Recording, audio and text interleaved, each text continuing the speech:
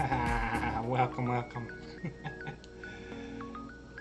Oh, this is also very new and exciting.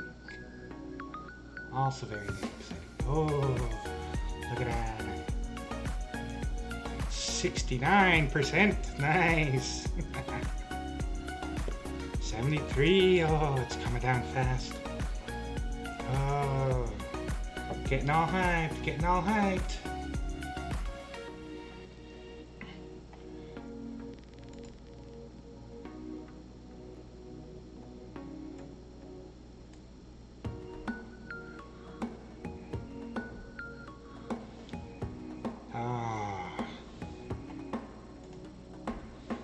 What's going on? Hey, hello, welcome.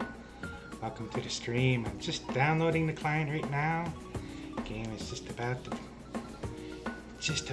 to launch. Look at that, 80%, 82%. Oh, been looking forward to this for quite some time now. Uh-oh.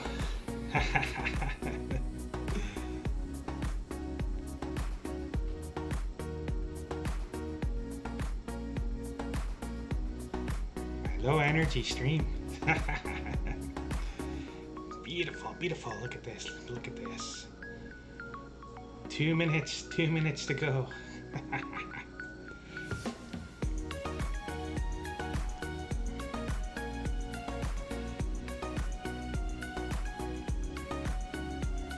Oh, I'm looking forward to this for, oh boy, for all my life, I believe. Been waiting and waiting. And that they've finished early is fantastic. I was expecting to wait until 3 in the morning. So if for anyone who pops in, you know, if you don't mind, you know, you're welcome to leave a comment. Well, and let's chat as we're waiting. 2 more minutes to go. So got the nice, got a half decent download speed here. So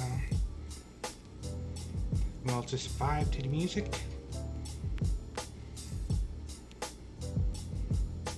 Oh, welcome, welcome. The name is Trusty Brown Bear.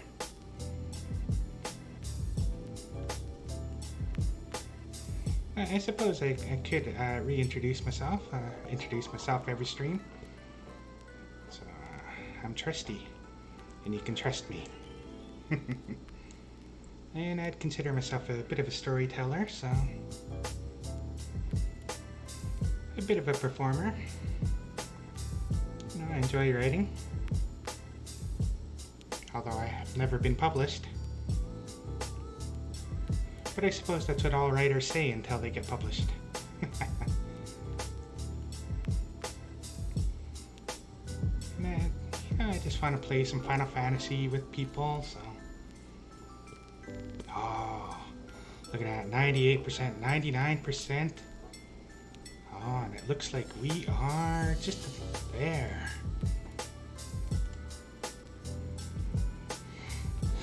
Oh, and that's stuck at the last percentage. Oh, there we go. Now it'll start installing.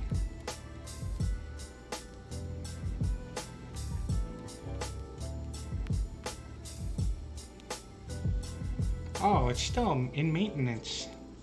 I was all excited here. I checked on Twitter, and they said, oh, I suppose it starts at 3 p.m., 3 a.m.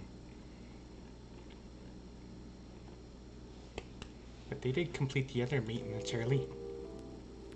Let's take a look here. The lodestone is well, they had expected to complete it at 3 a.m. so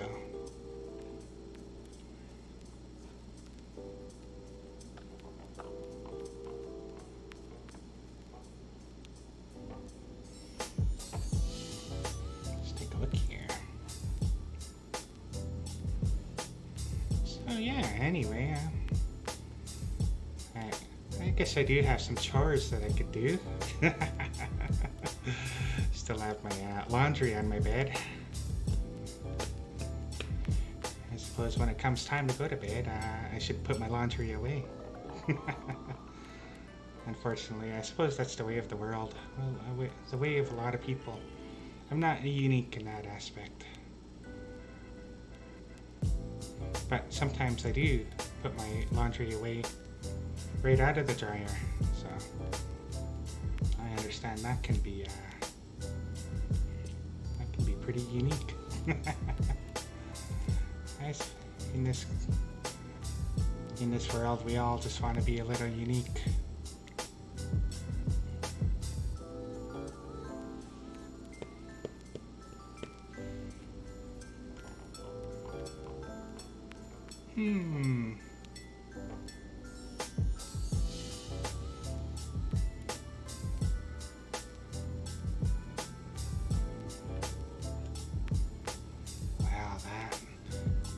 Oh, I think I jumped the gun a little, but that's fine.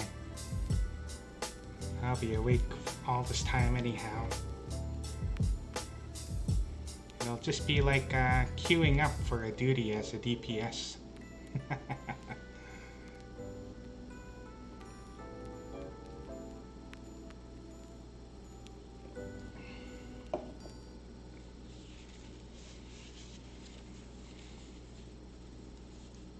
Well, I suppose I could describe my love affair with this series. Final Fantasy IV was my very first Final Fantasy. That would have been back in 1991, so this aged timeless bear. That was really when I first started to learn to read at a stronger level. When Final Fantasy I had come out, I wasn't a strong enough reader to play the game all the way through. But my memories of Final Fantasy IV are they take up quite a bit of that time period in the early 90s. And then Final Fantasy III came out, although it would have been Final Fantasy VI at the time. But yeah, Final Fantasy IV takes up a lot of my memories. And the reason why I love the series so much has always been the music. The music for Final Fantasy has always been just absolutely incredible. Hironobu Sakaguchi, Nobuo Uematsu, the series writer and the composer, the director. Sakaguchi was the former director, the director of 4, and then he was promoted. Oh boy, I'm really looking forward to 6.0 though. Looking forward to Endwalker. Because Final Fantasy IV just came at that point in my life, and it just holds a special place there.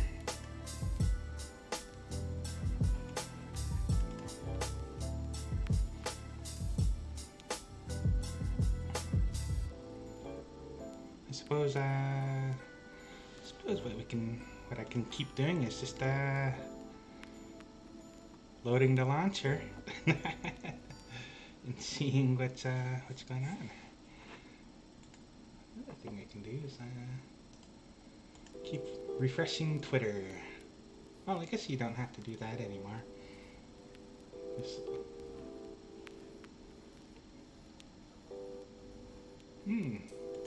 take a look at the these tweet updates. So it looks like they're regarding changes in contested preferred roads. For all my reading skill. I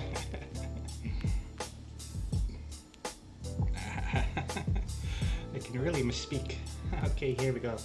So April 12th, 2021, 11:40 p.m. regarding changes in congested preferred worlds. So I suppose I could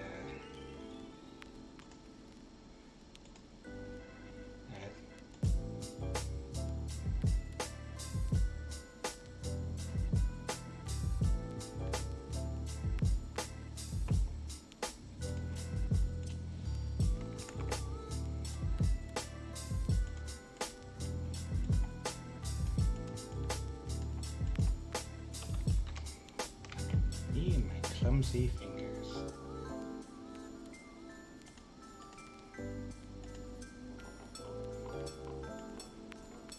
Here we are. So due to ongoing maintenance aids, no, that's not the news that we want here. So we thank you for your consideration and understanding as we continue our world population balancing incentives. So the status of the following worlds have been changed today. So Japan, I suppose for us English speakers, so the North American data center changed to preferred world. So Brynhilde, XIV, and Lamia. And the standard worlds are Kurl, Diabolus, Famfreet, Goblin, Midgardsama, and Zilera. So if you're on any of those servers, you may see an influx or you may actually see the new player rate drop a little. And that'll be exciting. Lots of new friends, lots of new friends. What do we got going on here? What else do we have here for Twitter?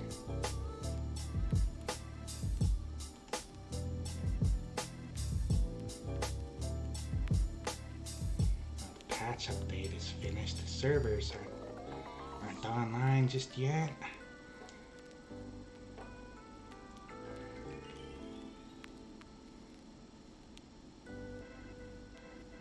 BuzzFeed news. Grimes got a humongous tattoo of alien scars on her back. So I don't know who Grimes is, and I don't know why BuzzFeed thinks that I care about that. Grimes. Grimy.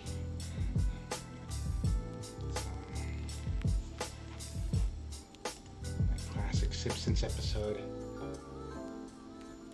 Frank Grimes.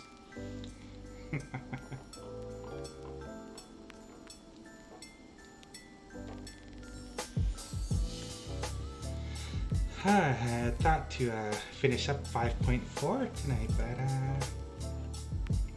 it didn't happen. I was low energy all day long. I was saving my energy.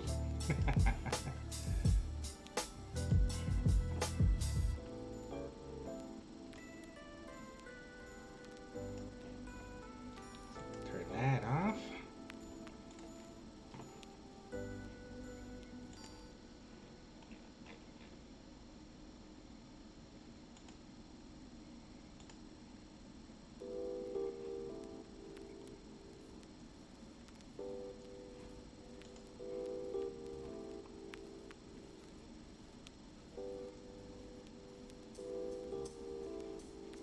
See if there's any news on when the servers actually launch here.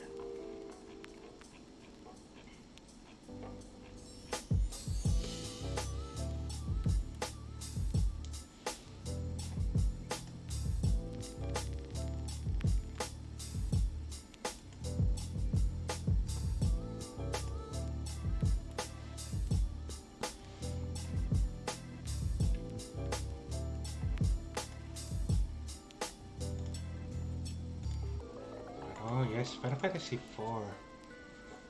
I wonder how many times I've completed that game in total during my life. Jeez, I think there was a point where I was renting the Super Nintendo system and the game once a week. To rent the system for the entire weekend. That would have costed, plus 2 games, would have costed about $14. So I think over the period of 4 or 5 months, I must have paid more renting the system than I would have if I had just saved my money every week and I bought the system outright with the game. But it was an easy game to get into.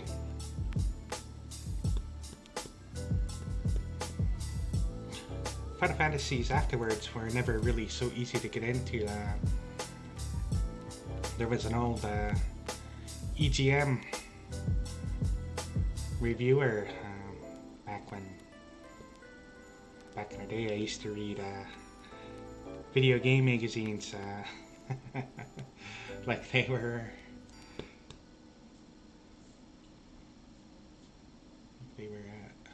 can't miss articles. I used to buy video game magazines once a month. Game Pro, EGM, Nintendo Power. And subscriptions.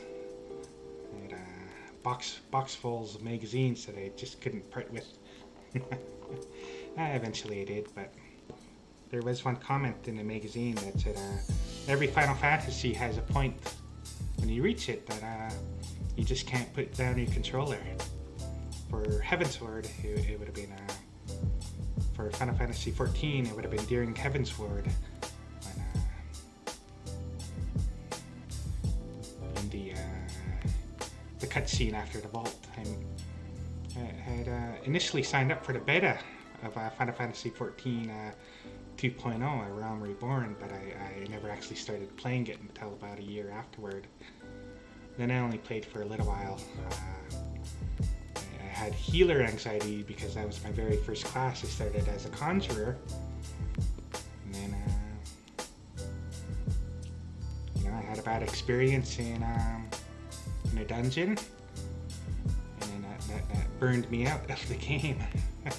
I'd put about 20 hours into the game, and then I left and didn't return for about a year. My anxiety had died down. It took about a year for my anxiety to die down. Yeah, when I finally did return, it would have been about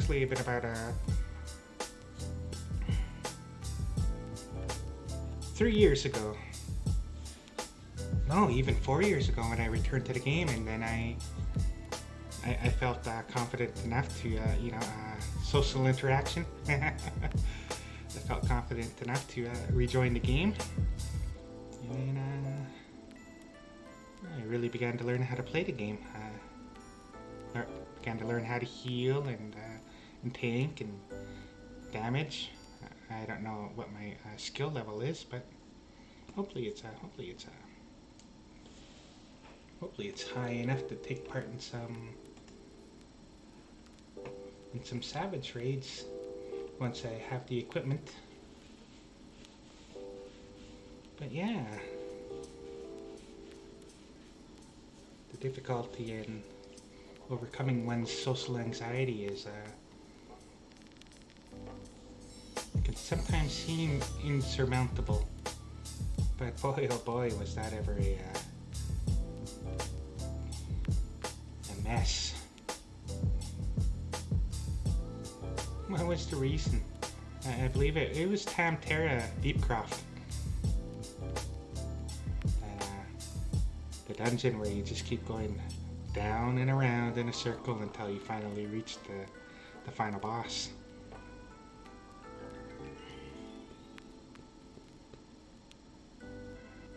But I believe it was a player playing as a tank. He must have come from World of Warcraft, because he kept putting in chat, stop attacking. It was like, what? No. It was the tutorial at the time. This would have been just after the launch of Heavensward. So the tutorial in the beginning section. It would have been it explained to new players, that healers need to attack. Throw in some attacks when it's safe to do so as the healer. So, and this player, he was quite toxic about it. It was pretty frustrating. It was.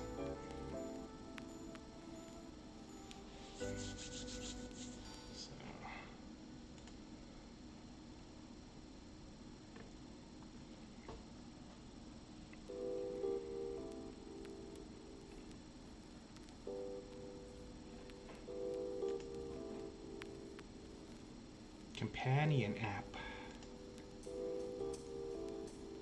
So they completed the update for the companion app at 11:15.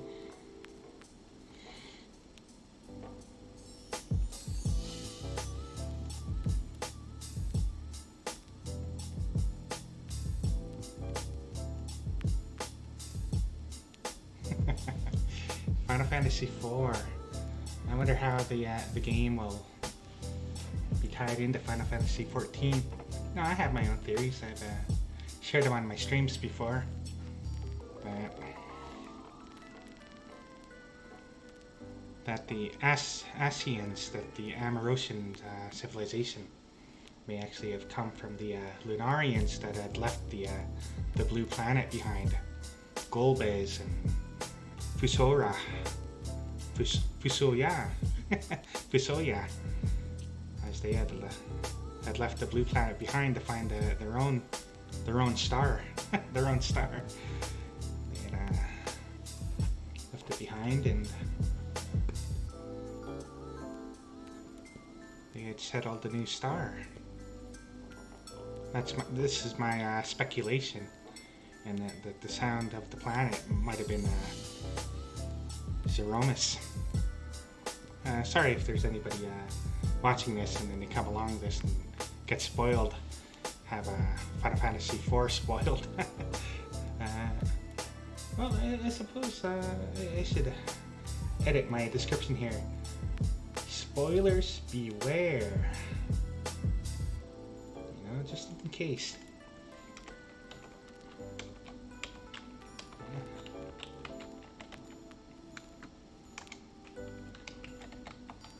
Beware of spoilers.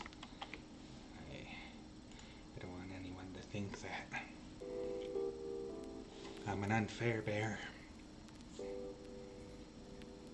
But yeah, anyway, that's my speculation as to what was behind the end days of the Amarosian civilization. It would have been Zeromus stirring from his slumber.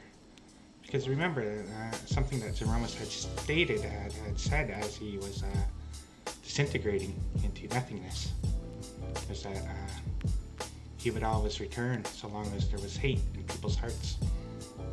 The Amarosians were a very united people, but if Vandaniel's anything to go by, there must have been some hate left in their hearts. And so Zeromus stirred, and then he began to end what had been built up.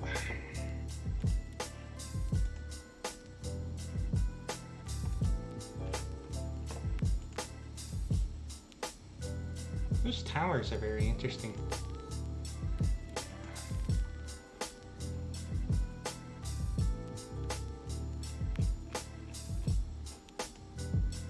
Just wondering what's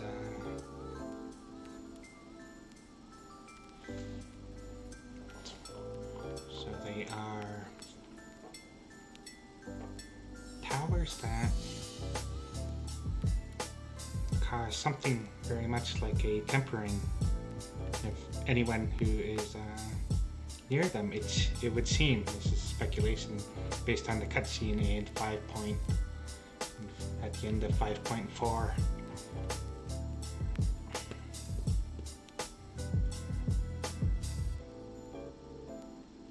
However, what if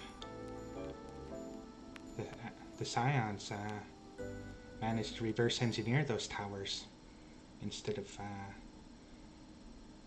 those towers sending out a signal that tempers anyone who goes near them?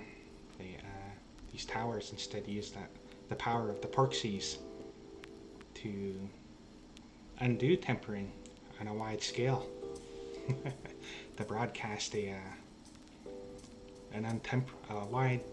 wide scale untempering of any and all tribes that have ever summoned the primal.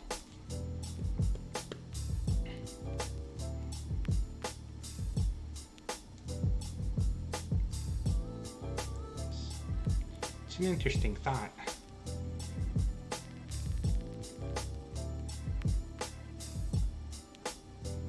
could very well be what saves Eorzea and the world from Fandaniel. Then again, it could very well be four-dimensional chess by Fandaniel. Perhaps that's what he wants, because there are further plots within plots. Then again, this is just all perhaps the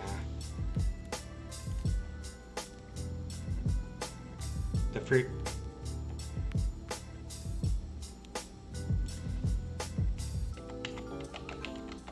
of an imagination that is perhaps just a little bit too overactive.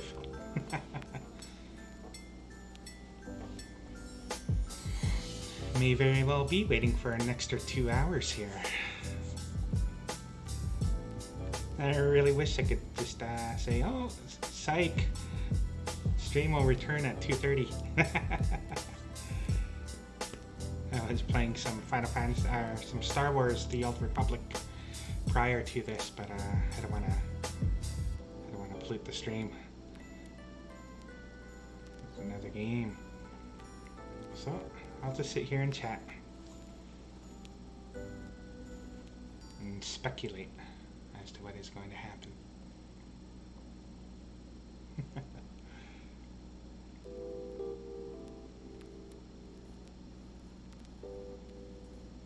It is interesting to think that I had returned to the game about 4 years ago. In April, it would have been around April because of the Hatching Tide event. So I managed to get the outfit from that Hatching Tide event.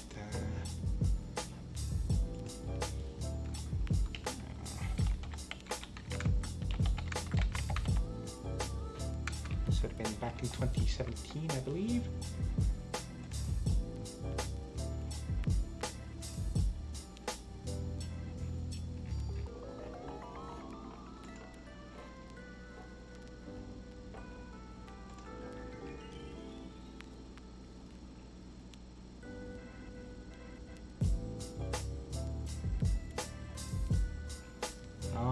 It would have been 2018 then, so I haven't been playing the game as long as I had time.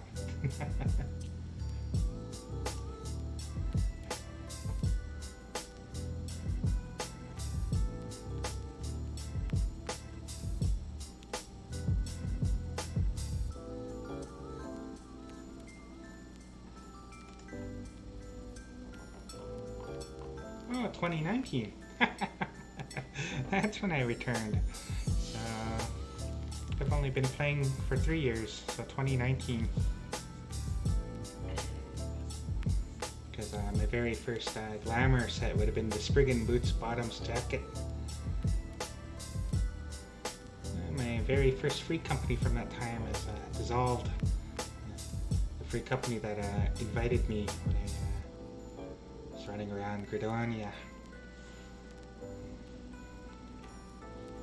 I was very frustrated upon rejoining the game.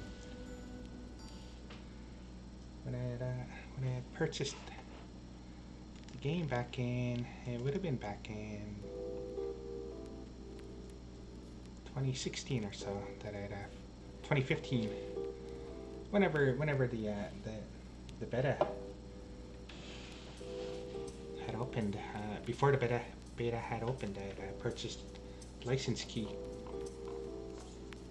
I was looking forward to it, but I became a little bit anxious about joining the game, so I sat on the license, and then eventually I installed the game. And this would have been through the old Squaresoft store. Installed it, joined the game, did some dungeoning, did some duties, did a few trials. I think I did up to just past XIV. This would have been back in the days when beating XIV wasn't entirely guaranteed. Nowadays, it's almost a guaranteed carry. You just get carried through that trial. But back in them days, WoW players were still yelling at healers not to attack. It wouldn't. Getting through that DPS check wasn't necessarily a guarantee.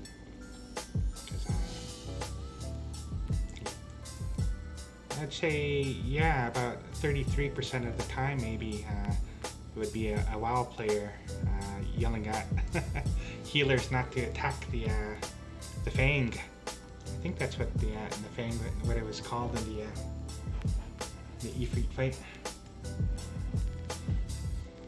So beating that wasn't always guaranteed. So anyways, yeah, I bought the Final Fantasy XIV Realm Reborn through the old Squaresoft store. And when I went to rejoin back in 2019, that store had been closed for over a year, I suppose, by then. Perhaps even by 2 years. So when I went to renew the license, resubscribe, I ended up losing out because I couldn't download the game. I couldn't access the client, which was utterly frustrating. I ended up repurchasing the whole entire game through Steam because I had lost access to my old license, to my old client. Oh, I was pretty upset, but I had decided then to that I might as well get my money's worth out of this game.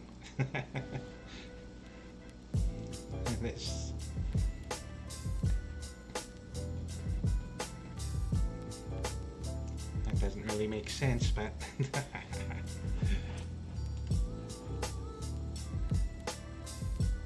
oh no, the companion app is updated.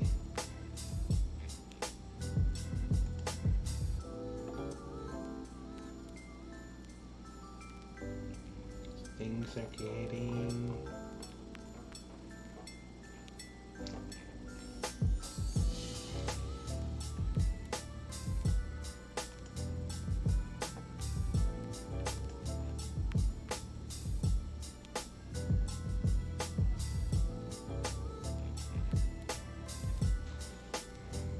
so it looks like things are going to be well on time here.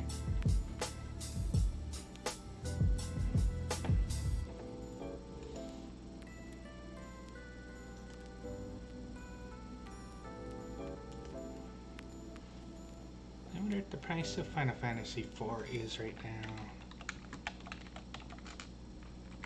on Steam right now. $17, $18.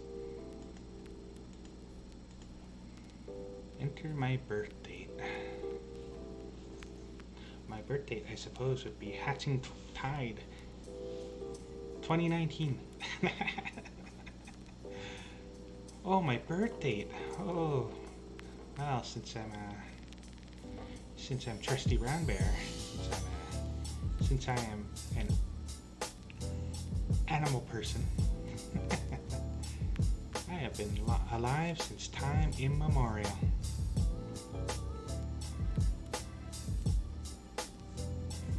That is who I am. That is who Trusty Brown Bear is.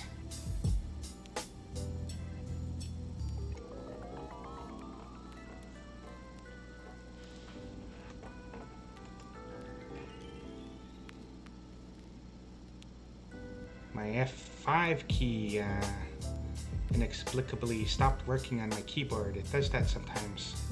I think my keyboard is getting old. I bought this thing about 8 or so years ago. It's worked well. It's been fantastic. I've played many a game right through to the end with it. I believe it's about time to retire it. Holy! I might have to wipe my screen off after that sneeze. Just kidding. For a very long time in my life, I have been sneezing into the back of my sleeve. I'm wearing a sweater right now. Yeah. temperature around here has been fairly cold.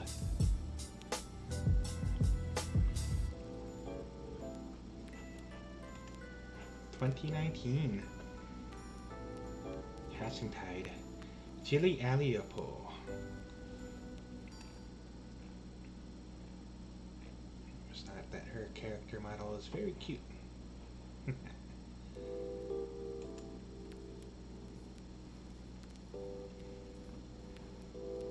Hatching Tide 2021.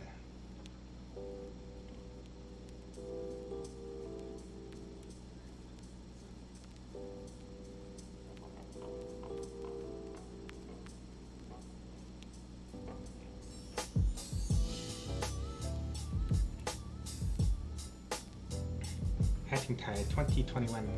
Foul Demands. Jilly Aliopo greets you with anxious enthusiasm. This is in Estonia, so I can get a chicken suit, Hatching Tide confections, an Archon egg pouch, and a chicken head. So I really can't say if any of that appeals to me. And it's good to be silly. A little bit of silliness and life isn't so bad.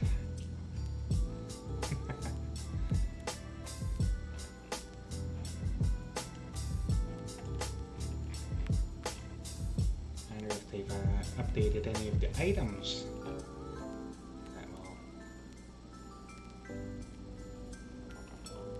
be available in this patch. That's something that I've been wondering about for a while.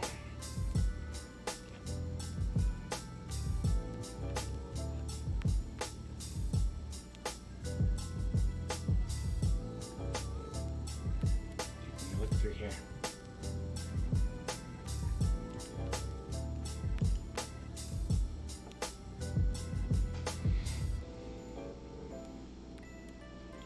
So, the following items will now appear in the treasure chest allotted to each party of an alliance when undertaking the copied factory.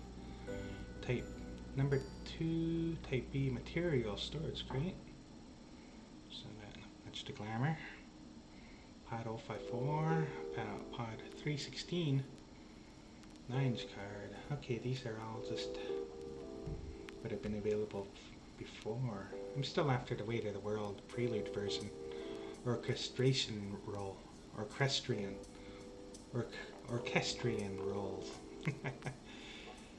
It appears once in a blue moon, but it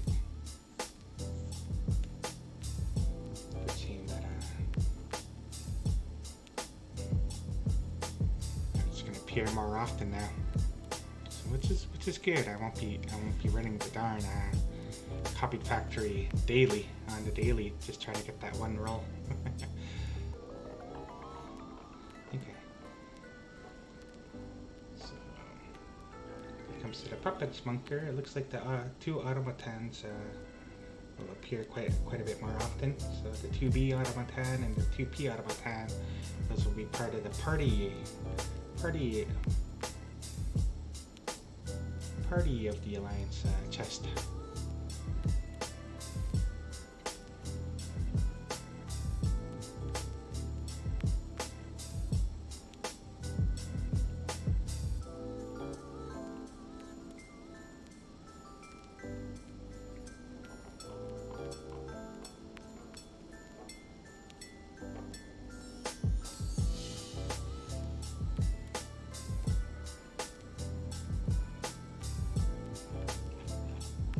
Items. No, they still haven't listed any of the items from 5.5. I suppose they'll be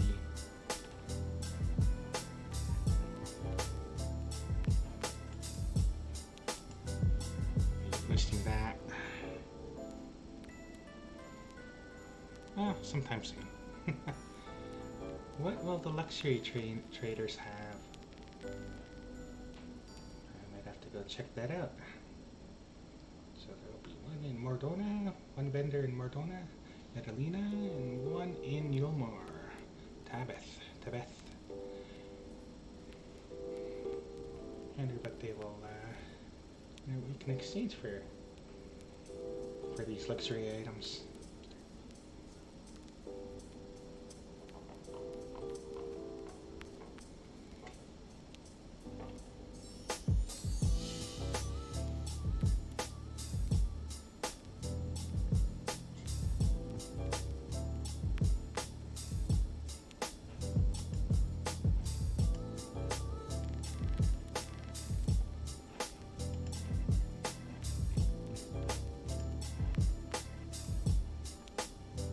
Refreshing.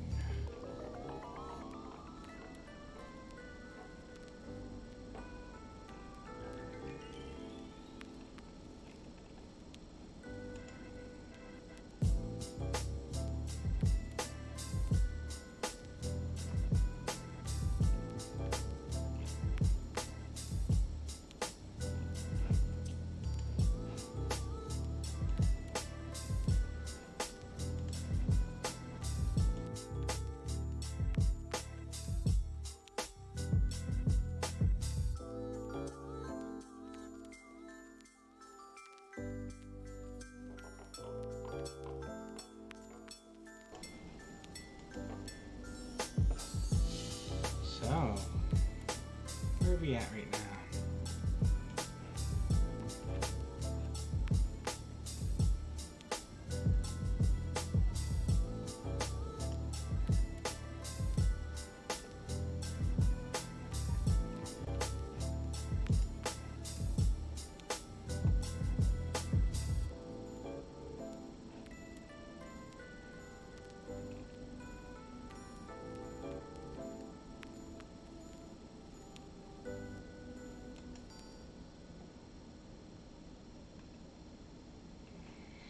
Just refreshing Twitter over and over.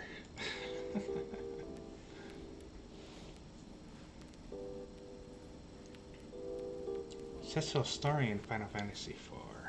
Now he starts out as a Dark Knight. You know, he's plagued with self-doubt. He's questioning his lord, the King of Baron. And in this,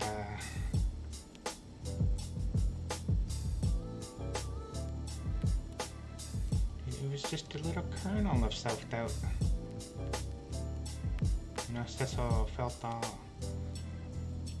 he was entirely in the wrong for even questioning his king. And so, with his friend Cain, they were sent away from Baron to go deliver a package to the village of summoners. They get to the village and then the package opens and a terrible fate is visited upon the village of summoners.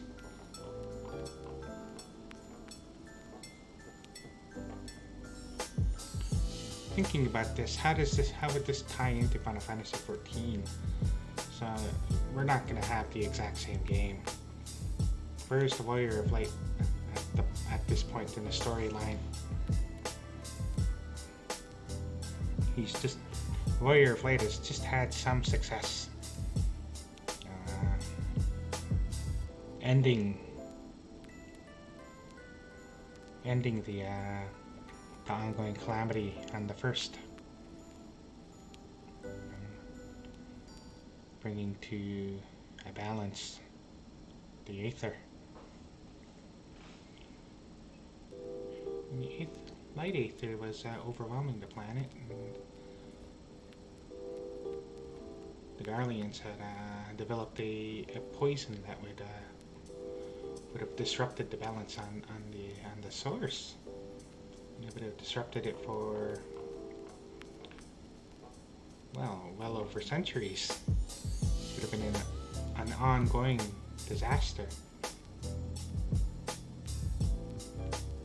And this disaster would have served the Ascians very well. The Unsundered would have served them very well. They would never have had to bother to recreate calamities on the source. They may very well have completed their work in that timeline. May have rejoined the source and all the shards that they could have.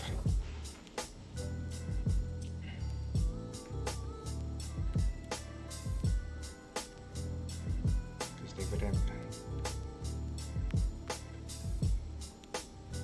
Makes you wonder on the shards that are left what disasters are unfolding as the paths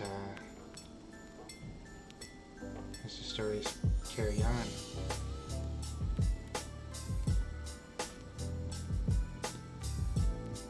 Yeah, that's a very interesting thought. What disasters are unfolding on other shards right now? The only Asians left are the Sundered. And more than a few of them may have felt, may have had similar sentiments as Vandaniel. And, that they were treated unfairly by the Unsundered. Like there was a difference of a treatment. So,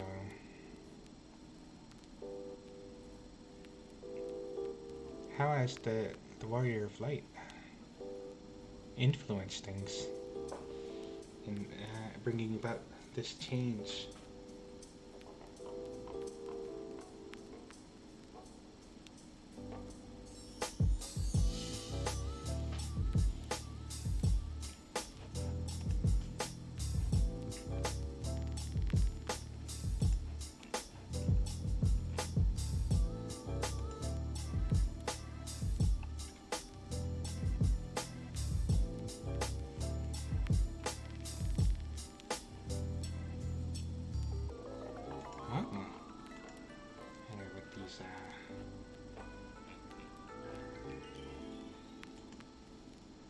Fantasy 14.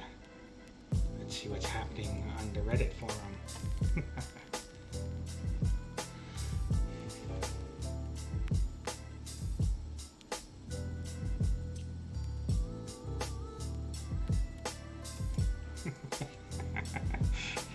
Okay.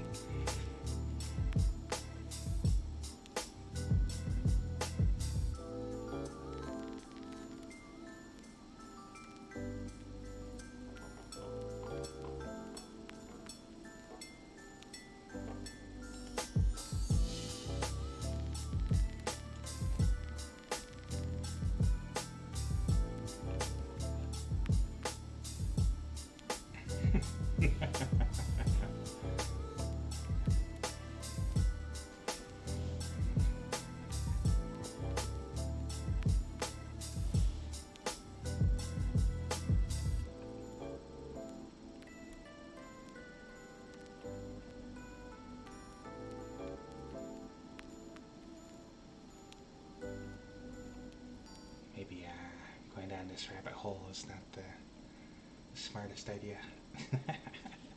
The Reddit rabbit hole of Final Fantasy forum. Well, I guess it's a forum. Message board.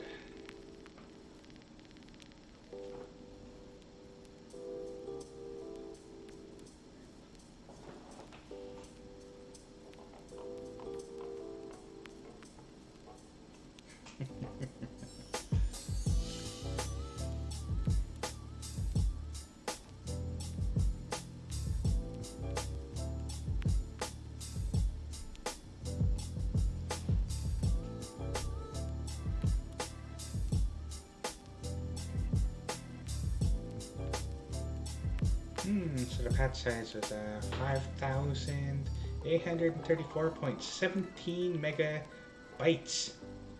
So how many compact discs would that take?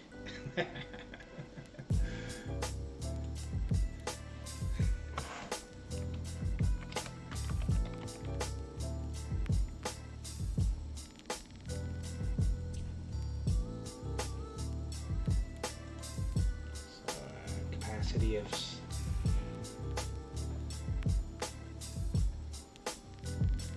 700 megabytes.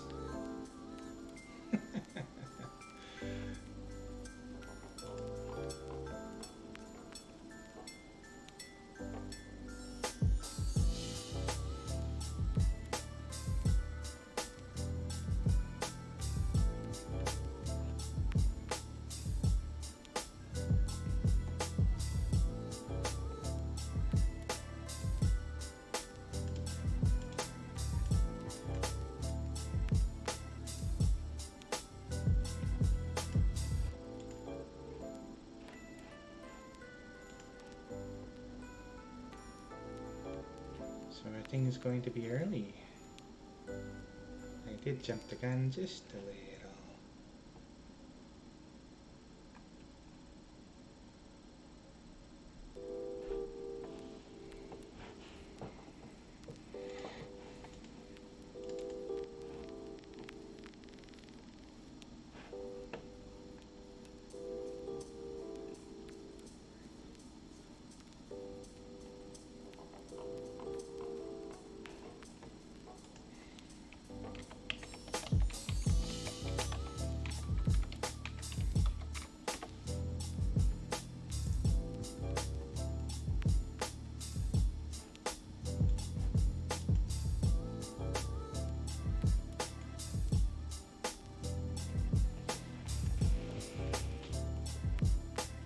My chair is noisy.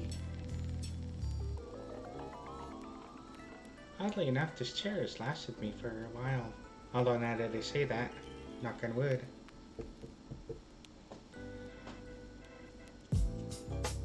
But this chair's lasted me longer than any other I've ever bought. And again, I'm coming out of a long period in my life where I was unable to keep a job for much longer than a year. I'd start working a job and then I'd wreck my back. Well, I shouldn't say I'd wreck my back. I'd re-injure my back. I'd wrecked my back in an automobile accident.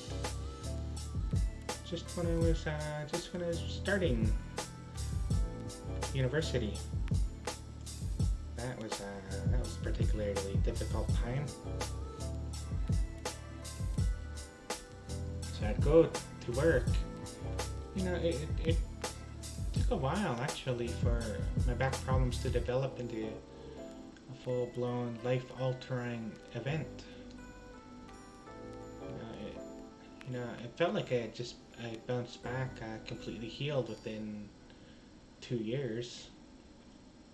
Well, I guess you really can't say that, but I was limping for about a year afterwards. I didn't have any broken bones or any sprain. But what had happened, I suppose it would be a cascadance of injuries, one after another. You know, it felt like all the injuries were traveling through my body. They traveled from my hip into my thigh. They traveled from my hip into my lower back. They traveled from my lower back into my abdominal. So it was never one major severe injury. It was a number of minor ones.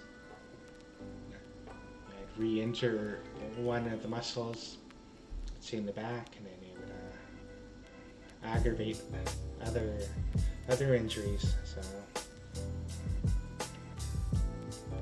till eventually one day I was working a position in an automotive place. I was lifting up a power jack, I suppose.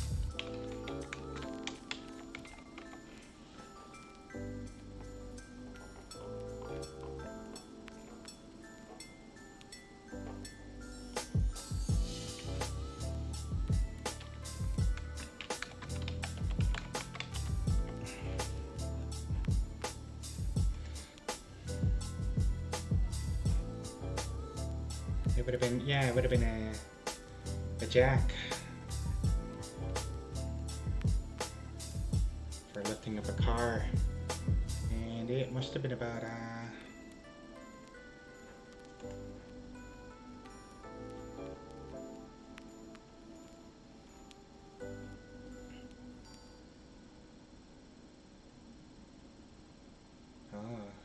yeah, it was about 50 pounds. So I was putting that into a grocery cart to wheel it over to the shelf, and I was lifting it out of the grocery cart when I just felt the muscle in my back just loosen. It didn't hurt. And then I put the jack onto the shelf. I actually had to get down onto my knees to put the jack onto the shelf. But when I went to stand again, I couldn't stand. I ended up having to radio for help to help me stand up. So that was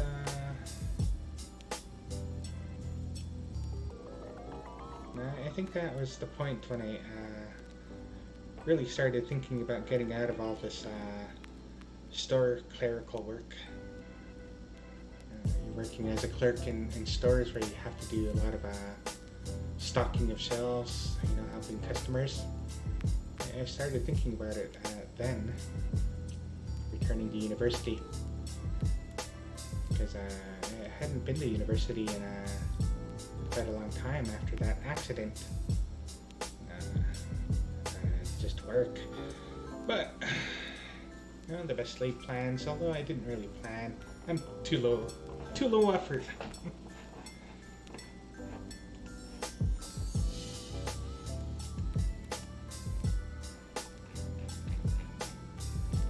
Just waiting and waiting.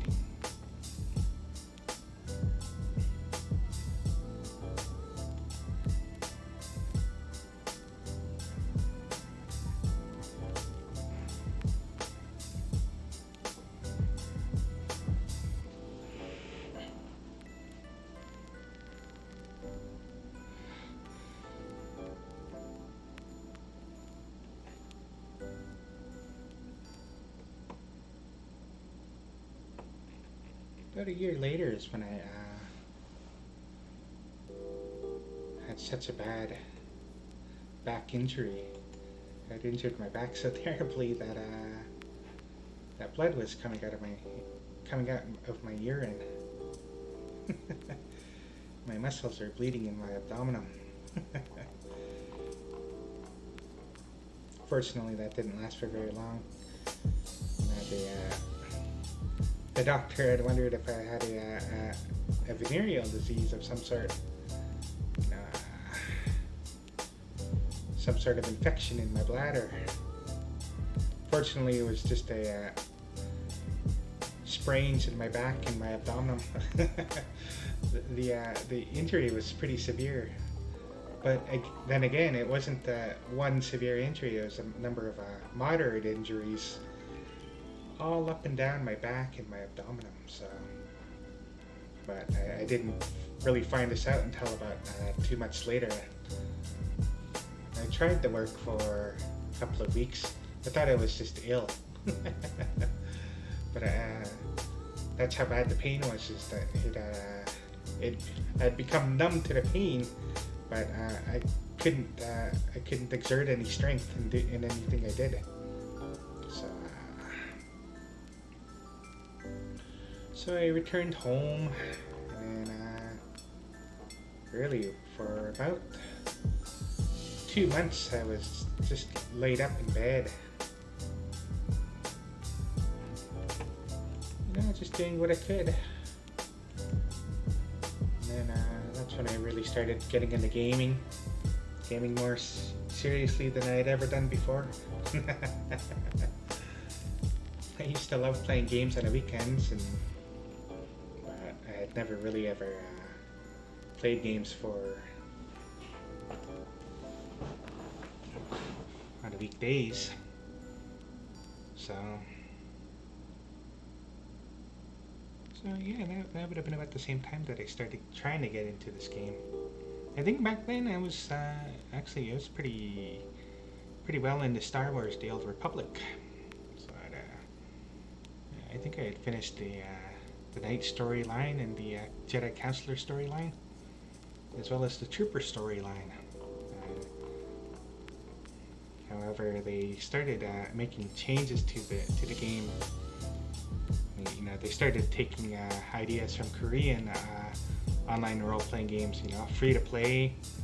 You know, which wasn't a terrible idea, but you know, I really preferred it when that game was a subscriber model. And then they started making the game all about the end game. It was like, which is no fun for players like me that like to enjoy the journey along the way. You know, I really enjoy the journey of getting to the destination. So that's one thing I enjoy about Final Fantasy XIV is you know, part of the game is about the journey.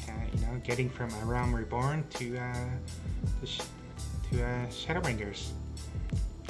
And it's long. It's a long journey. It's definitely one of the longest storylines I've ever played through in a role-playing game. So, and it's set to expand in September, so that's pretty exciting. We'll come to some answers about what brought to an end the Amarosian civilization. So anyways, I was laying in bed for... It felt like a long time, and you know, eventually that numbness that I spoke about, it's as though there's a point when all the pain, when the pain signals in your let's just say in your brain stop recognizing it as pain, and it just becomes like an all-encompassing numbness.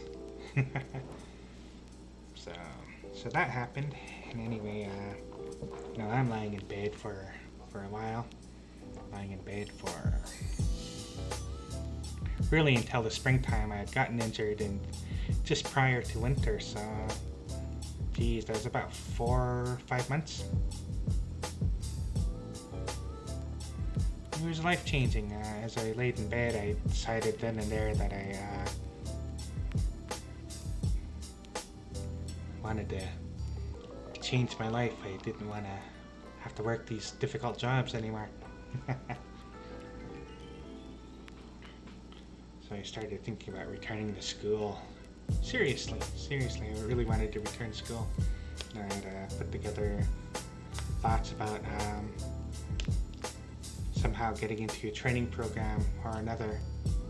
Well, I was basically starting from scratch.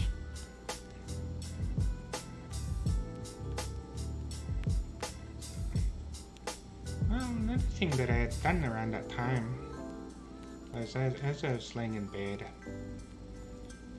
through my whole life I've gone through a lot of well, I've gone through depression. That's something that it really can't say that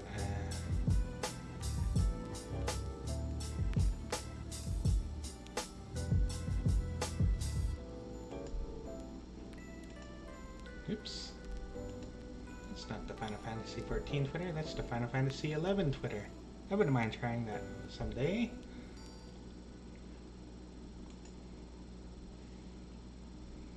What is this? Final Fantasy XIV struggle tweets.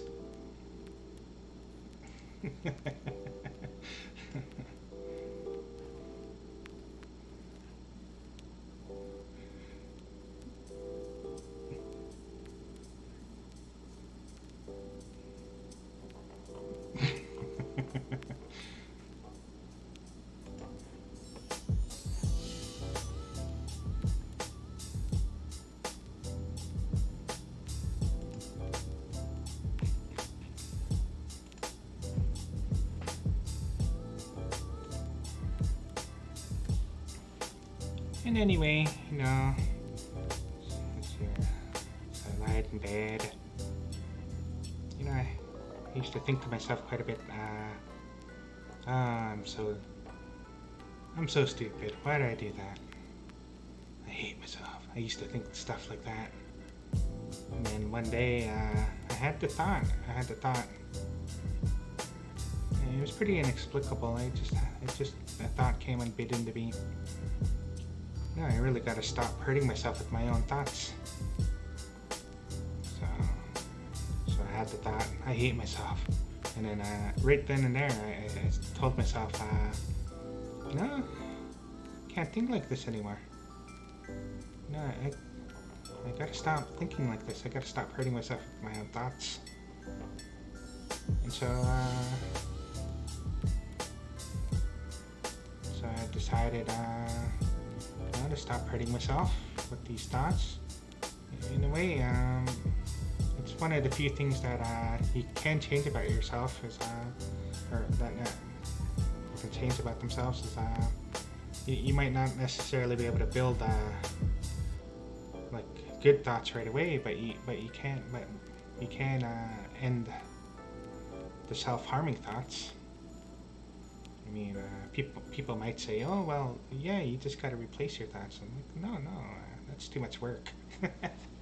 That's too much work. You just got to stop the bad thing first. You got to put a stop to the self-harm first. Think about positive thoughts at a later date. Those will come on their own once you manage to stop the negative. And really, it's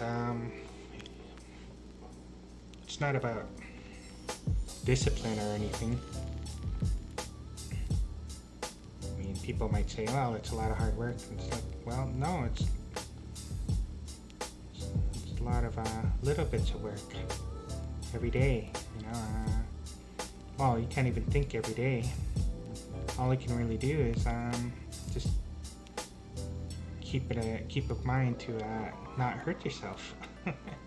It's like when you have a hurtful thought, then you need to think, no, I can't think like that. I can't think like that. You gotta think to yourself, yeah, Trusty says don't think like that. Trusty says don't think that thought. Banish that thought. Banish that thought.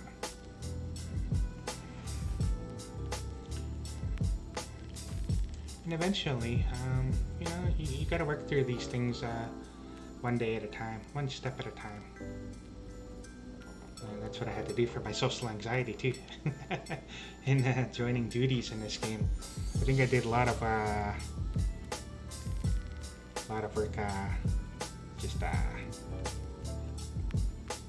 I did a lot of work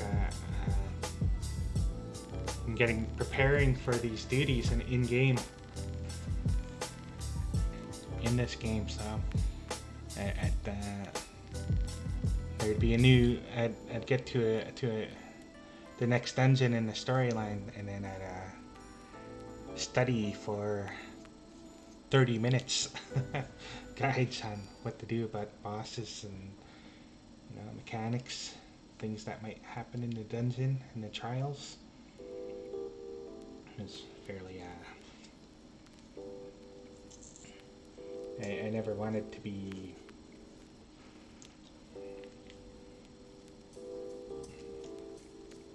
I felt a lot of responsibility. But it bled into social anxiety, so recently I thought, I've started to feel that it's maybe it's a little bit more fun to go into these dungeons not having prepared. I'm not responsible for other people's time. Plus, a lot of these dungeons, they're really about preparing the player for mechanics that will come in raids. So, in a sense, it's good to practice these dungeons over and over again. Prepare yourself for mechanics that you'll see in raids.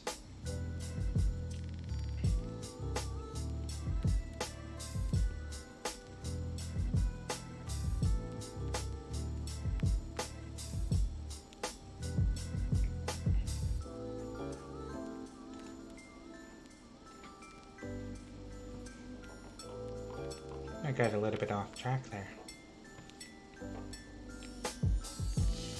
So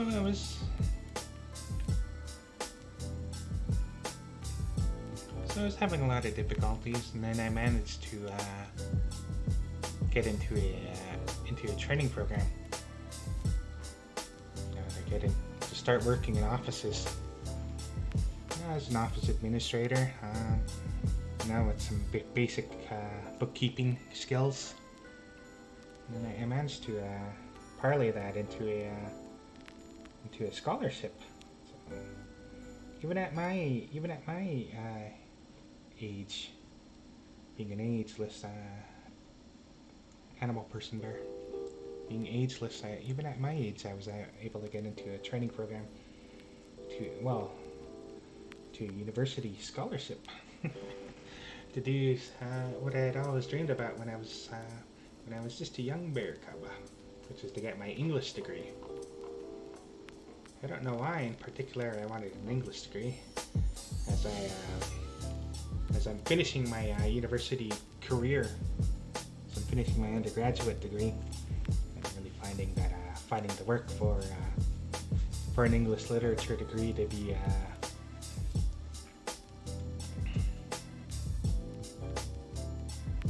a bit difficult. I really wanted a grander word there.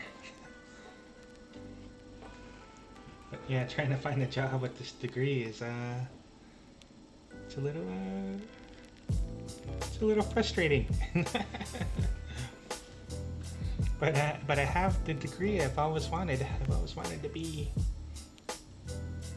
an English literature degree graduate. Well, I guess undergraduate.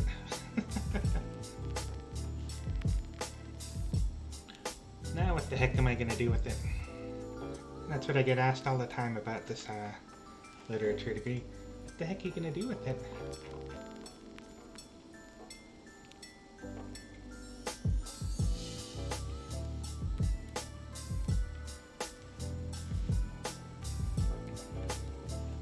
Which is a little silly when you think about it. What do you learn in university as a student? You learn actually quite a bit. You know, a lot of people want to say that well, it's about learning critical thinking, and yeah, and that's a part of it, but it's also about learning work culture. So the culture that you'll encounter working in offices. So we have this. So you'll be listening to lectures, and really what you're doing is you're practicing your note-taking, an important skill in an office, especially during meetings. So what can I do with my English literature degree? Well, I can take minutes in meetings. I can take down notes for projects. A lot of university is about doing projects with other people, doing presentations in front of the class. This is part of the class that a lot of students dread, is doing PowerPoint presentations in front of the other students. But it's something that you learn in university. And in every class, even in the fine arts classes, you learn all these skills that become applicable right across the board. So that's a humanities degree for you. You learn the foundation of working, of your job, of your position. But nowadays, people don't think in those terms. They think, well, what of the skills that, of the extra skills that you learn from, let's say, a business degree, which is a bit much. I mean, a business degree is just a humanities degree, but specialized. Here's a cynical thought: a business degree is just a humanities degree, but with the humanities stripped out of it. So,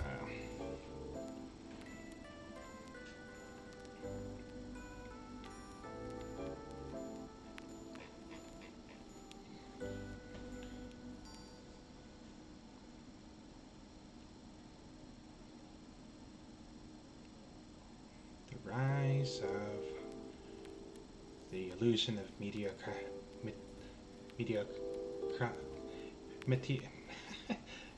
meritocracy. The rise of the illusion of meritocracy in our society.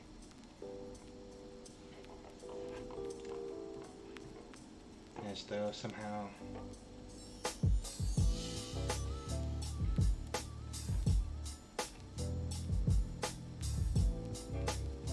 the specialization of work positions. Well, I suppose that it's just people trying to follow Adam Smith writing religiously, that rather than as a guideline to improving society. So I guess I'm getting a bit overly philosophical here. I mean, this is a game stream. If I wanted to get political, maybe I'd show my face and... Oh, no, that's a lie. My face is on screen. But I'd show my other face. My growly face. Grrr.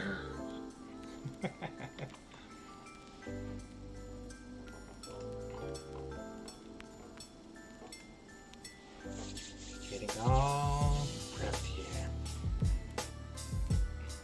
So up to another hour of waiting.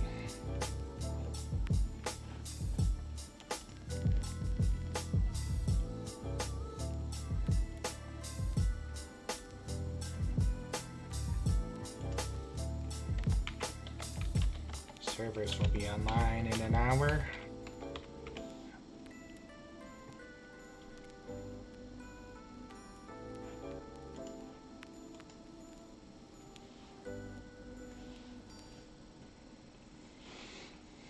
But yeah, you know, when I was a little boy, I always wanted to be an English teacher. I have my English teaching certificate now. Managed to get that in addition to my bachelor's degree, my English literature degree. So I can teach English as a second language. I wanted to go to Japan. I wanted to go to Japan. There we go. To teach English, but no companies hired me. So in my desperation, I started looking around for positions to take advantage of my my office administrator certificate and my basic accounting certificate, but I haven't been able to find a position with either of those either. I think it's just luck, just the timing of the situation with what's going on out there in the wider world. What can one do except, you know, just take things one day at a time? You know, just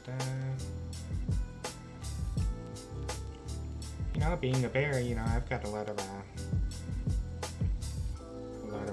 extra weight that I built up over last year to ensure that I can survive through any famines.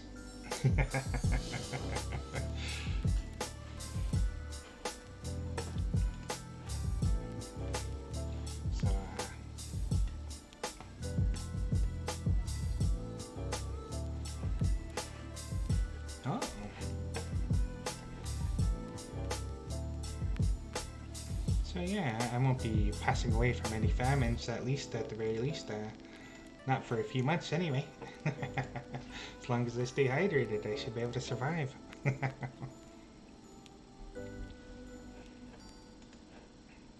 what's going on out in this wider world here?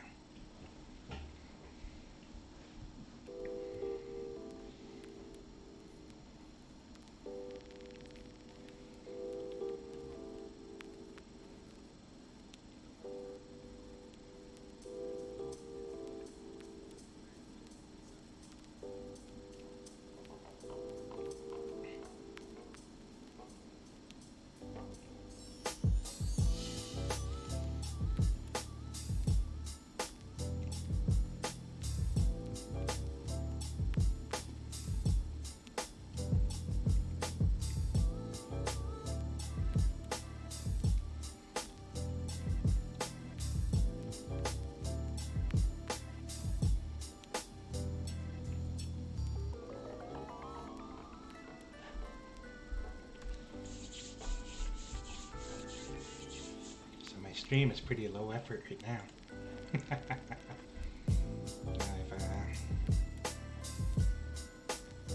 I put together things piece by piece. I don't really have a project deadline. Oh, welcome. Welcome. I don't really have a project deadline for this sort of thing. Eventually, I think I should be able to get my stream up to professional standards. Right now, it's just all low effort. Found some copyright-free music, which I enjoy. Kind of lo-fi. I put together this character model, but it became too low effort to give it some flourishes. I'll get around to it someday. I used V-Roid Studio to put this to give myself this look. I often wonder what my voice sounds like to others. I'm told that I sound exactly like my older brother. He's got a great voice for storytelling, so I hope I have the same. I like to think that I'm probably a better singer. I've always wanted to sing. I've always wanted to play music, but I grew up in a family of jocks, so I was always too shy to pursue my interest in the fine arts. Besides, getting into music was prohibitively expensive when I was growing up. I grew up poor. Working class poor. I mean, there's extreme poverty, which I've been witness to, and then there's working poor poverty. I mean, it's not terrible by any means, but terrible is relative. So, being working class poor. Hey, quit looking down, you. All over the place here.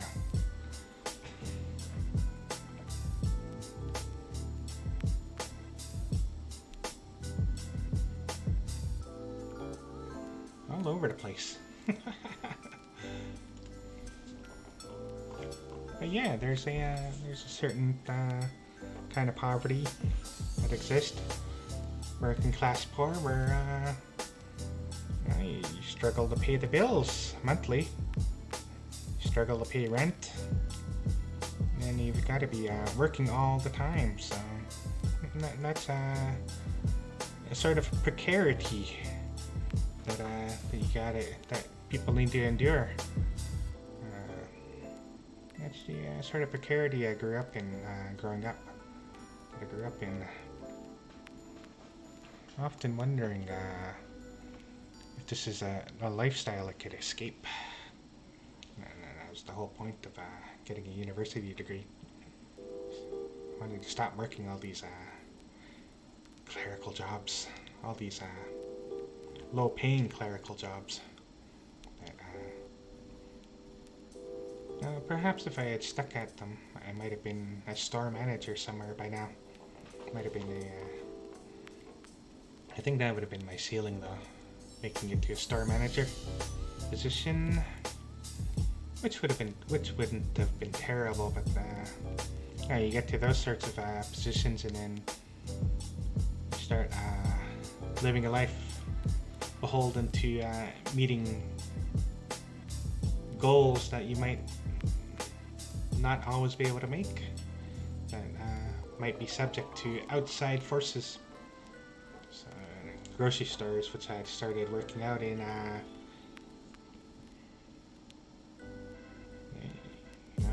perhaps a factory in the city closes down, and 50 customers to your store up and leave. So that might have been an option that was open to me, but I really wanted that degree. I went out and got it. Now I don't know what to do with it. So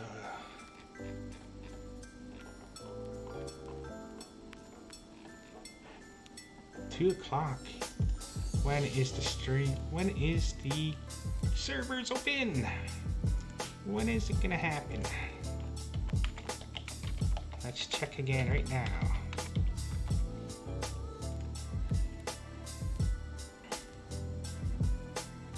No, still unavailable for play.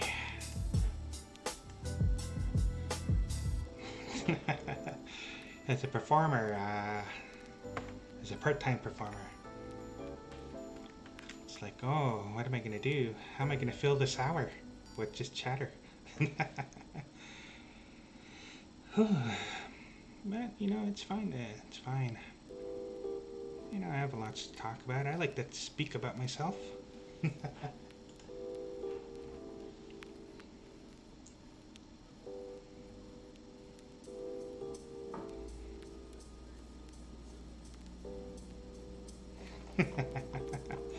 I'm just thinking about this one time I went to camp, summer camp. I don't know how I ended up at this camp. You know, I'd always been a good boy. But somehow I ended up in a camp for juvenile delinquent. Juvenile delinquents. And it was run by, may have been run by Jehovah's Witnesses. I'm unsure of the Christian denomination, of the Christian sect.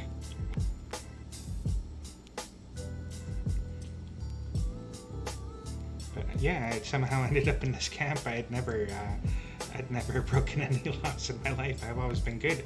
I'm a good boy. I might speak too much of my mind. But you know, I'm good. You know, I don't. No, I follow the law to the letter. I'm probably too good. So I don't know how I ended up in this camp. It was a summer camp, and all around me were either Christians or wannabe gangbangers. So how'd I end up there? You know, I was a good boy. So it was, yeah, kids from the city that had ended up in like these wannabe gangs. So, oh, that was a cold summer. That was the coldest summer that I ever remember. It was raining every day, just a little bit of a drizzle every day. And so I ended up getting hypothermia on the trip. It was very much like a Margaret Atwood story. Now that I think about it, that's the kind of a summer camp trip that I had. Getting closer to the servers coming online. So within an hour, hopefully there's no delay. But yeah, that was very interesting summer camp. So ended up on the lake, paddling a canoe with one of those gangsters, one of those gangster wannabes. He and I had gotten into an argument.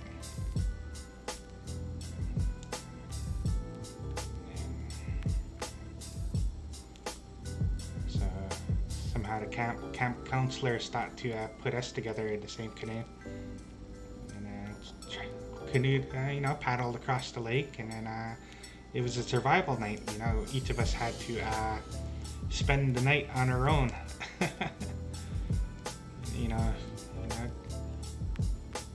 I suppose since this was a Christian camp, it was supposed to put you into some sort of weird. Well, I shouldn't say weird. I don't want to insult anybody. into a frame of mind where you would be more, I don't want to say susceptible, to, but you'd be more open to the messaging of the camp counselors and their message of their savior. So I'm trying to be really careful here. And so, oh, I'm just remembering. I remember reading. They gave everyone a Bible, so I decided to read it, and I just flipping through the pages. I was like, oh, one day I'll be an English literature teacher.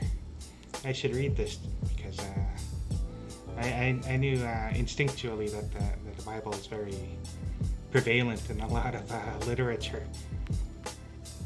But when I went into my backpack to fish out, they gave us all trail mix.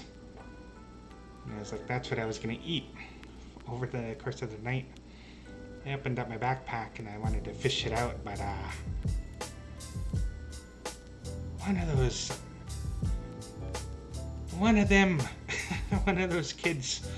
those other kids stole my trail mix. What the hell was I gonna do? I was starving. I managed to find a place to sleep underneath a fallen tree. It would have been not a softwood tree. It would have been a hardwood tree.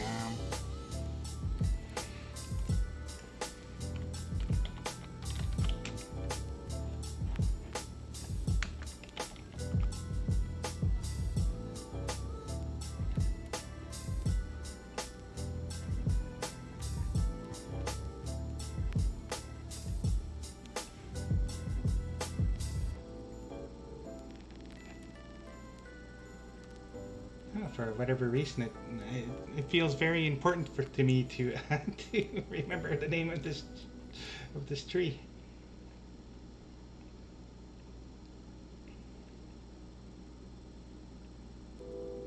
But they grow very tall and they grow very high. They lose all their branches. They're very susceptible to being struck by lightning.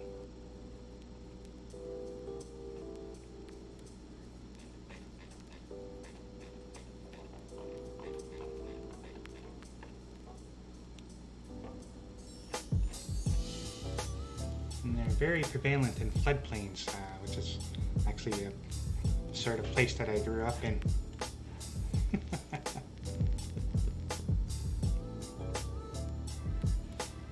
Now, let's take a look here. It's been about 10 minutes since I last tried.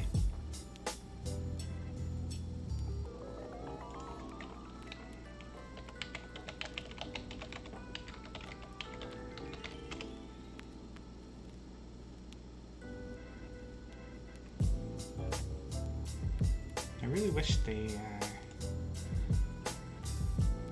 alert me. Is there any way to be alerted?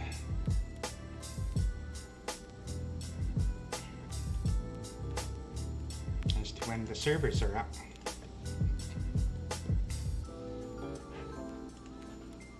Oh, I'm gonna find the name of that tree. Of that wood.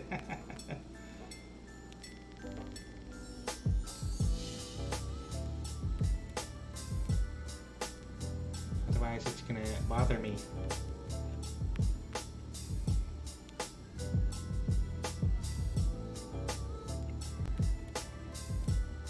Besides, I have another story about that sort of tree anyway.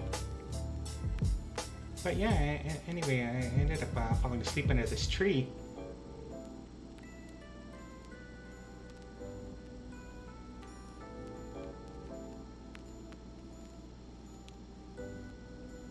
And I had actually developed hypothermia. I developed hypothermia over the course of this camping trip because it was so wet and I was never able to finish drying off. And then in the midst of this hypothermia, I was having hallucinations that I was being carried around. So it's being carried down a mountain.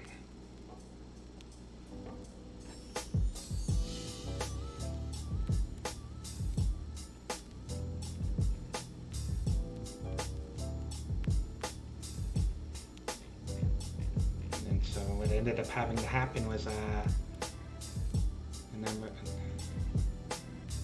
few of the other campers ended up having to share body heat with me, you know, pile on top of me like sheep just to warm me up, so I didn't suffer too long from this hypothermia.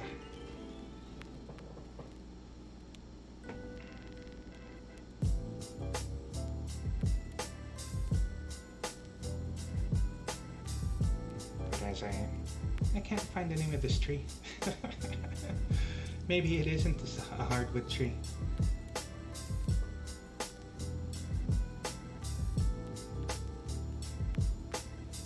Every other day, I know the name of this tree, but when I want to bring it up in the conversation, it escapes me.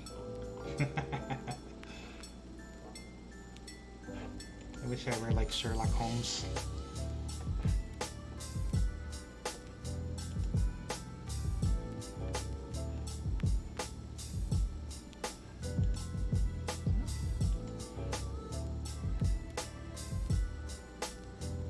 No, it's not coming up. So it may have been, well, it really grows in the same sort of conditions as willow trees.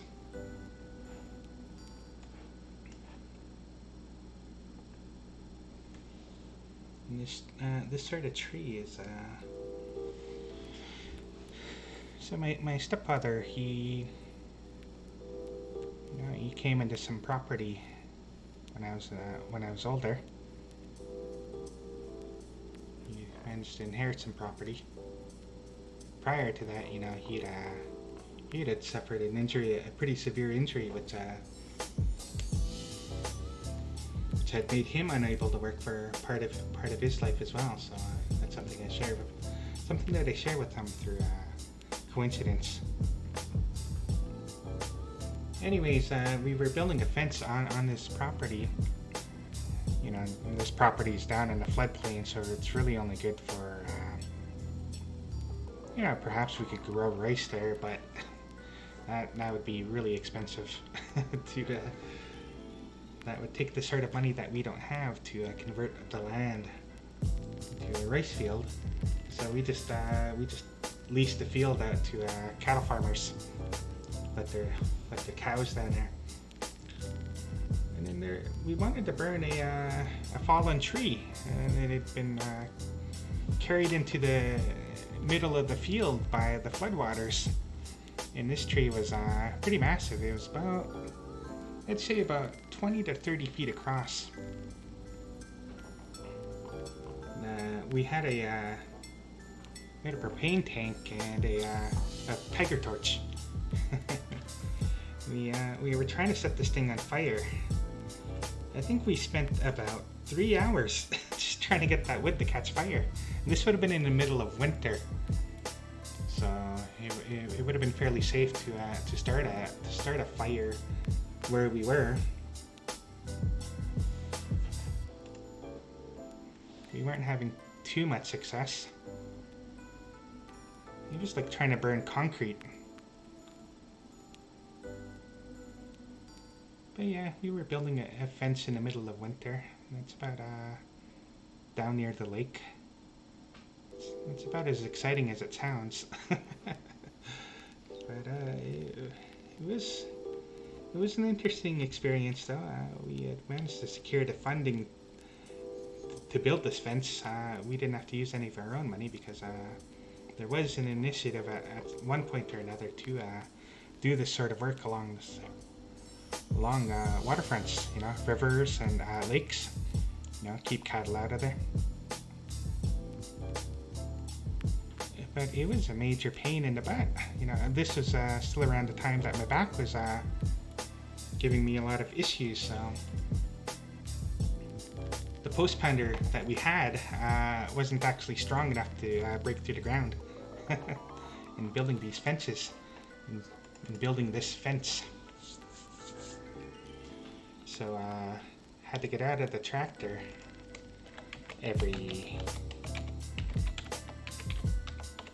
for every post and break to the ground by about 2 feet, a foot to 2 feet, and that was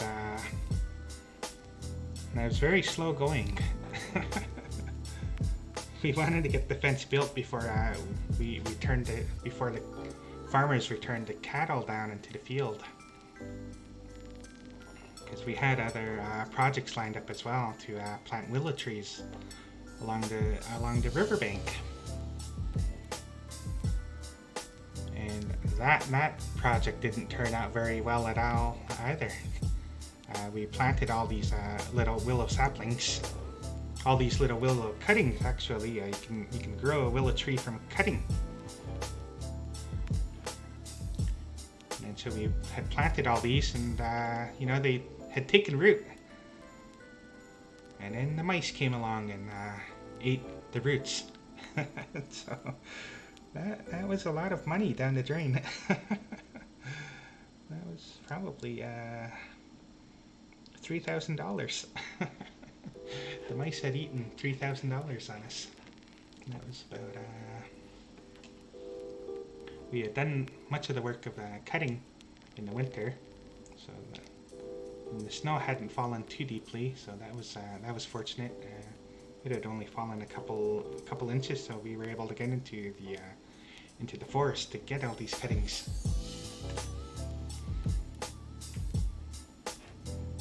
And the servers still aren't up. Oh, that was actually one of the funnest jobs I've ever had. It was a multi-purpose project. We built a trail in the wilderness. Oh, I guess you really can't call it wilderness. There was a lot of farmland around. And we would build this trail, and then we'd put up a fence. And then we were supposed to build an irrigation for the cattle to drink out of, so they wouldn't have to wander into the water. But then, the economic times changed. The government began withdrawing, reclawing back monies. They wanted to balance their budget. So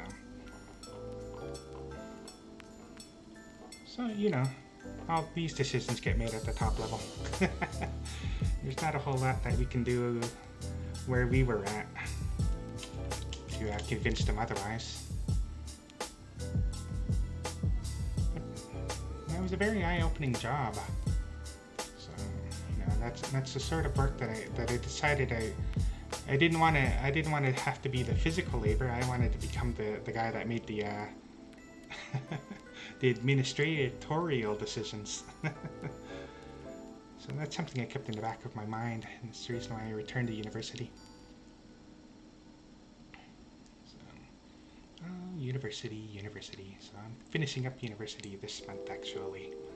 Finishing up a number of courses. A creative writing course. I thought I needed an extra English course, but I didn't. I could have dropped this early and not had to pay for it. A few history courses. I was going to go for a history minor, but I'm not going to complete them in time to get them put onto my degree, so I had applied for a degree previously, so I don't know what I'm going to do with my degree. I've been putting out resumes, and I hope to find some position somewhere. I'm going to keep applying to Japan. I want to go to Japan so badly. I've been studying Japanese, but I can't remember a thing. So, how would you say it?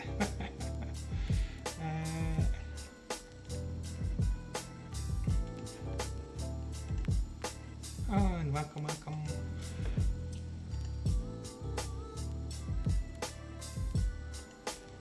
Right now I'm still doing a lot of Google Translate not the smartest thing, but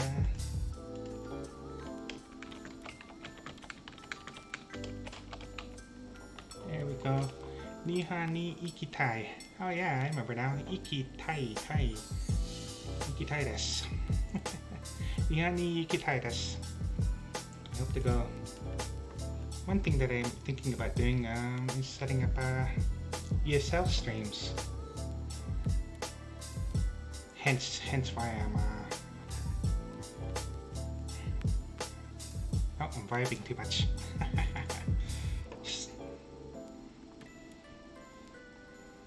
Welcome. Oh boy, any minute now. It feels like, well, it could be any minute now to within 30 minutes. The game is unavailable for play during maintenance.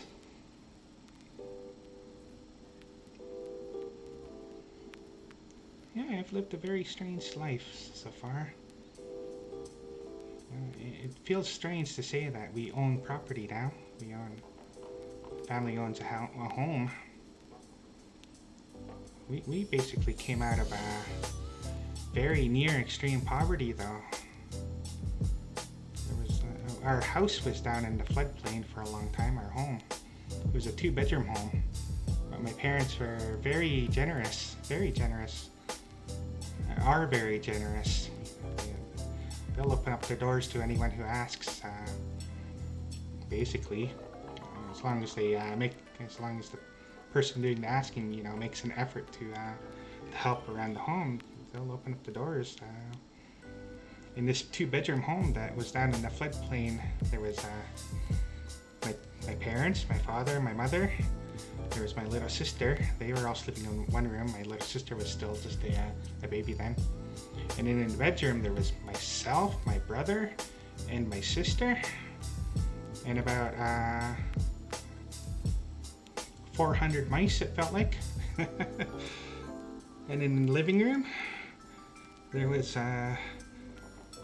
my cousins. They were all their parents were having difficult times, and they had asked my parents to take in my cousins. And then there was my uncle. So there were 2 cousins and an uncle. So there was 8 people living in this small little home. And then our fortunes changed. We managed to get a large home. And my father was telling me that as he was tearing down the old house, he said that the building was in such terrible shape that the termites had gotten into it, as well as mice had torn out all the insulation in the house and replaced it all with dog food. So you can just imagine these old drying out walls stinking like dog food. So nothing from that house was salvageable.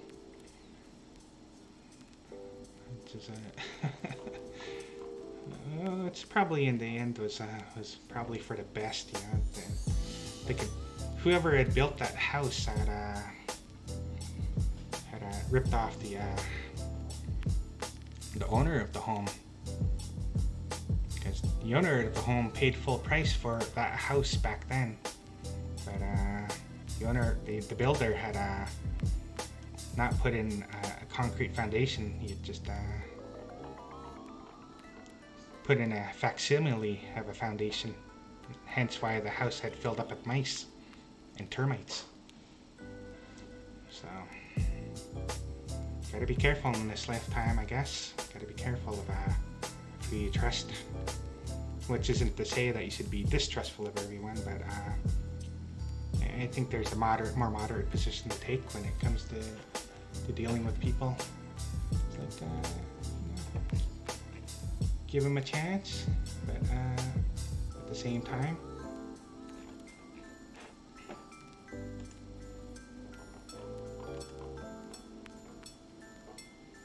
and this is the time when I had actually intended to start streaming. Feels like I should be, but I jumped the gun. I had gotten excited when I had seen the tweets that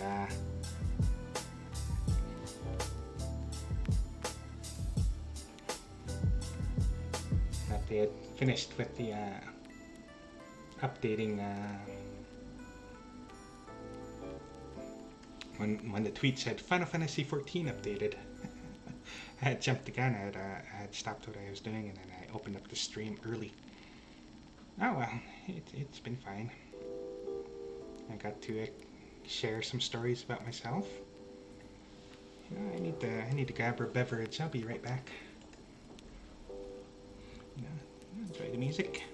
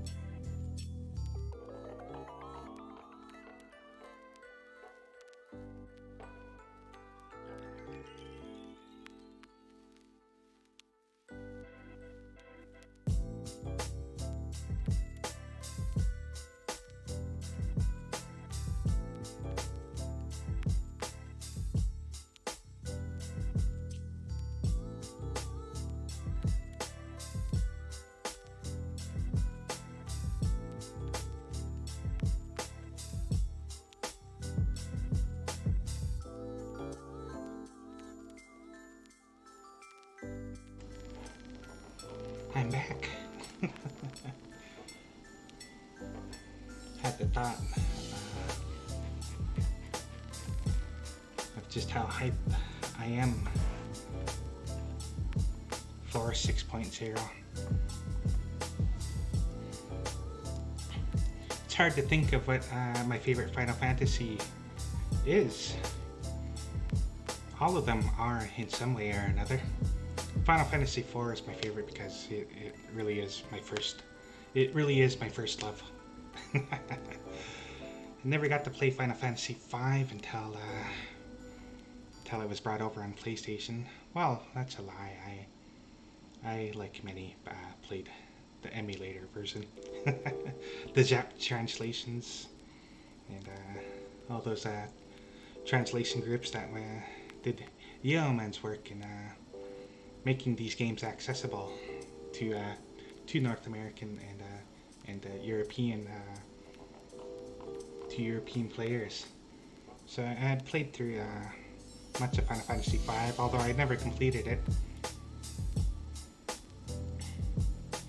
And then Final Fantasy VI, although back in them days, it was Final Fantasy III. Geez, I played the heck out of Final Fantasy IV and VI and VII. 8 and 9, not so much. I loved 9. 8 was difficult to get into, although I loved it. I'd say certain Final Fantasies are a little bit, take a little bit more work to get into than others. So Final Fantasy VI, it really becomes a game that you can't put down after the opera scene. After the, it's really difficult to put the game down. But before that, I might put the controller down for a couple weeks at a time. But once I reach the opera scene, then I just end up playing the rest of the game almost straight through. And Final Fantasy IV, that game had the earliest hook. Really, you bring the package to the village. Well, yeah, I put in the description. Beware spoilers. So this is for everything, including things which have nothing to do with the stream. And anyway, yeah. Once I brought the package, or once Cecil and Kane brought the package to the Village of Mist. Oddly enough, even though I played it so much in my youth, I haven't actually played it in the last little while. But anyways, once they bring the package to that village, it becomes a game that's really difficult to put down. I think the fastest I've ever completed that game was 9 hours. So just remembering the ending to that game. It, you know, I don't want to say, is it just me? But there was something that I noticed that in the Amarosian dungeon, the Amarosian duty for 5. Oh yeah, just for the end of Shadowbringers. So prior to facing Hades, you go through the Amarosian duty, and then for the final phase of the duty, when you're facing the third beast, Therian. Something I noticed is that backdrop, the background, is really reminiscent of the background in Final Fantasy IV when you're going to face Zeromus. So those two are very similar. That's the reason why I think Zeromus, or something very much like Zeromus, was behind that sound that disrupted the Amarosian civilization. Oh. Oh. I think I'm too caffeinated. My fingers are shaking. Oh, the game is still unavailable for play.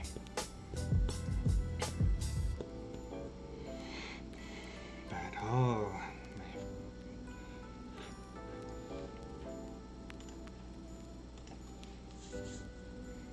well, that's just some idle speculations, and that's really what put me in the mind that of the connection between Final Fantasy IV and 14.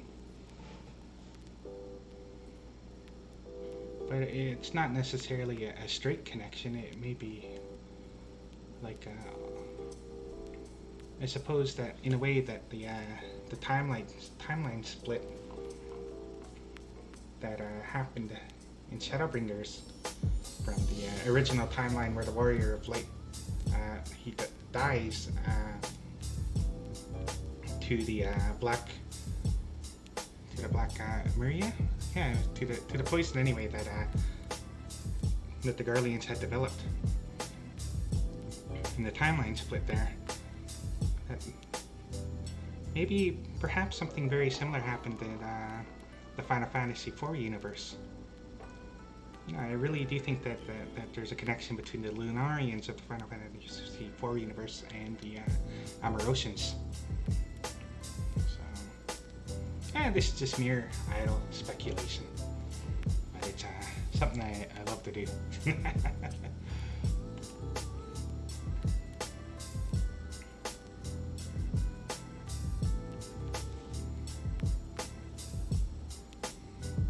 Another thing that had happened while I was working that job that I was speaking about earlier, that on that project, building that fence, is eventually spring did roll around and we were just about finished the fence. We were building it in sections, really. We were building it as the funding came in, and this would have been in the spring, just a little bit after the thaw, so we were actually making really good progress. So, and we had actually tripled our output compared to when quadrupled it even compared to when we were doing it in the dead of winter, in the middle of January. Something I learned about cattle is they're very curious. Young calves, they can be very much like dogs in how curious they get. So just to have these little calves following us around as we were working, it was very enjoyable.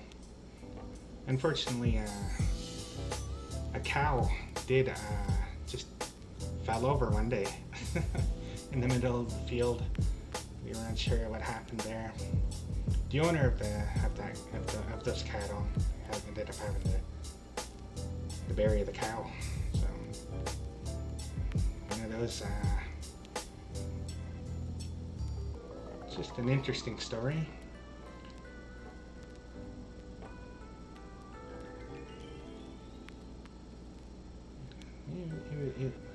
We think it passed away from natural causes. No foul play suspected.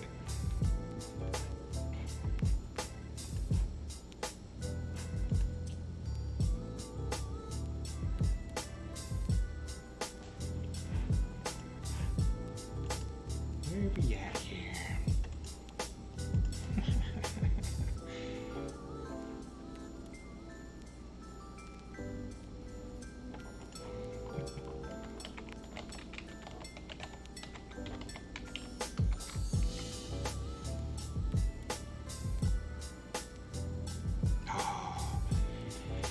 Not just yet.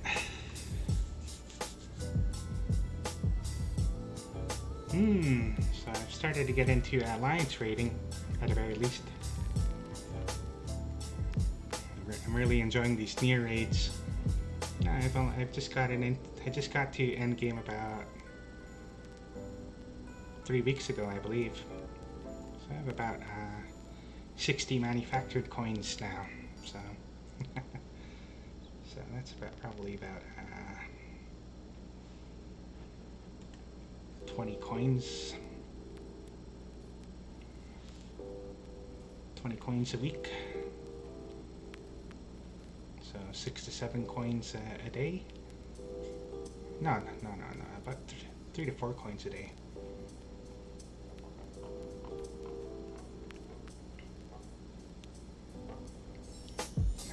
Wanted to get all the Type 51 gear set for my Dakali, for my girl. Get her all the equipment. And then I managed to get both of the minions from the Copied Factory raid. And I have almost all of the orchestral roles. Orchestrational. It's such an interesting word. What is the word anyway?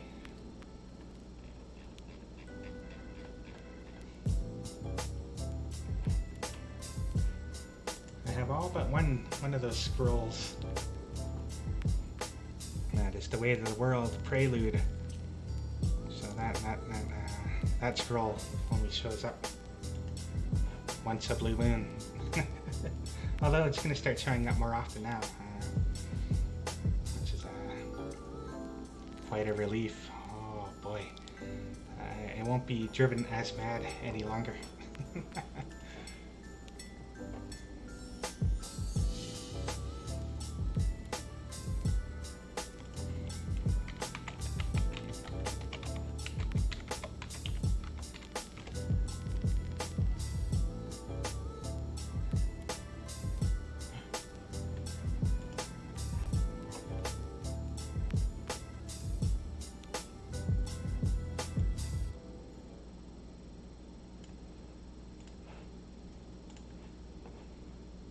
Let's try this out.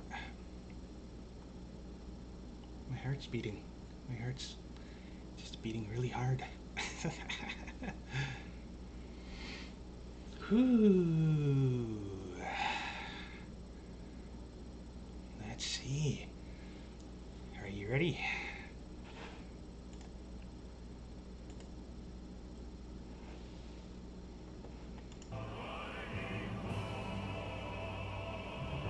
Woohoo!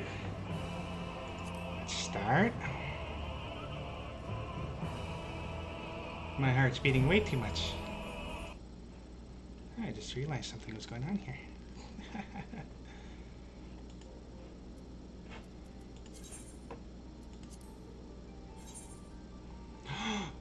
What a long queue. Either I'm really excited here, or I've had too much caffeine.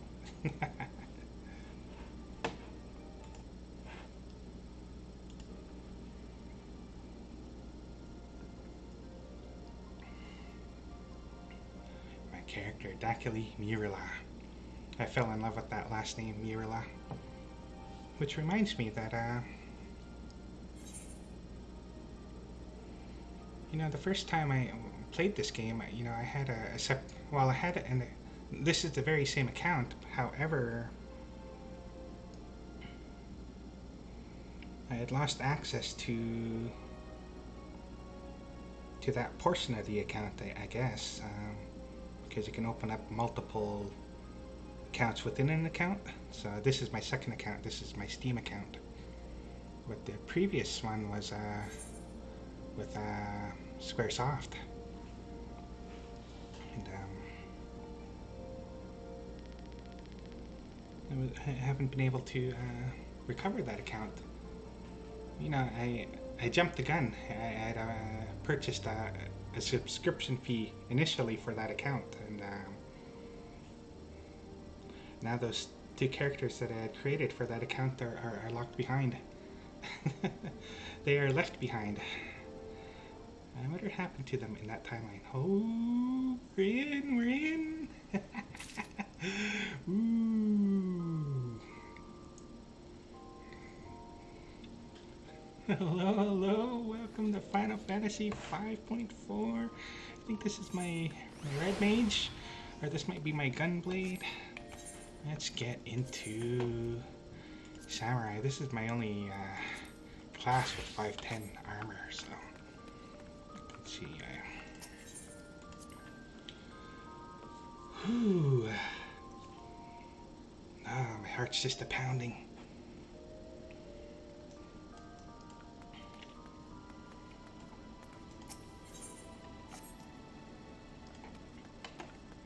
Not fully kitted out here yet. Trying to replace all my equipment here with 520 at the very least. So, oh, I think I have enough for another piece of armor actually. I think before anything else, I'll try and give myself and any duties that I join just a slight more advantage.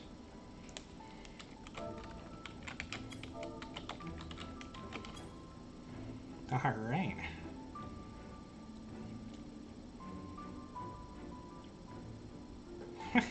I just realized something.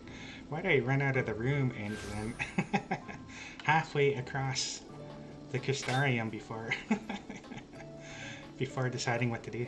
I think better when I'm moving anyway, so let's I think I have enough here for some fancy pants. There we go. Yes, I do. Oh no, I thought I did. I think I'll save up for the hose of striking.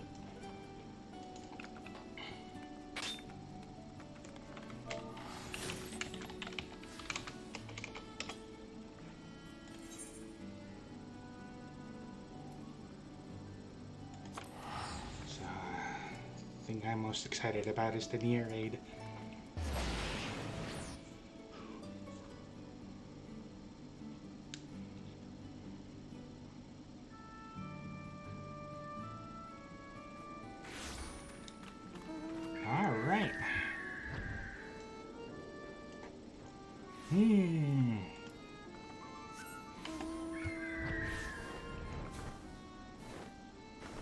I think I'm too excited. My hands got cold.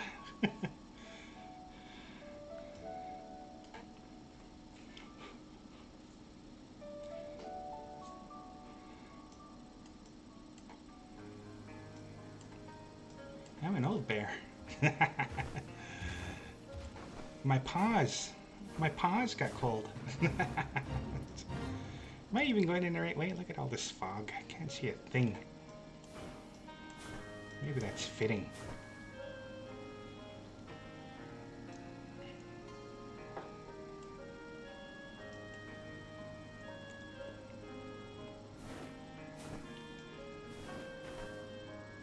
Hey, what the?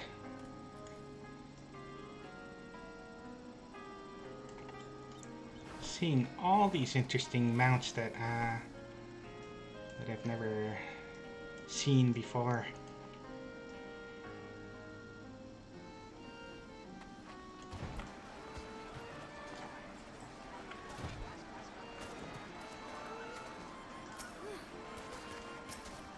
I'll try to keep things from. I'll try to. I'll try to keep things here from getting any worse. It's about all I can do.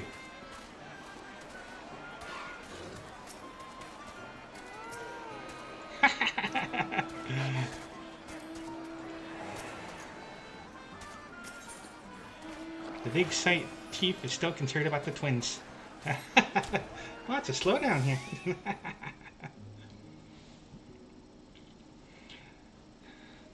Rally, I may have been too optimistic. Oh, luckily.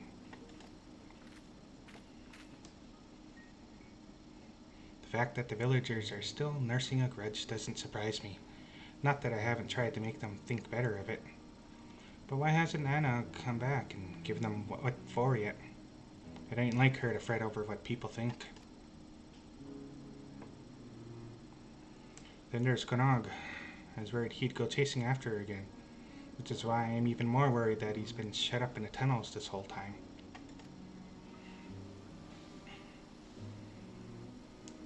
Chief!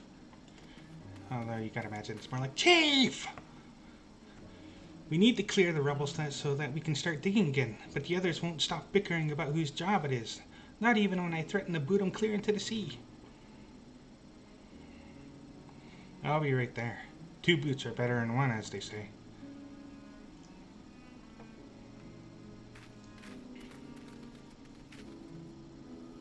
Looks like I have other business to take care of. Not that I was having much luck here. Can you check on Konog in my stead? What with Anna gone and the villagers treating him like he's got the blight, he could do with a reminder that not everyone has abandoned him. And who's to say? Maybe one of your tales of adventure will cheer him up. I've got just a thing, though I've forgotten the names of everyone involved. Or scar him for life. There we go. I'm sure whatever you come up with will be fine. Probably. And let me know how he's doing, alright? Even if he doesn't want to talk to me, I want him to have all the help he needs, is all.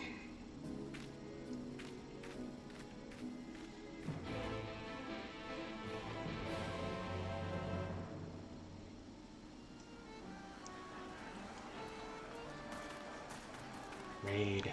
Huh. Look at that. They got a marker.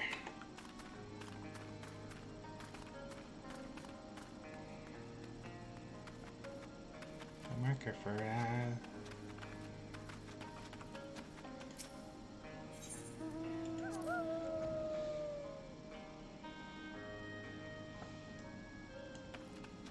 Konog.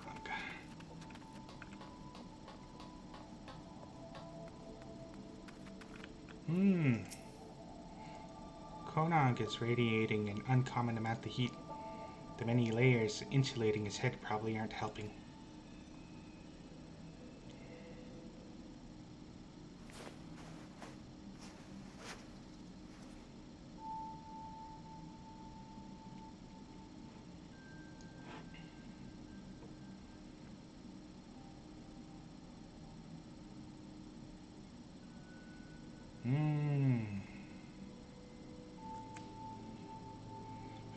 What? You collapsed is what? You need rest. Or that feeling in your head is full of fire. That feeling in your head, like your head is full of fire bees? That's a fever. I'll just go with the first one.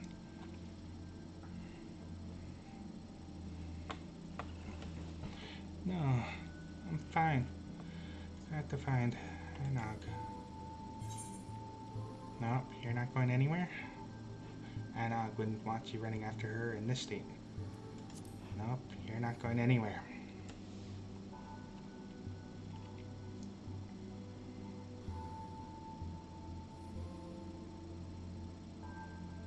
Anog. Anog.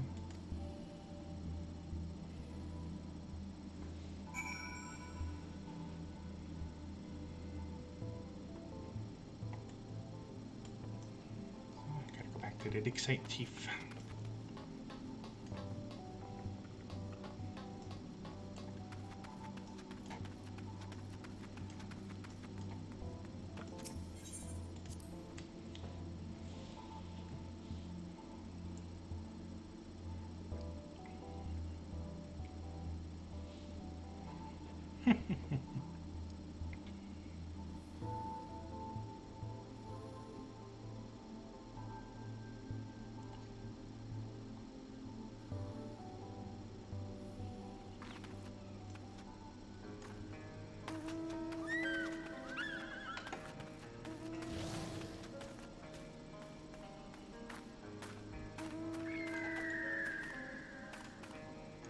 There's got to be at least a dozen people online right now.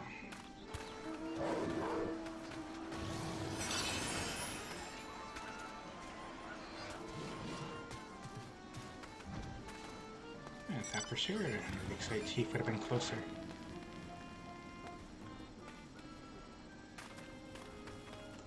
In here, that old XIV chief. Yeah, they should be right here.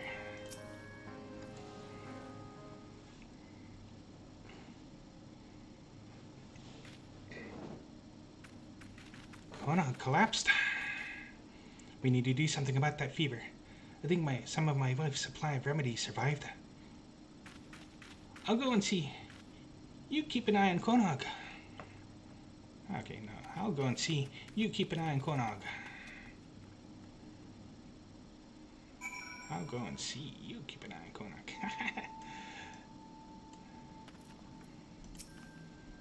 I thought you said he was bedridden.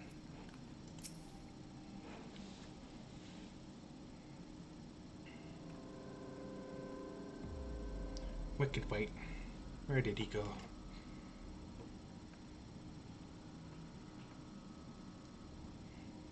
I know he wanted to search for Anog, but how did he even make it out of here? Willpower and hubris? We'll worry about that later. Damn it all. Let's go. Quickly!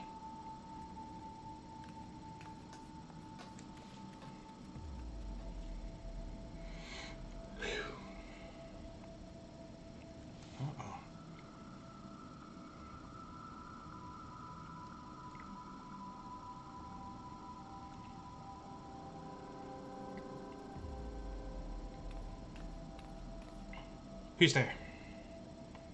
Well, I suppose she'd be like, who's there? You.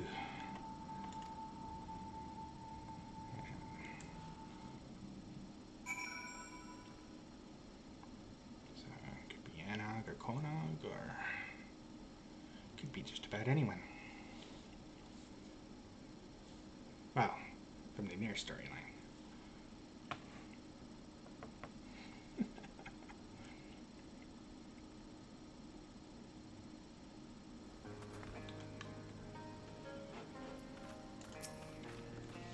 We should ask around, find out if anyone saw him go past.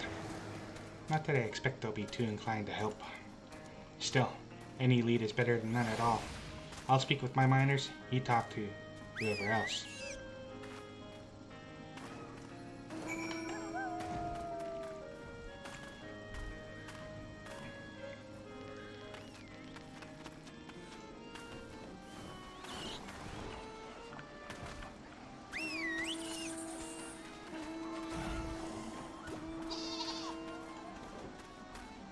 No, I haven't seen Konog leaving the village. Why?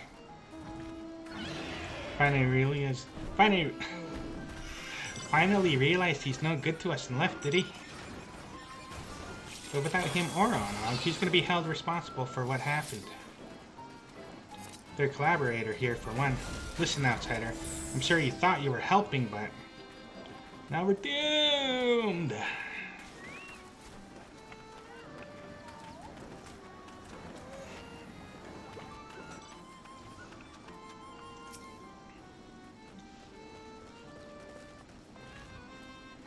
Now Konog's missing too? We're dropping dwarves like ale from a leaky cask. Well, I hope you find him. The matter of culpability is still unsettled, and I'll never get the villagers to agree on what's what if the most guilty-looking party is up and vanish.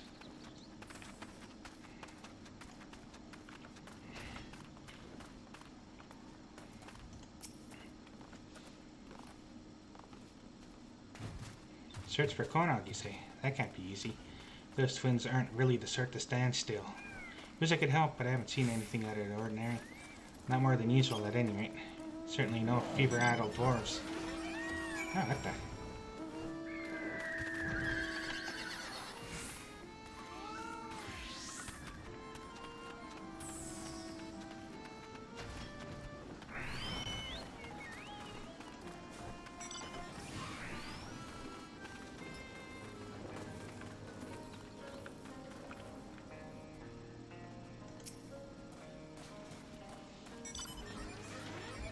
Hands are cold.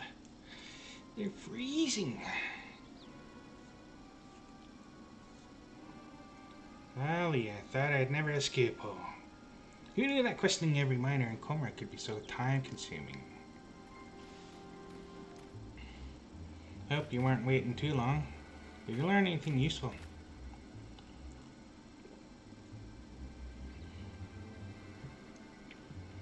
Wish I could say I was surprised. My lad also had some difficulty focusing on the immediate issue, but one of them did say Konog. It sounds like he was wandering in the direction of the crater again. We should search the area.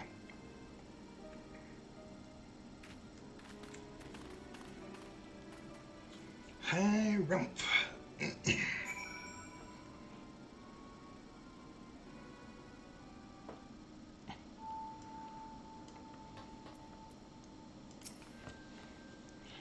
What's that big wheel? Some kind of machine? An enemy stronghold? Technology from another world.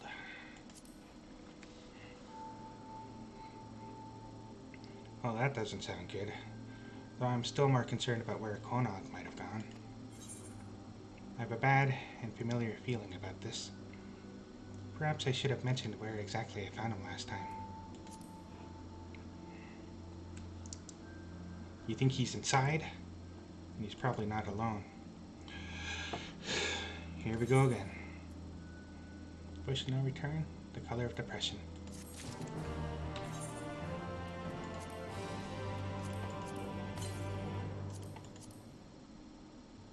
Get rid of those two first. The dig site is determined to find Konog, come what may. If you're ready to face whatever's in there, then let's get this over with. The longer we wait, the more I worry. What do you mean, let's? If anything in there needs killing, I can handle it myself. I'm coming with you. I'll leave the dangerous bits to you, but I can't stand by and do nothing. Not anymore. I need to make sure he's safe. Please. So I gotta go all the way in there.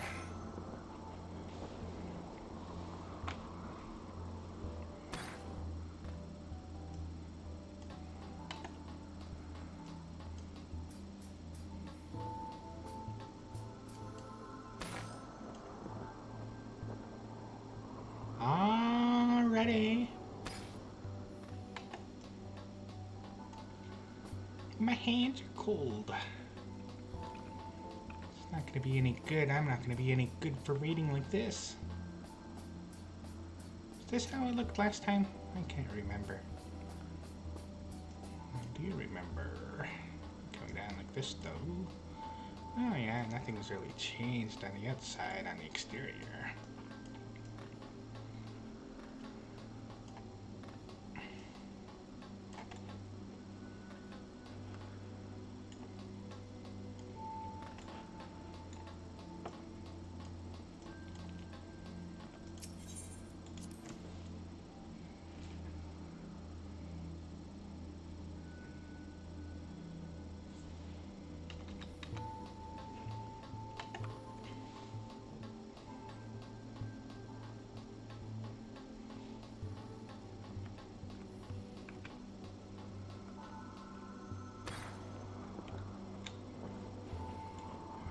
This battle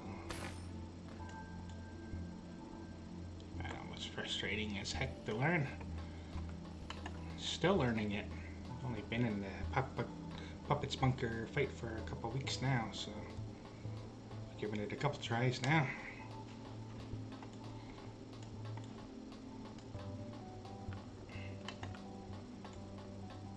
Where do those doors go? I wanna know.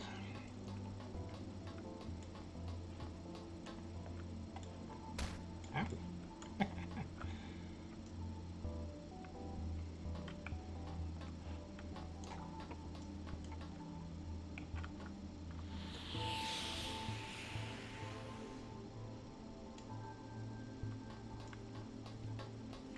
Anything change in here? Doesn't look like it, eh?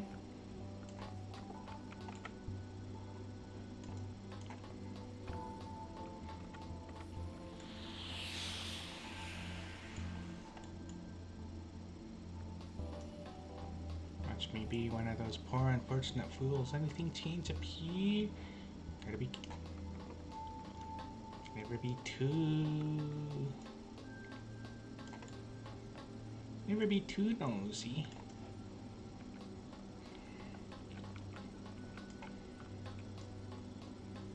Nothing, eh? Nothing is changed over here.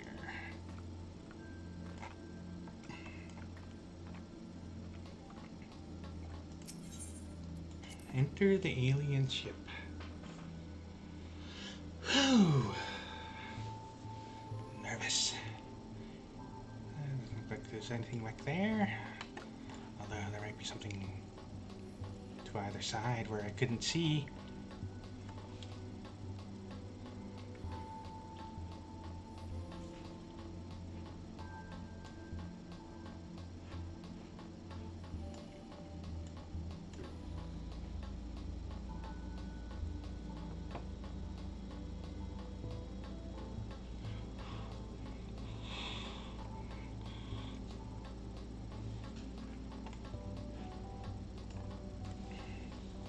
I'm not the greatest of samurai, but I have better survivability as a melee than I do ranged. And I don't think I have any classes other than Sam that can do this raid with. Yeah, looks like samurai is my only bet for this.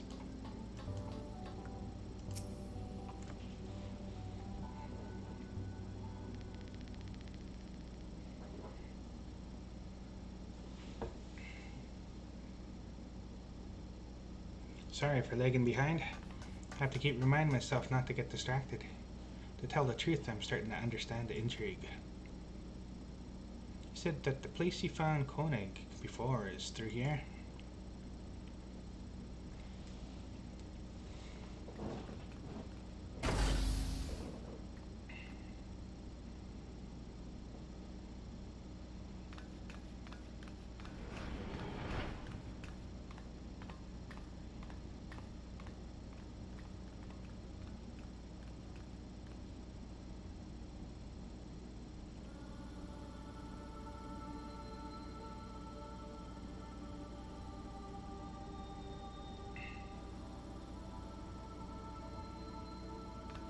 Konog!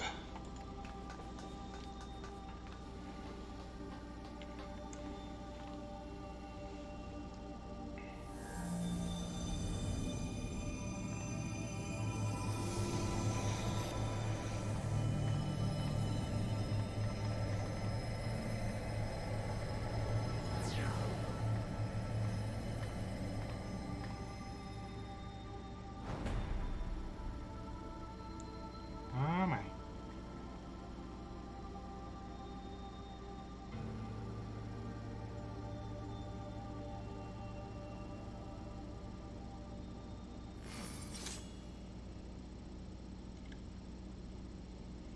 Beings of this world.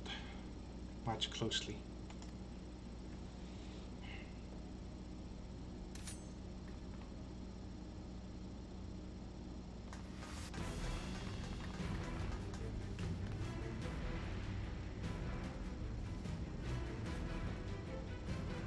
Huh? There's no time. Destroy the spear. Quickly! Although I suppose it'd be more fun. There's no time. Destroy the spear. Quickly!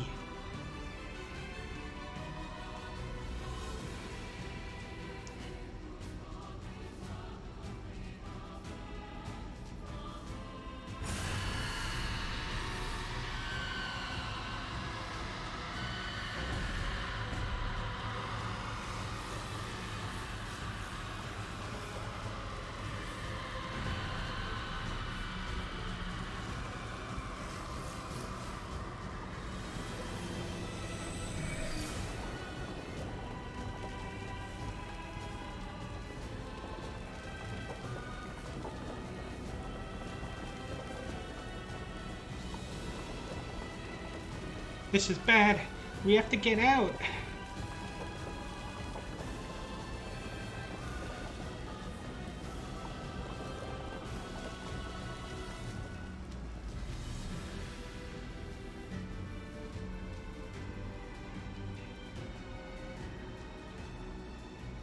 Oh my, a digitized construction.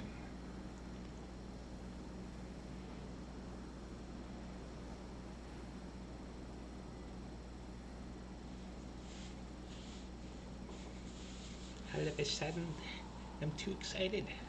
Damn it, we're too late. What in the seven hells was that?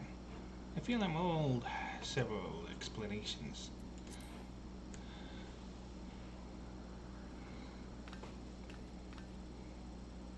I know you're confused. I know you're confused, but there's no time. We must destroy that sphere. 2P's plans are already in motion, and this whole world will be consumed. We won't let that happen. We came to save this world, and now that we have a debt to repay, you saved nines after all. Oh. We came to save this world, and now we have a debt to repay. You saved nines after all. And there's still so much here we haven't seen, right, 2B? Focus on the mission. Right. Leave it to us. It'll take everything we've got to stop them. I believe we can succeed, but we'll need your help. Be ready. I'd feel weirder if you weren't ordering me around. Fine, but I'll get my explanations from you yet.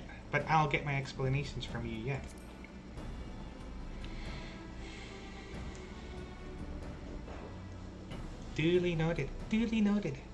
Trying to sound like Tattery. I'm sorry. Chief, can you look after Konog? You're sorry? Yes, of course. I'll carry him back and make sure he rests. You look after yourself now. Tell me what all of this is about later.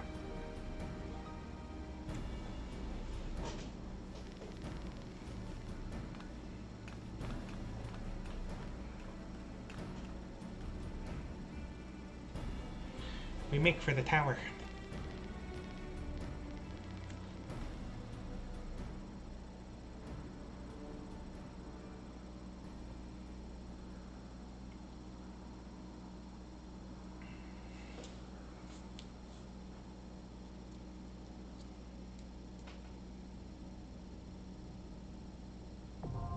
The tower at Paradigm's Breach, now accessible. I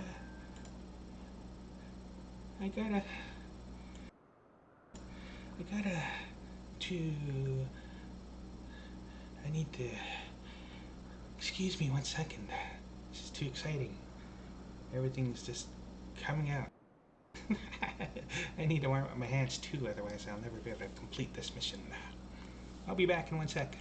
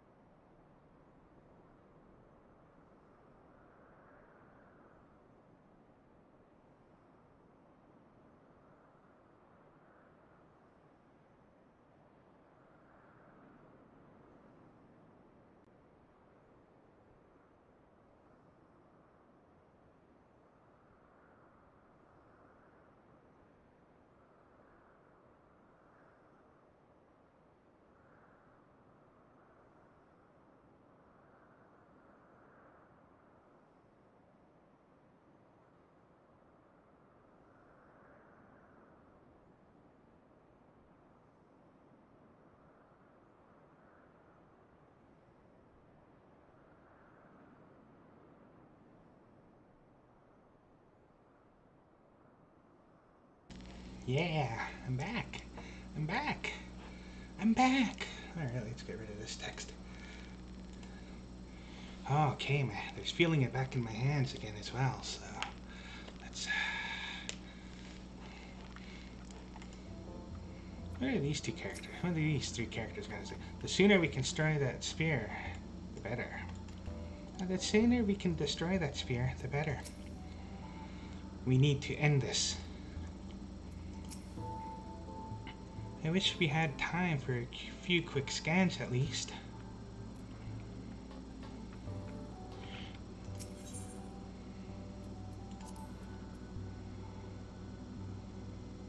A pale tower looms over the Duergar Mountains, an unmistakable symbol of the machine lifeform's threat to the dwarves in their world. At Anog's behest, you join her and your android allies in an ascent to the zenith, to its zenith, where the machine's enigmatic orb and its fearsome secrets await. So, rewards are attainable weekly. I wonder if anything changed for this. That looks like this isn't weekly anymore. So, let's join. Commands. I'm gonna die lots. I'm gonna die lots.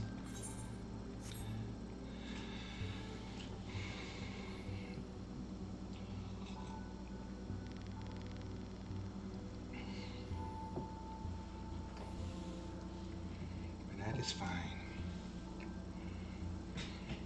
Huh? What? What, the heck? Well, it's been weird. It's been weird. It's been a weird past few weeks. It's been harder to get healers and tanks sometimes for these raids than it has DPS. So. It looks like it can do the Puppet's Bunker at any time now.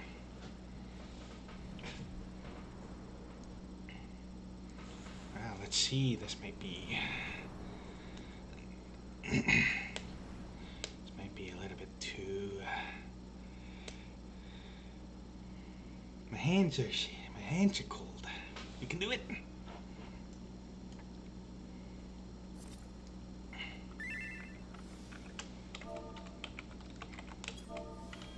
Hello.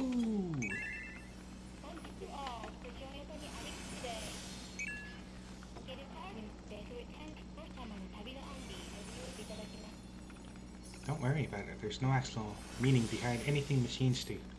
Don't worry about it. There's no actual meaning behind anything machines do.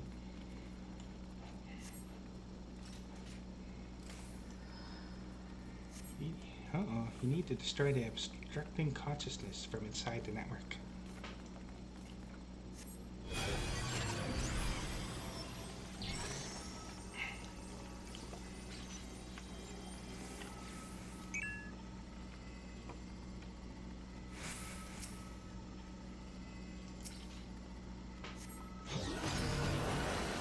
Transcend the ego collective. As the tower's network, its digital consciousnesses are here. Use the pods. You first, huh? I thought I ran over that. To live is to know loneliness. To live is to know love. I'll live as many times as it takes. I'll die as many times as it takes. To know, to know, to know.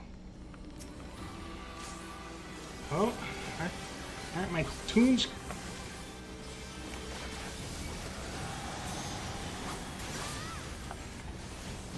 Can't even see a thing.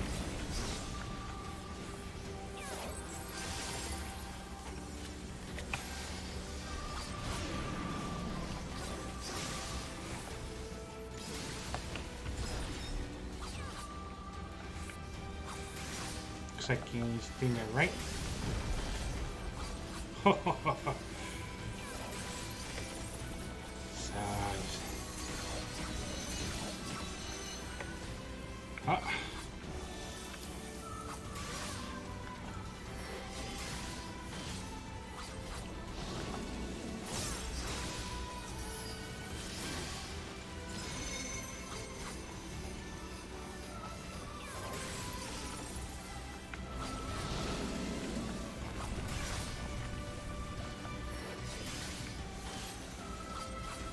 Okay.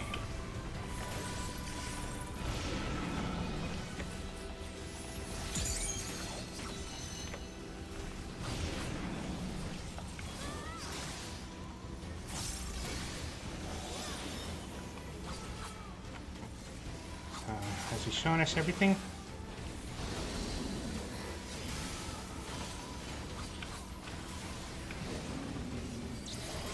Oh, these damn bubbles again.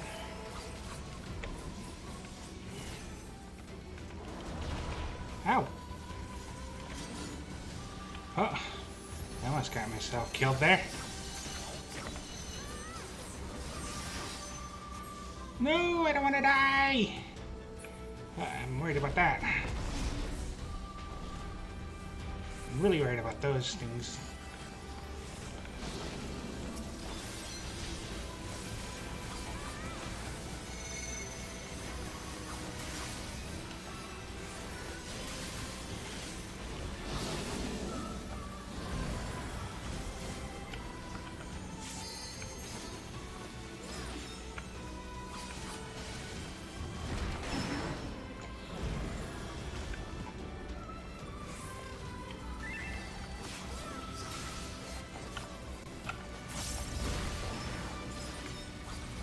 Holy!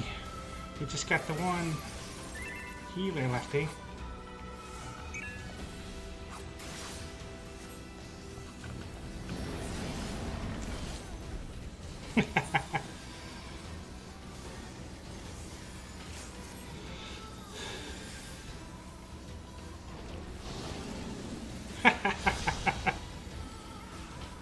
Well, time to crank up these tunes just a little bit, eh?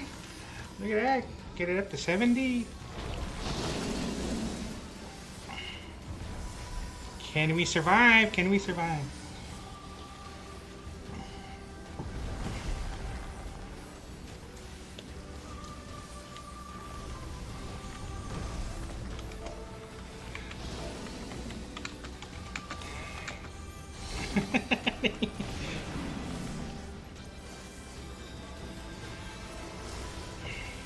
Oh boy.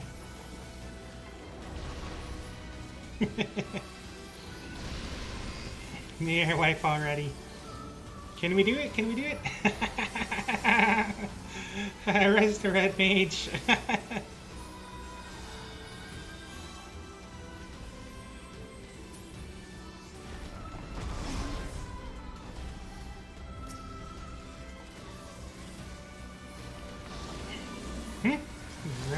Mage doing any resing?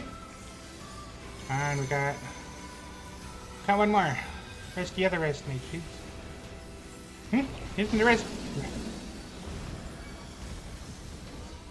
Okay, this one is the center one, isn't it?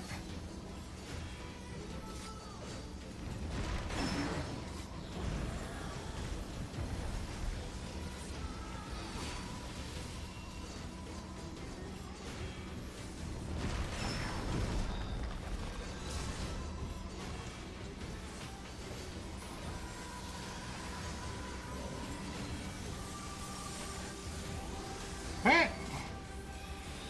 Why choose red mage if you're not going to do any resing when you got a chance?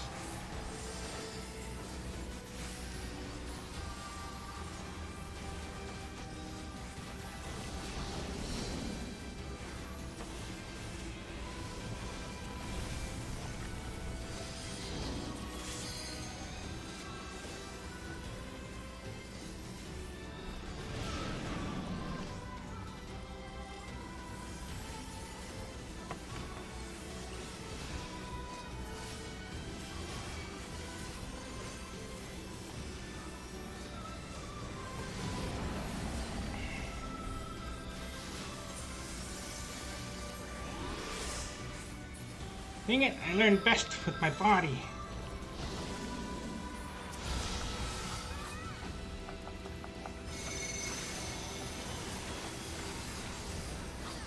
Two, one, three. So it's probably going to start from there, eh?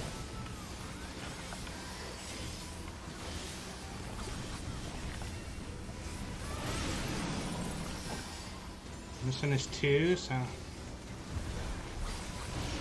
This one's probably going to be on the inside then.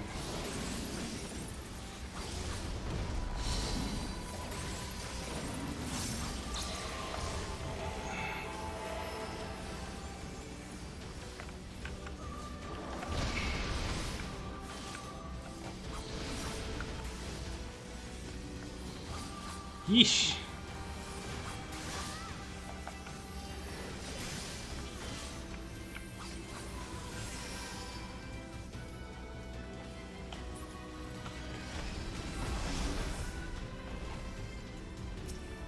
Again, eh?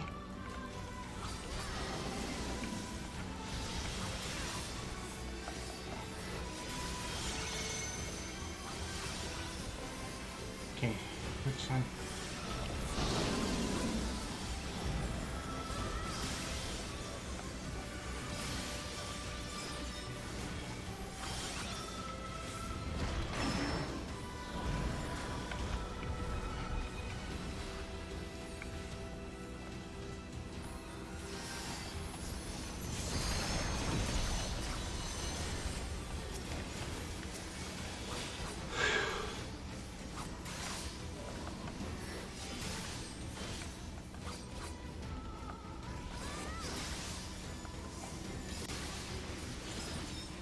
Need to keep the...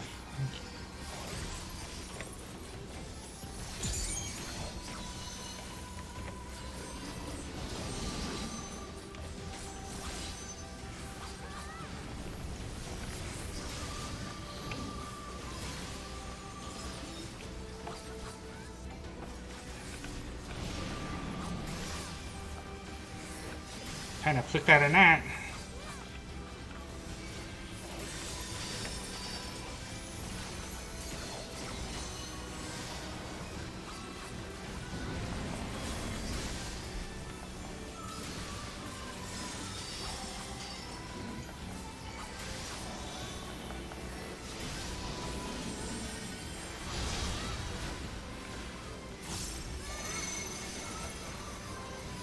Okay. Stacking the deck, I think this guy.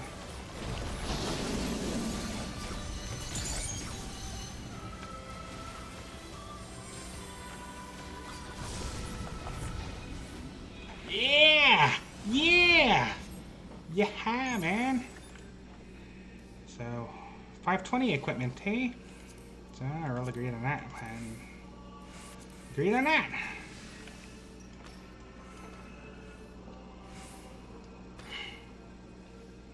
Can we fall off the edge here, I wonder? Doesn't look like it.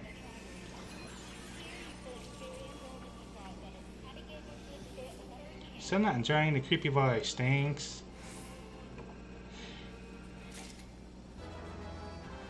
Oh, what the?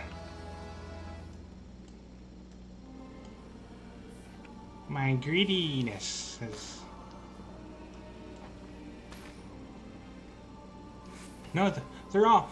No, I don't want to be alone.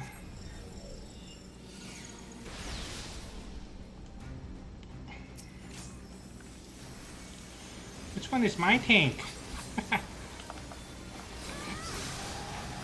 Oh, looks like it even tells you where the,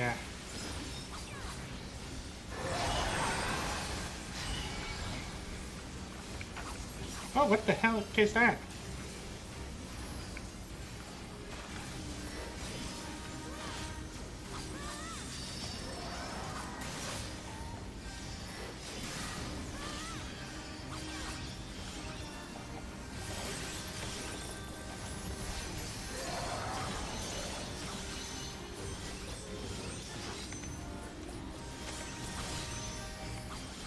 Body sweep.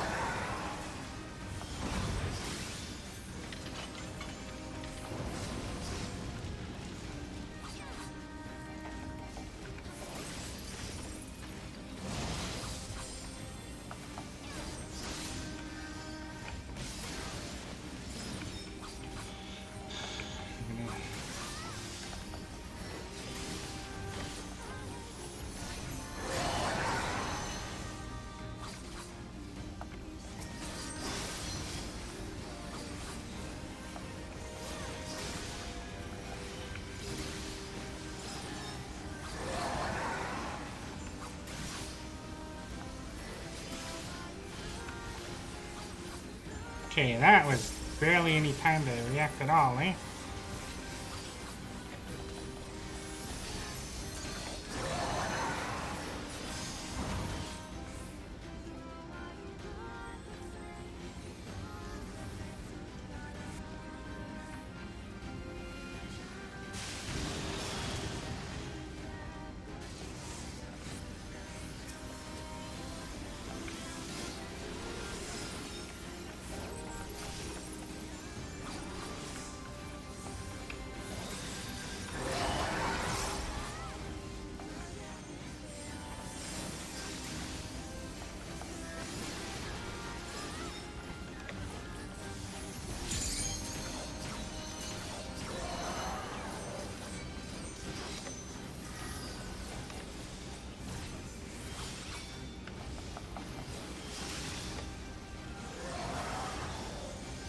Yeesh.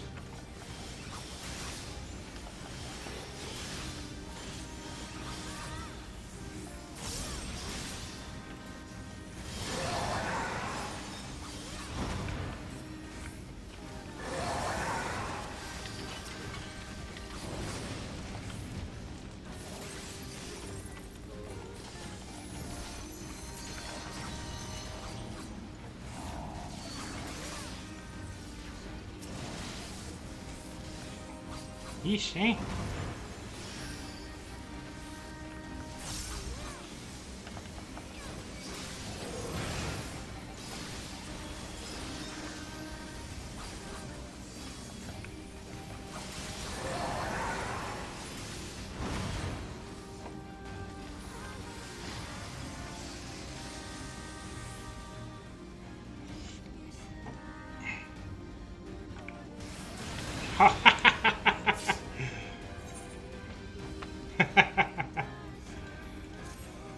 Woo-wee!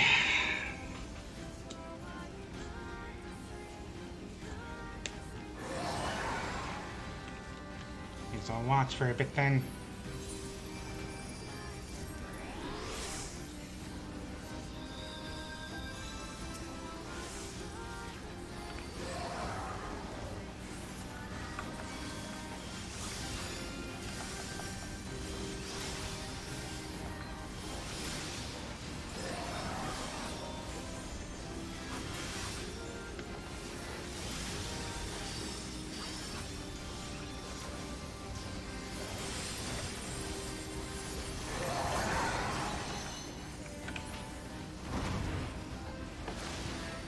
No!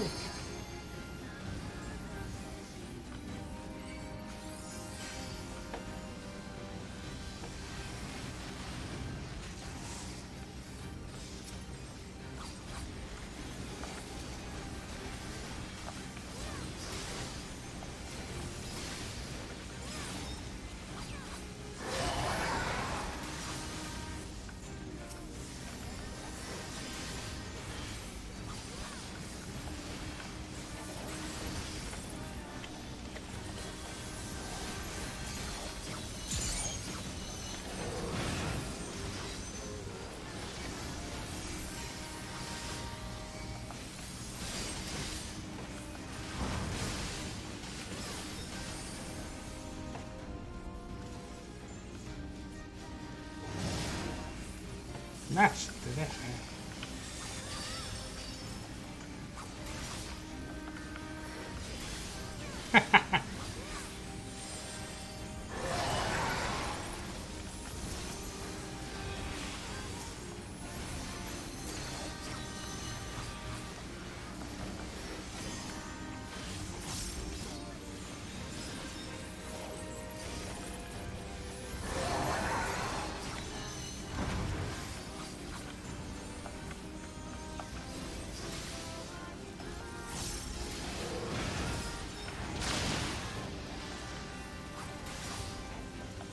This one again.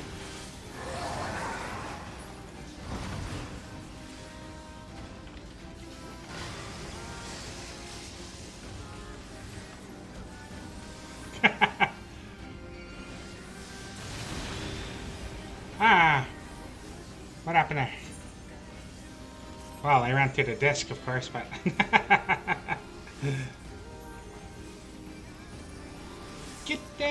Red Mage!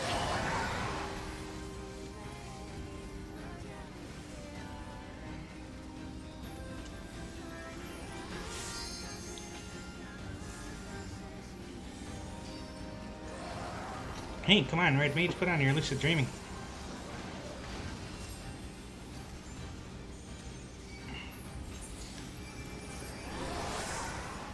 Probably.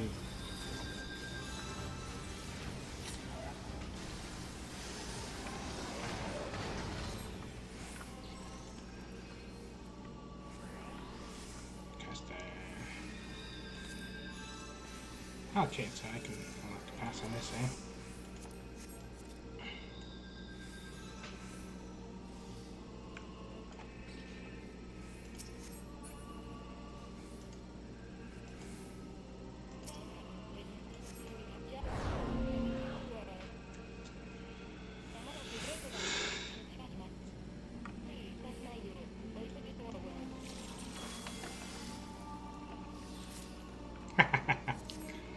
So I guess one piece of gear or gear enhancing material available per week.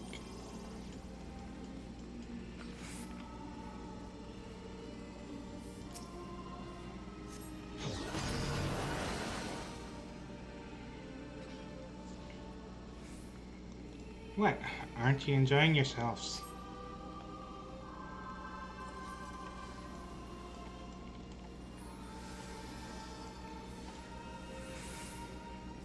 How many times are you gonna die this time? I hope I die less than 4 times or so.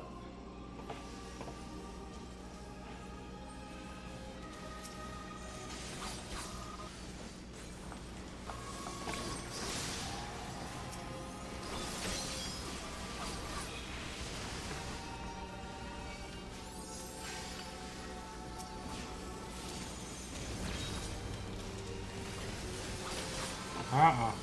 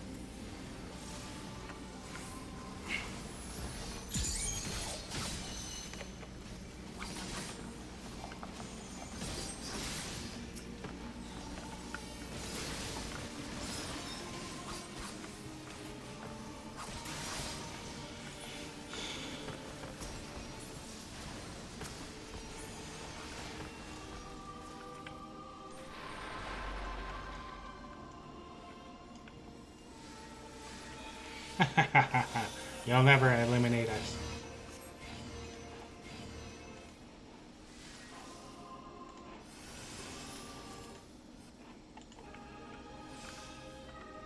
The heck?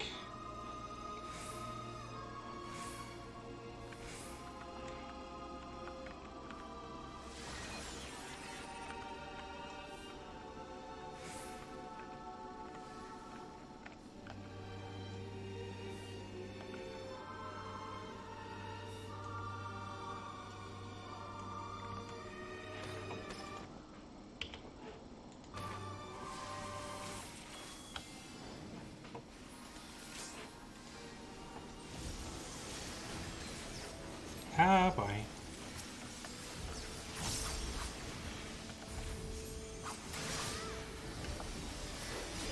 Real people.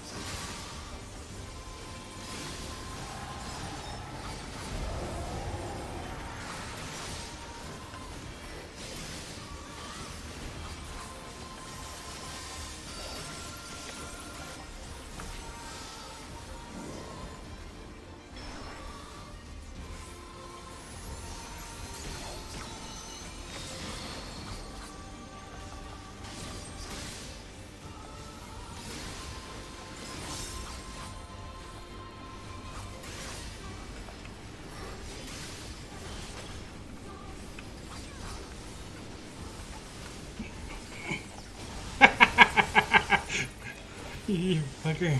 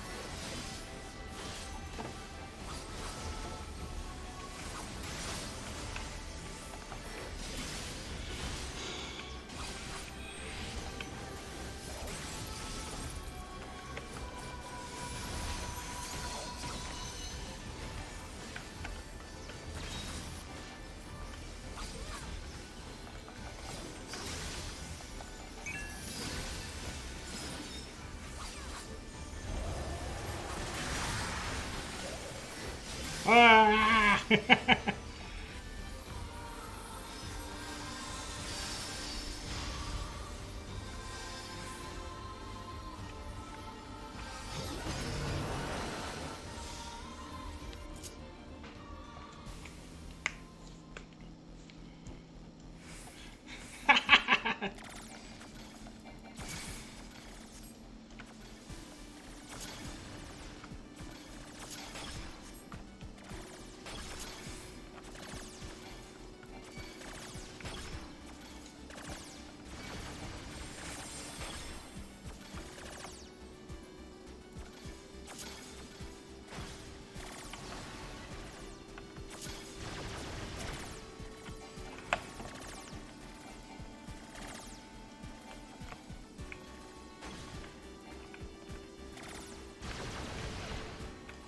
Okay.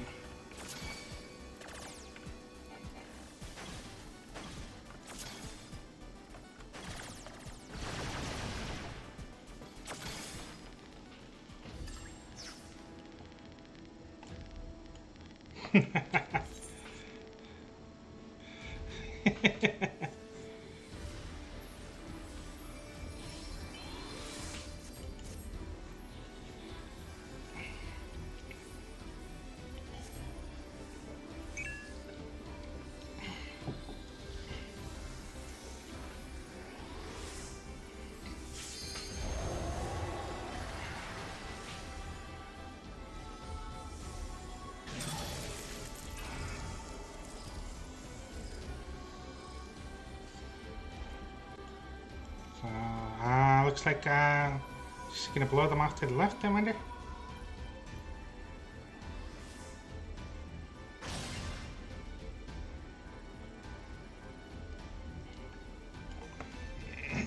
Or I guess to the right. What's going on here?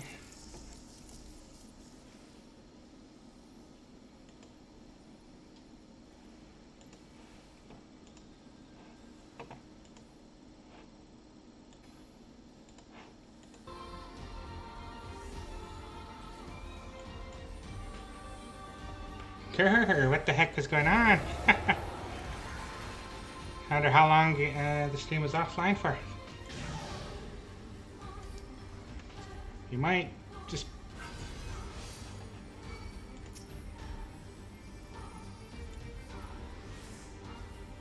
Might just barely pull it off.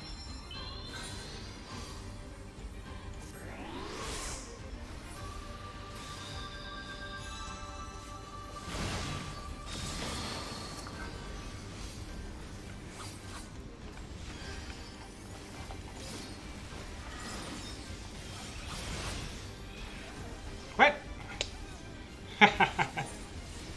Nope.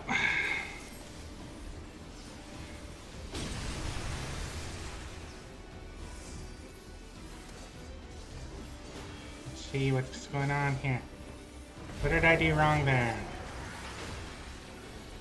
Boy, oh boy. Darn, YouTube crashing.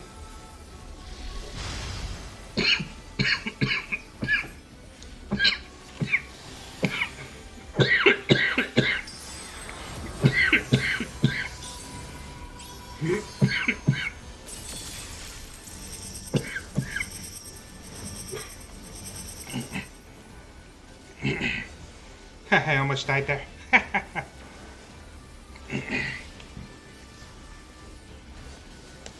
Oh, Coca-Cola almost did me in. Thought we were doing well, but I guess not, eh?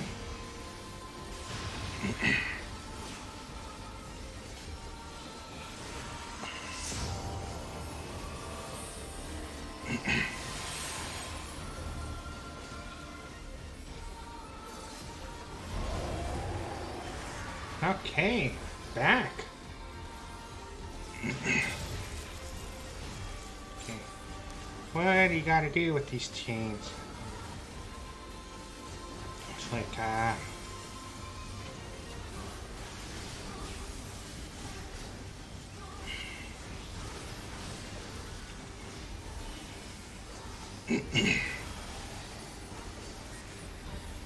yeesh.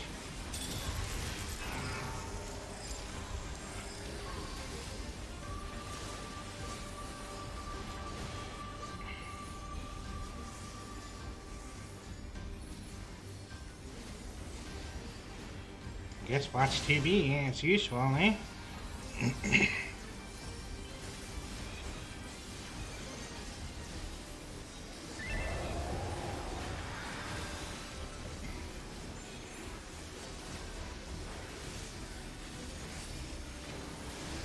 Night, that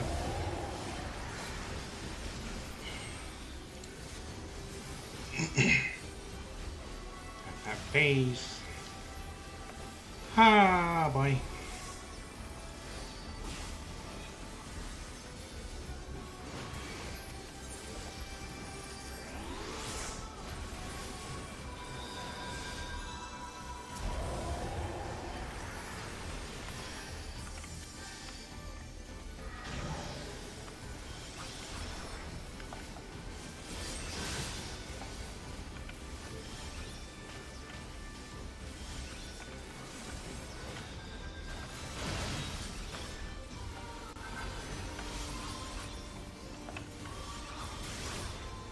I'm not quite sure.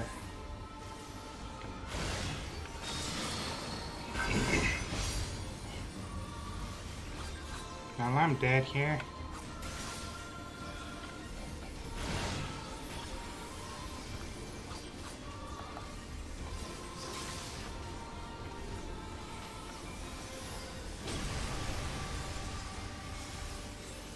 Ah.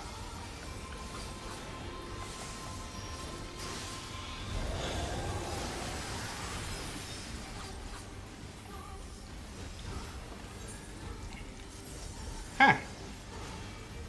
Where's the second healer?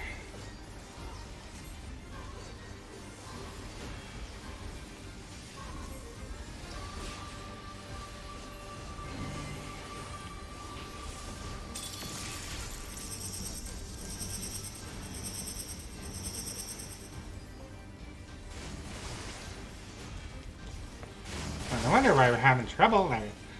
One of our healers must have went back to the beginning.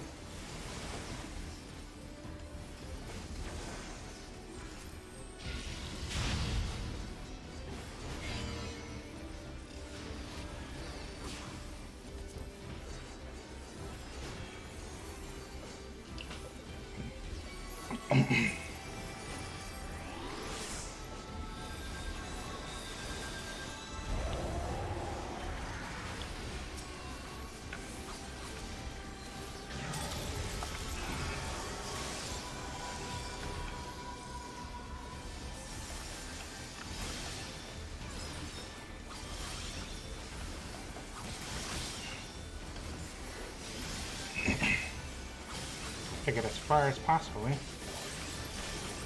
Okay, now.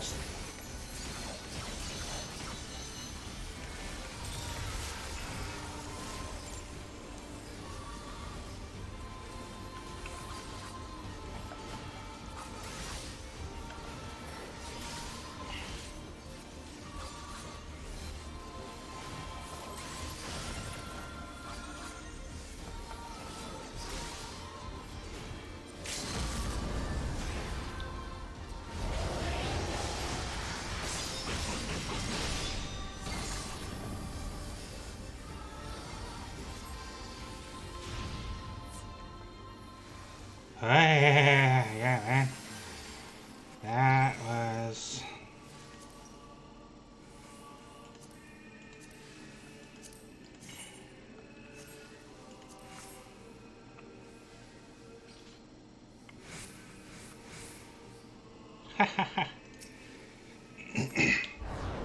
Okay, I think I figured that one out. Why'd my stream crash? It was just at a good part too. Holy jeez, that's 30 minutes. I don't know how many times my... Yeah, I still got lots of armor left. It's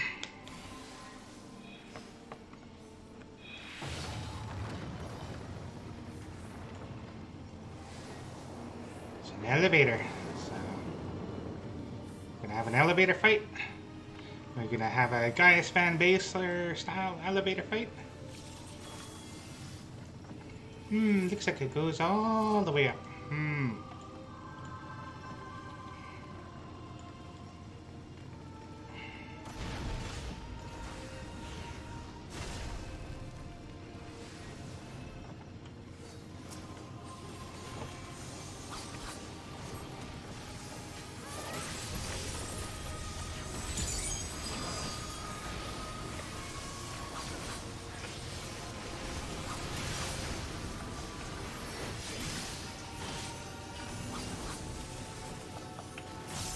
Just in case it's a conal attack. So, seen one attack now, seen two attacks. So, is it going to come from the other side or behind?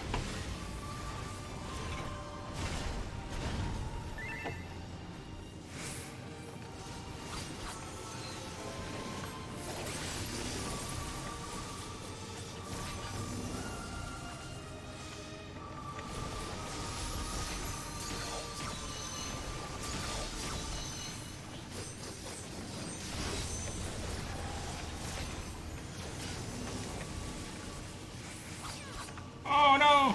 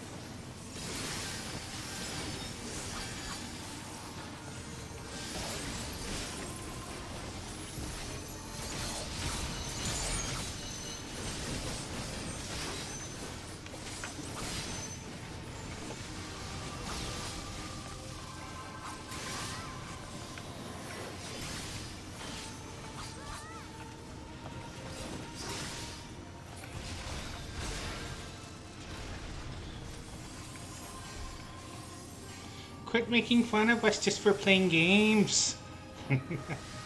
Not picking up any more hostiles. Everyone alright.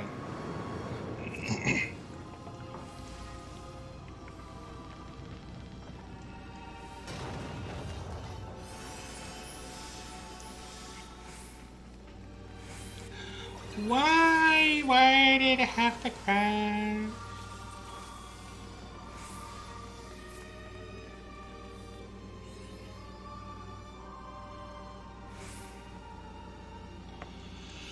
Mapping the tower. Story time, guys. What will it take for these things to die and stay dead?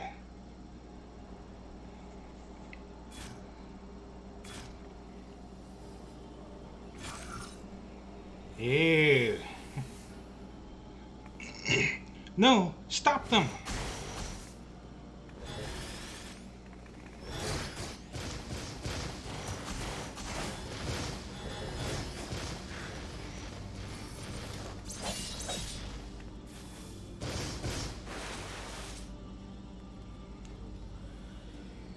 Come on, let me do the same thing. Darn puppets. Darn marionettes, actually. Ew. Let's wipe that smile off her face. Come on.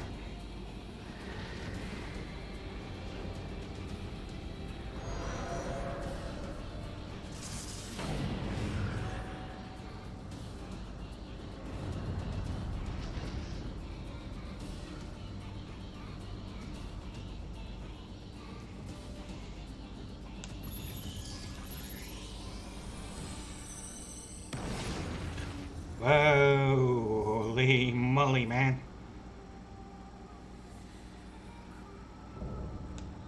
The falsetto. So she's... isn't she one? She's like...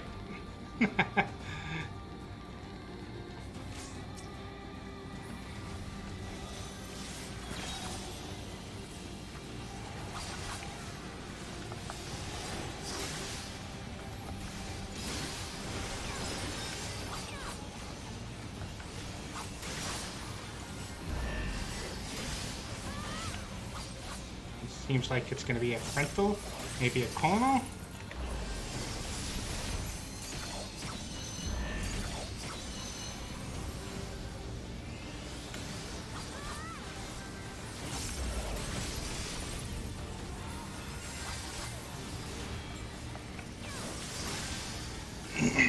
Yeah, look out on that one.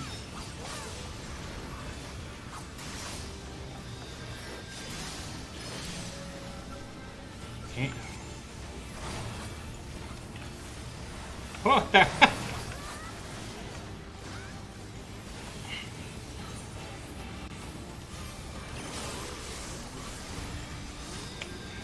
Dead already.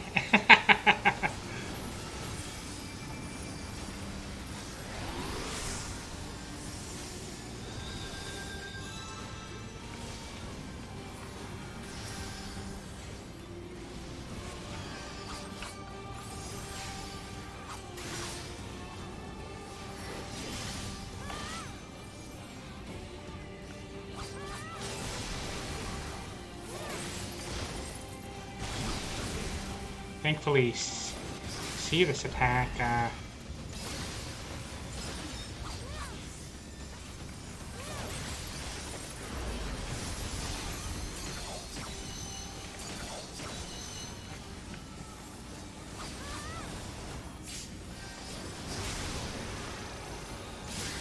Okay, that's a raid wind attack.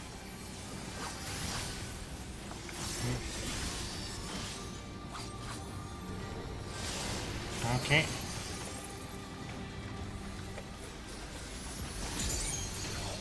That one is the tank buster. Okay.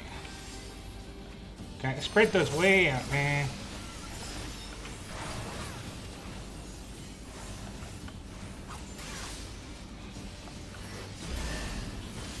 And it does go.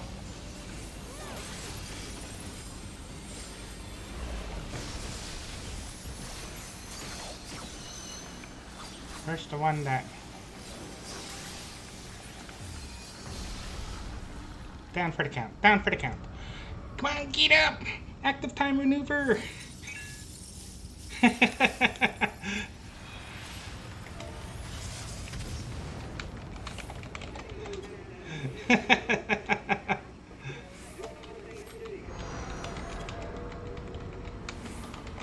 Rhythm game? Rhythm game!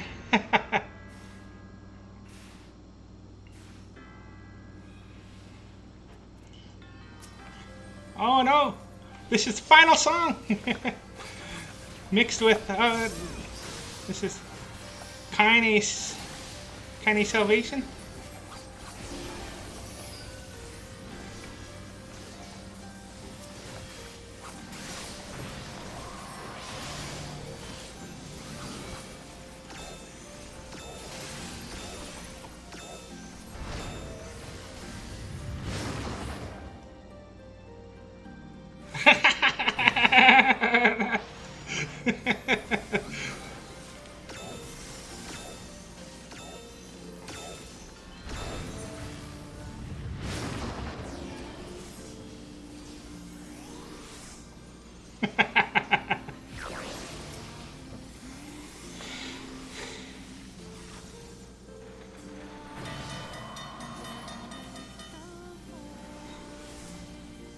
Okay, I think gotta get off the green tracks, it looks like.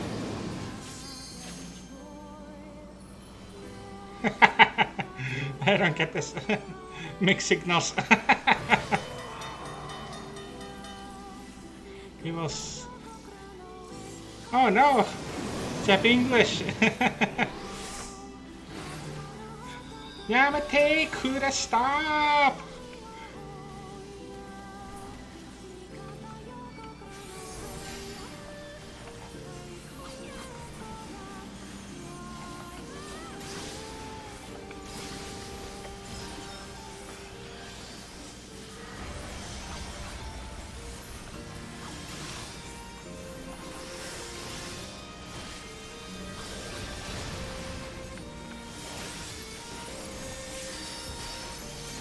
Oh, this is the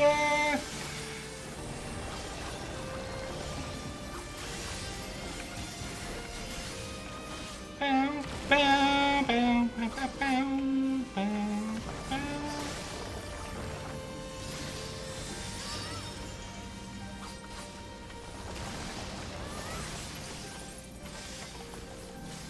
Gotta figure this one out.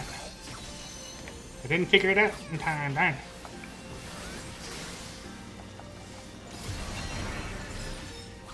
Okay, I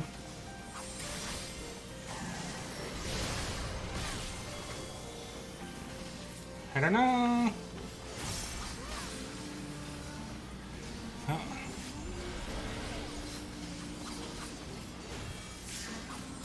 Oh, this is the rhythm game. Maybe I thought I.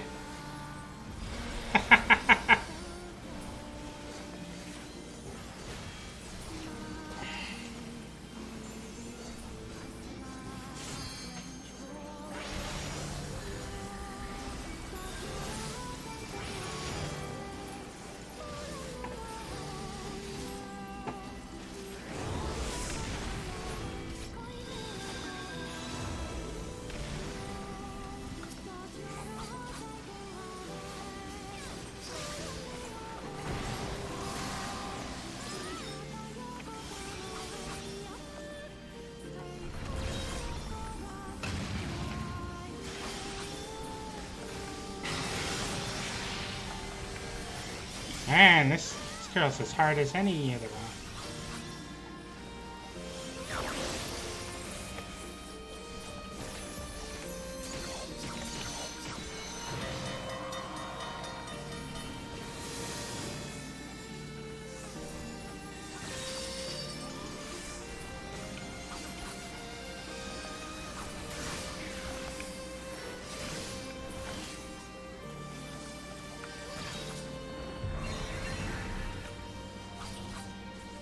Okay, I didn't understand this attack the first time.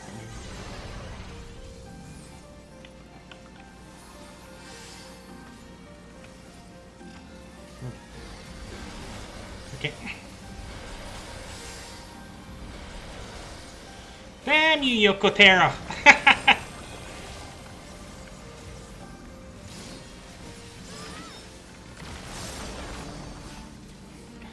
Thank you, whoever you are. Your sacrifice is noted.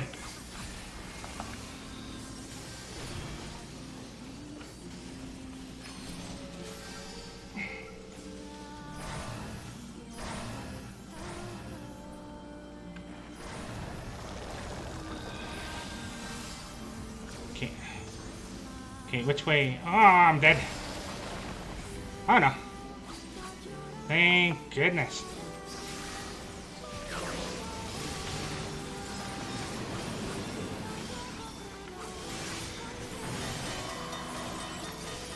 Okay, this one's safe. But probably only for a little while.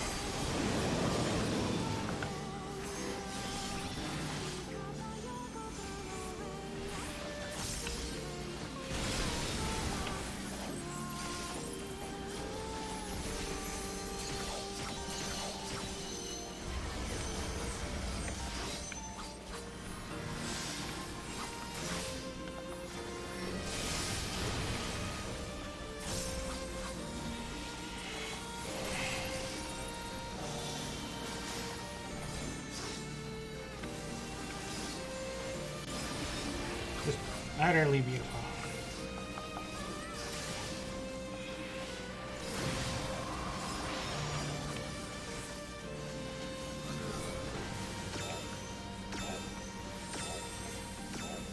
Just in case.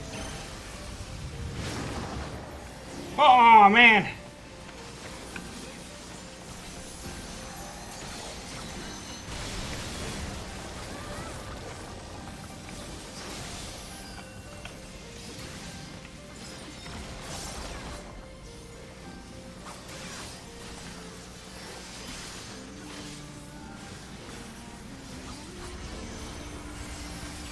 Nasty raid wide.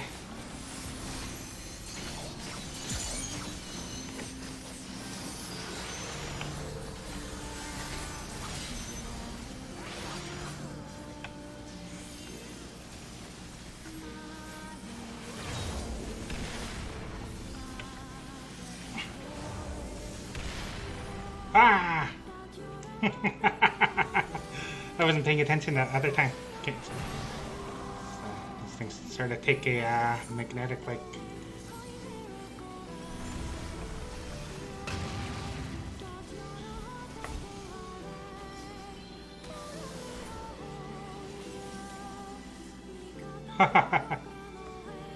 Get her! LB3, LB3, LB3!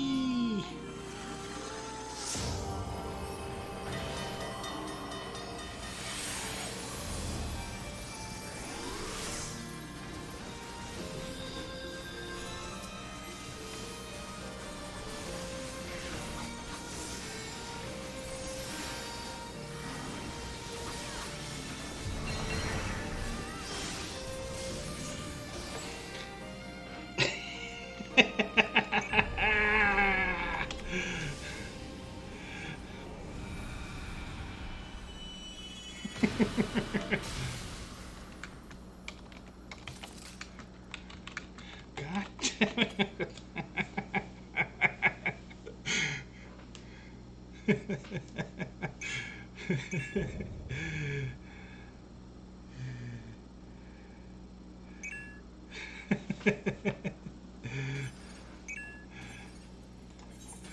Okay. Everybody deserves a commendation. What can I even get? I don't even collect these yet, though. Oh, man, what the heck is this stuff? Bad already. Oh, I'll just roll a need. Roll a need on some of these. I'm getting some decent rolls. I can't get any more armor, it looks like. Wouldn't be so bad, eh? What is this pump? Oh, I wish I'd waited to roll on this now.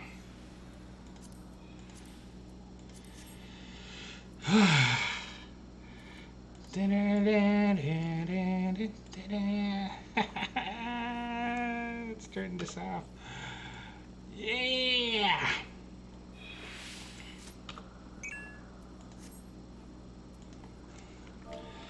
Thank you to all of ya, all of yous. Let me,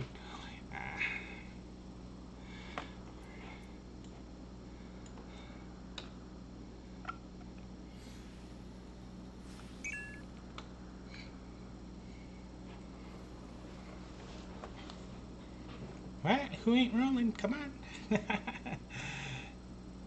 It's not like you can. Oh, okay. I didn't get anything that I wanted. Oh well.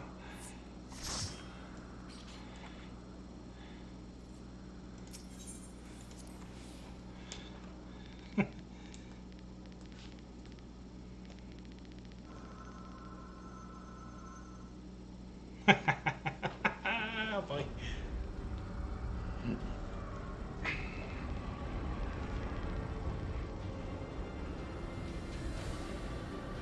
We can't let it keep opening.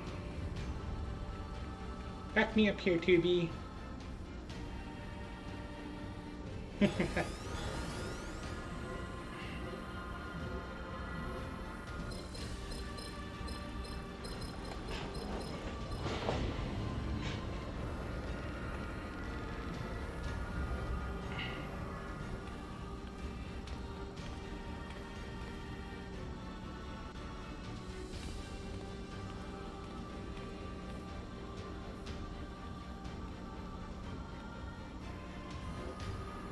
What are you doing?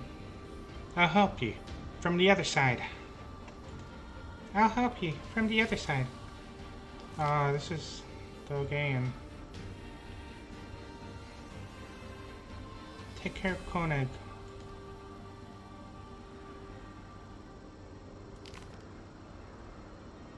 By all rights, I should be hopping in there.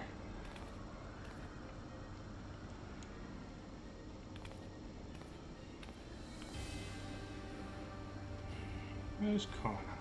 Where's Anog and Koenig? Oh. So it's not necessarily that the things that come out of this are evil. Depends on the wishes of the user.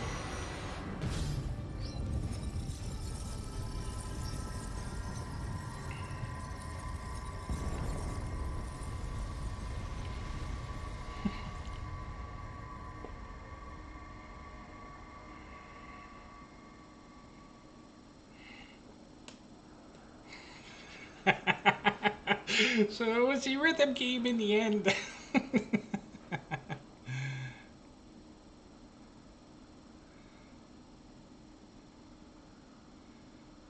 I like the way that skirt bends just to cover up her modesty. This is like the ending to Nier Automata. Spoilers, but I think everybody's expecting spoilers. Alert! Unit TB and 9's vital systems offline. Save data found in memory regions. Initiating playback.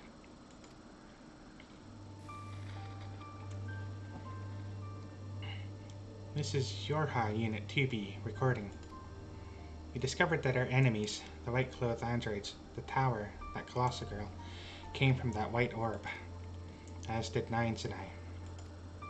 It's a gate between worlds, and its purpose is to destroy this one.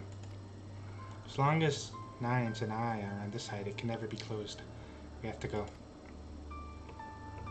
But we'll save the memories of our reunion and of the time we spent in this world with you.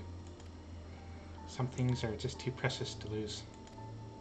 So, thank you. Playback ended.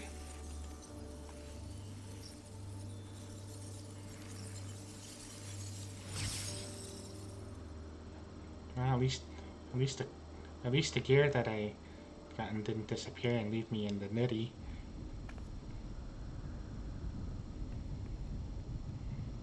Yeah, I thought the same thing would have happened to Vothri's Paradise. You darn YouTube crashing anyhow. Just when it was going, it was getting good.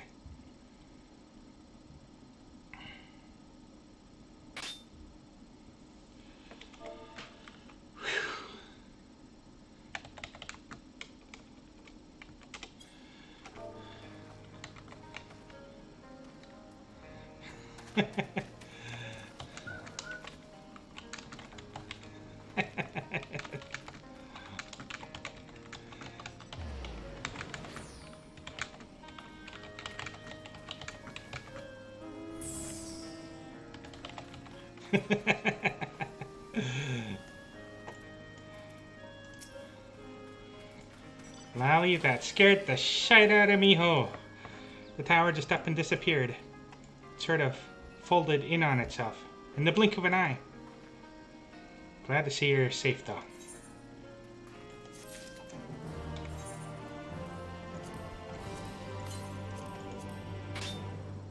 Get breach coins.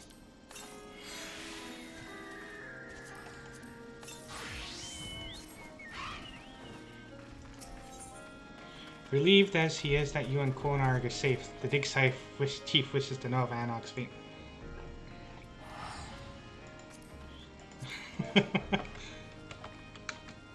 Well, I tanked it.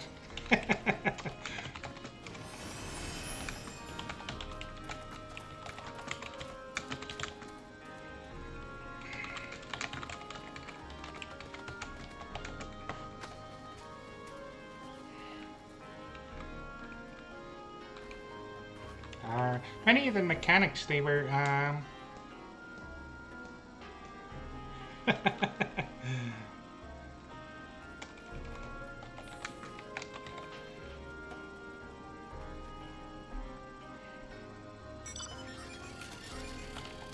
They were all Shadowbringer.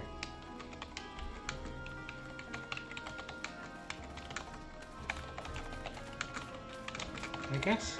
They were all Shadowbringer mechanics, but freshened up, I guess.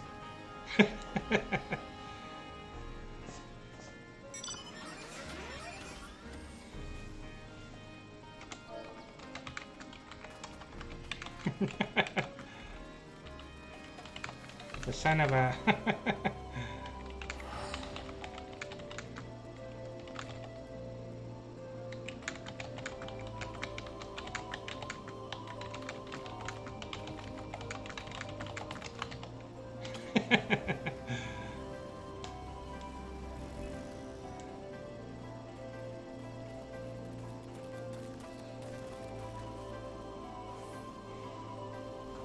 Relieved as he is that you and Konarg are safe, the dig site chief wishes to know of Anog's fate.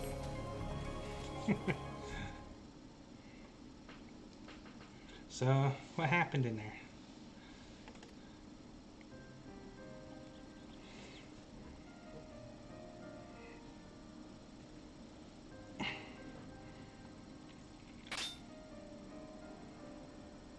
Well, I won't pretend I understood half of that. Can't say metaphysics is my area of expertise. Still, I know that those androids in white and their weird orb were trouble. You're saying that you gave them what for, so they won't be coming back. Which is good, right?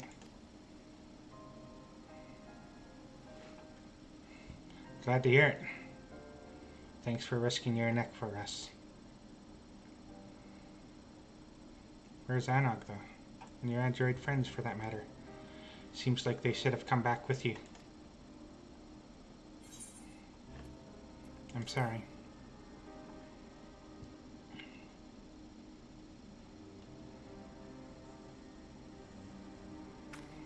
No, she... But why?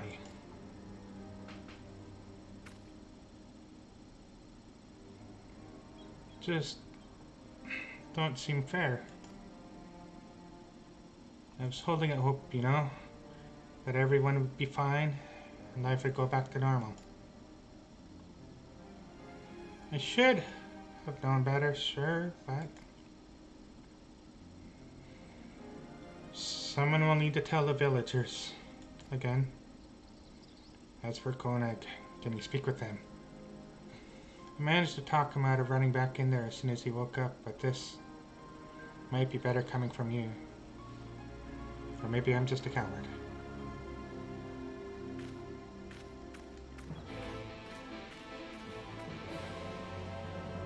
I think they,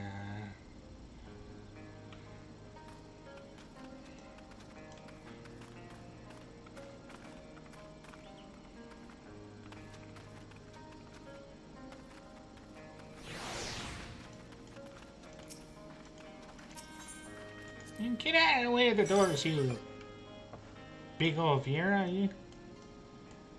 But let's get this out of the way first.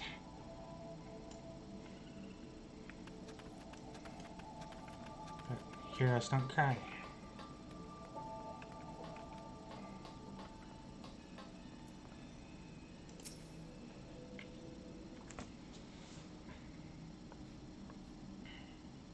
You're back. But where's everyone else?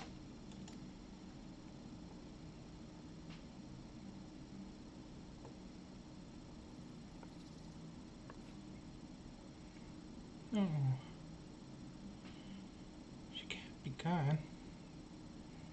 She wouldn't leave me forever. Because if she did, there'd be no one left to.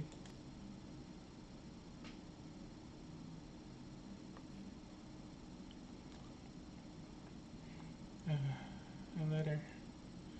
Manog.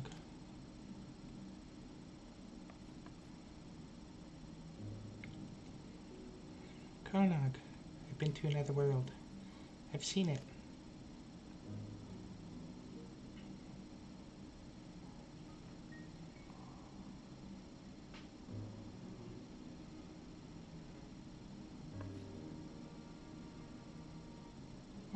What does she mean? The world? They're constructs.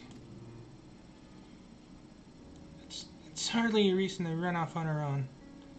She could have. We would have.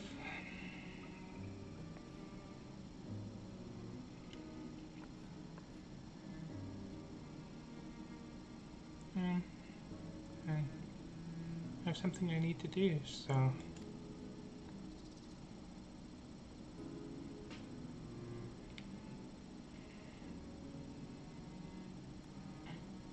That watch belongs to the chief's wife. I found it when I was clearing rubble earlier. It was broken, but I went ahead and fixed it. She'd probably like it back, so can you give it to the chief for me? Wouldn't they be happier if you delivered it yourself?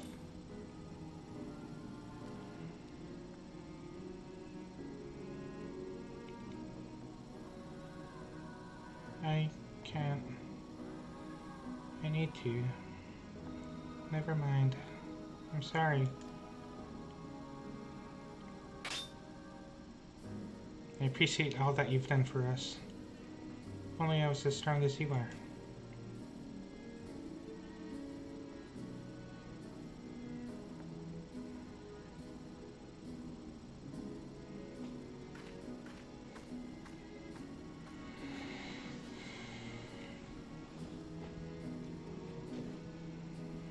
Maybe someday.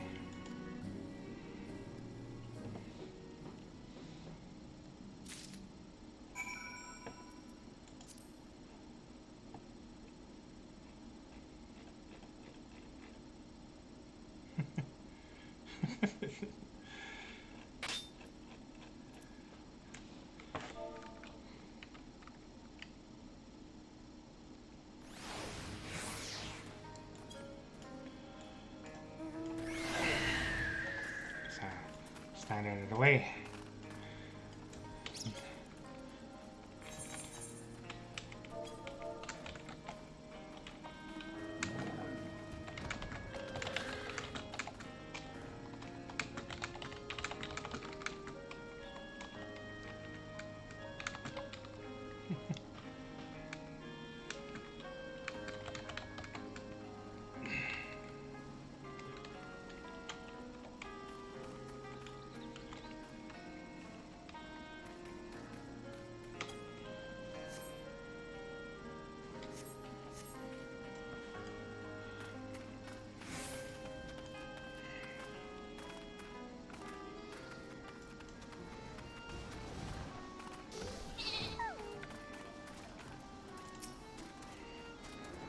How did it go?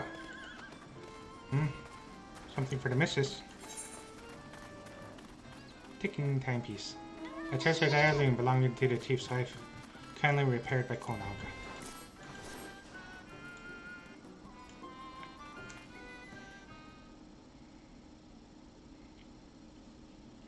Wicked wait. We thought this was gone for good. Should be glad to have it back. It's all she has left of her parents. Why didn't Konaga come in person though?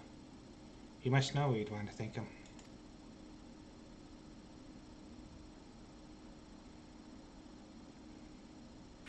No, not him too.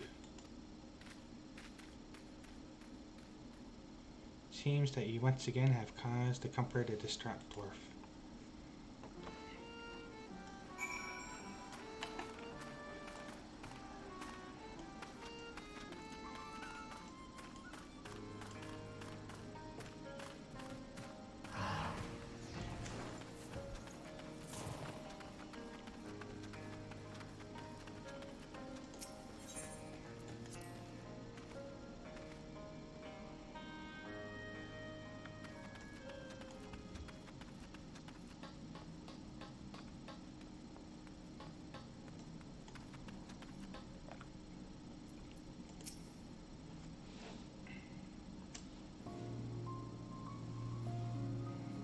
He left a letter of farewell.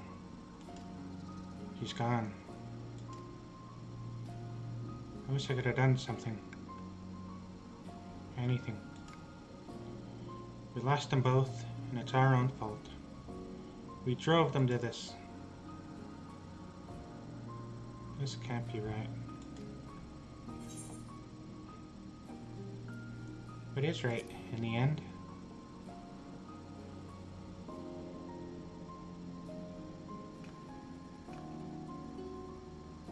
I don't know. Is this saying it?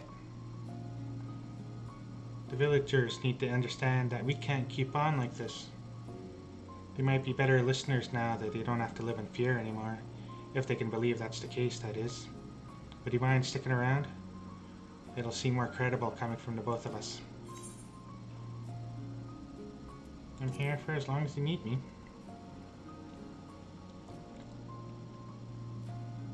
I knew you'd be.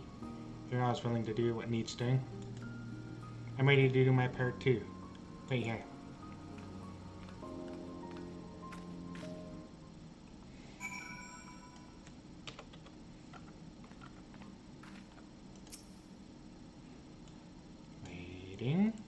Waiting.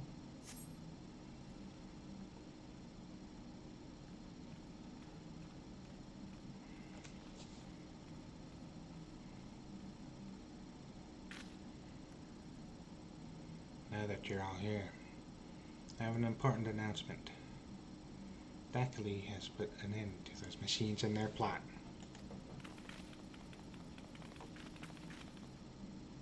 That means the danger's past, but more importantly, that it's time we look to the future. We'll need to come together. Hold your on, frogs. Even if those things are gone, this ain't over. The culprit needs to be brought to justice. How can you expect people to move forward if we don't set an example? That's right, we want to see consequences. Death, mutilation. Do you really?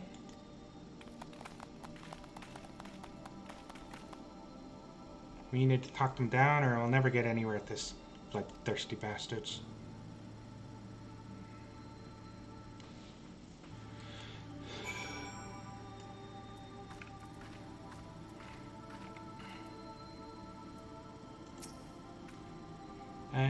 I only need to do what Clegg says, right? Then he won't blame me, and whatever happens, it won't be my fault. No, this is a choice you must make yourself. But then it'll be my responsibility, no matter what happens. Someone else should be the one.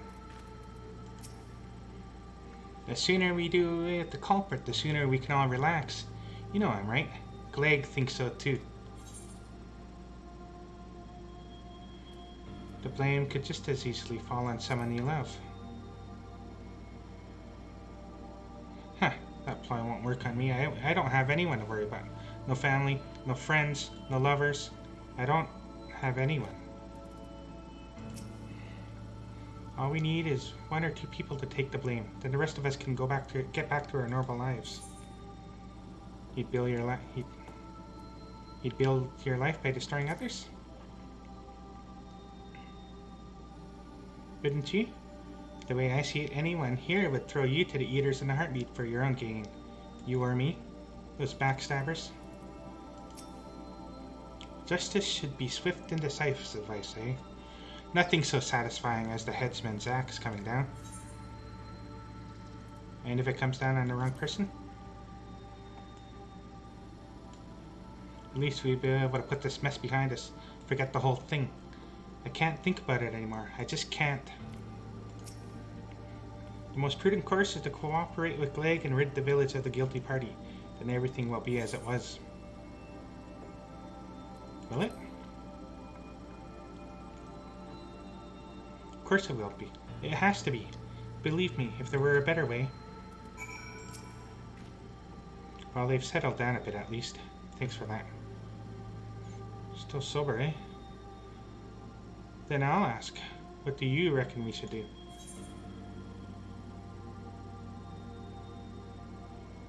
Stop this before it's too late.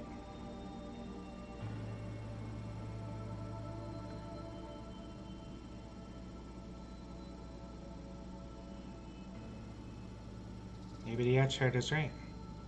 We'll never agree on who should take the blame for the attack, which means the real problem is Clegg.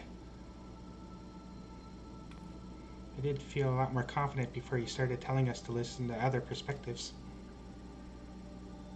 He's been trying to turn us against each other, but he's the elder here. Shouldn't he have seen our village's fire destruction by skybound machines coming? What? No. No one could have foreseen this, no matter how wise they are or how hard they try. No one's right every time. We've all made mistakes here, believe me. Anog, Konog, Gleg, the whole lot of you and me, all of us.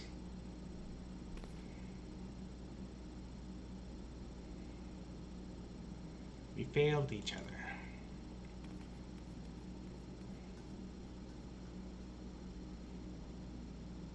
Oh, yes. There he goes again.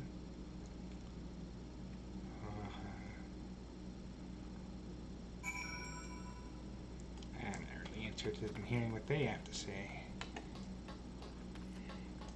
Well,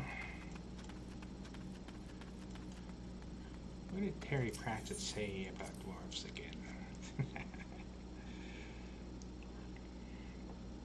Because these are Terry Pratchett-ish dwarves. Woohoo! Collusia.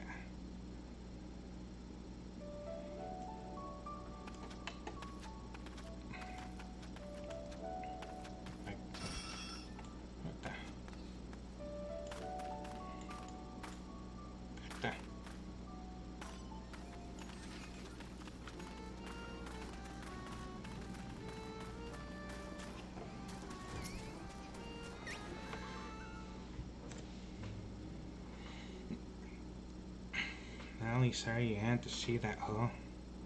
I may not be cut out for public speaking.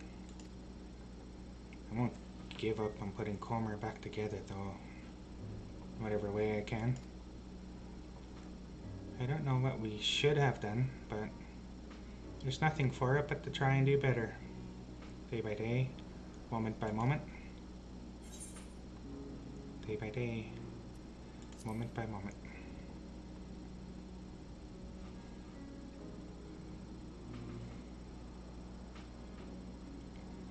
I admit, I feel better knowing you'll be around.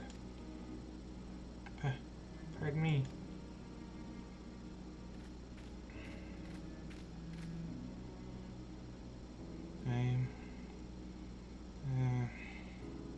I was thinking about what you said, and I probably haven't been the most helpful. I'm choosing to try harder from now on. So if you need another pair of hands,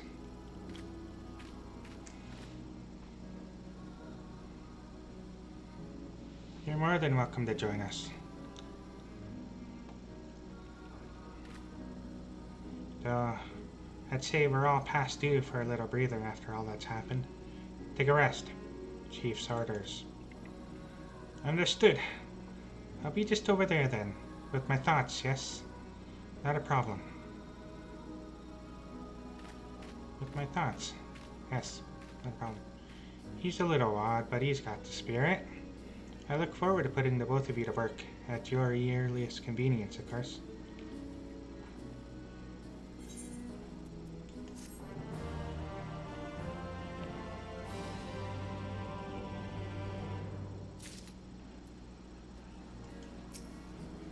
I'll try to keep things here from getting any worse. That's about all I can do.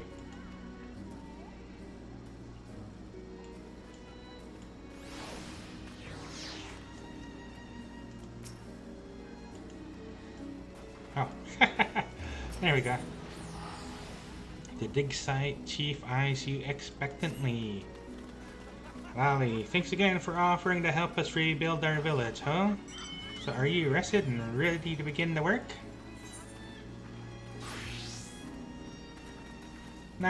Not just yet. I still have worlds to save and packages to deliver. There's no time like the present. Wonderful. I can't tell you how reassuring it is to have you with us. Now, to begin with, we need to discuss how we're going to tackle our task. If you could join our nervous friend over there, I'll be along after I see to some preparation.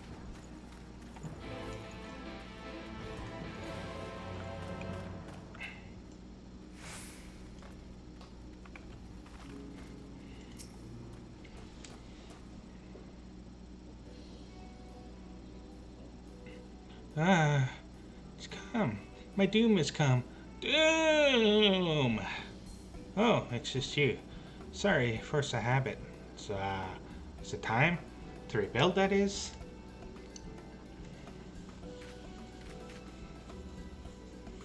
Everyone's here. Good, let's get right to it. I have an idea that I want to run by the two of you.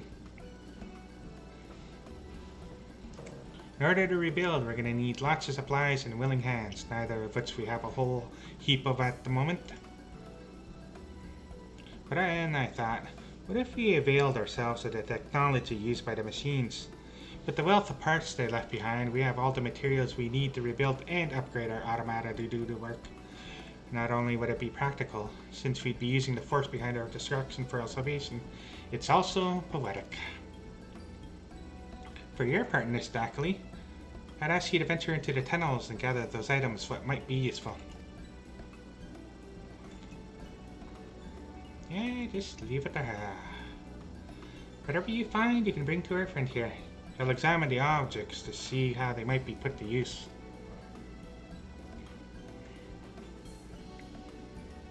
Well, hopefully this doesn't take any gathering skills. And that's about it, so what do you think? Sounds like a plan.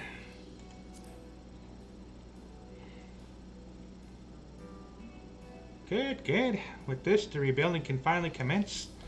We'll prove to everyone that you can't keep us dwarves down. Except maybe with copious amounts of grog. That's been a issue historically.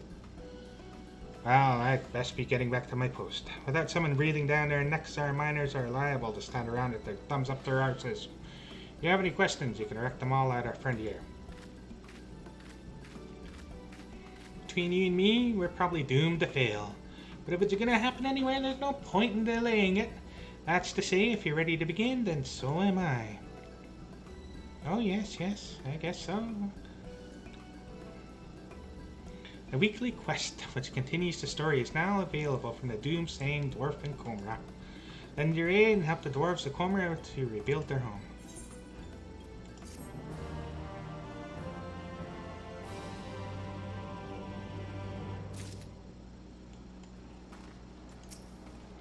Maybe we're not so doomed. Doomed, after all.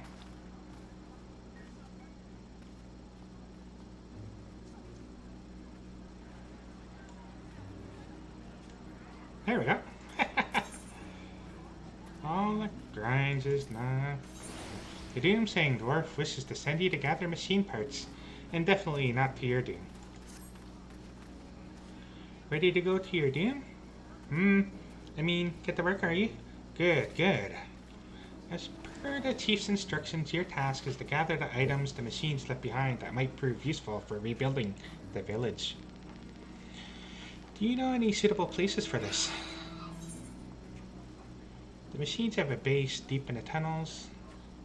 There's a ruined factory strewn with machinery, with machina.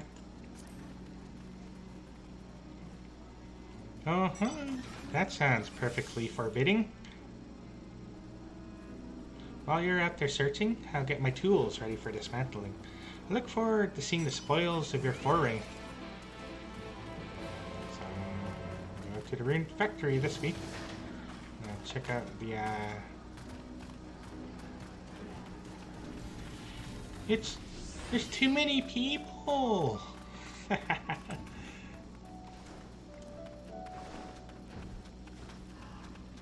Get that Marlboro out of my way.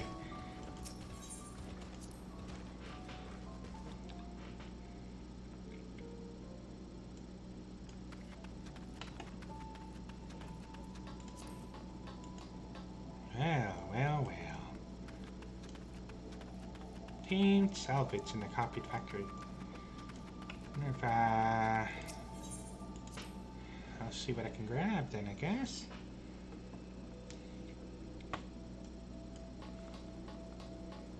We'll find out the mystery behind where exactly the machine life forms came out of.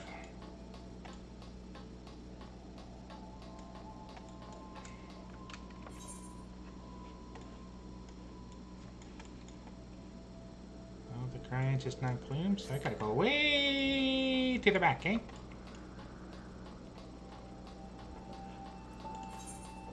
The doomsaying dwarf wishes to gather machine parts and not too. Gotta get some da da da da da. La di da di da di. La di da di da di. Ouch! That would have been knee crushingly painful.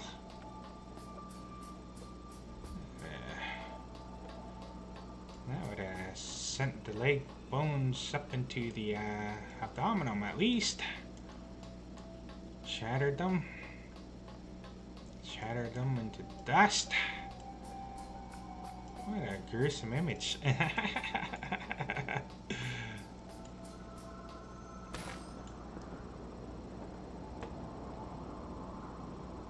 Woohoo!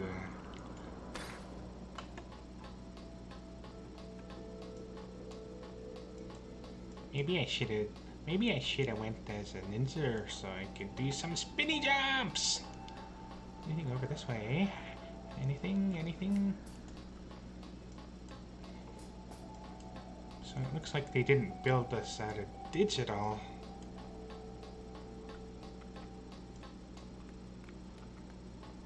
These were built with real. Well, these were built from Aether rather than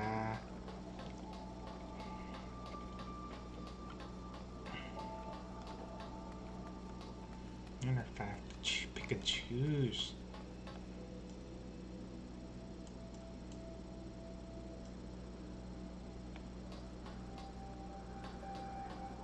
Seems morbid.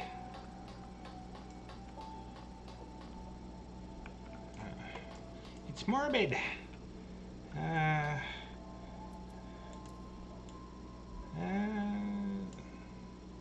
Feels like, well, they're just in another world is all.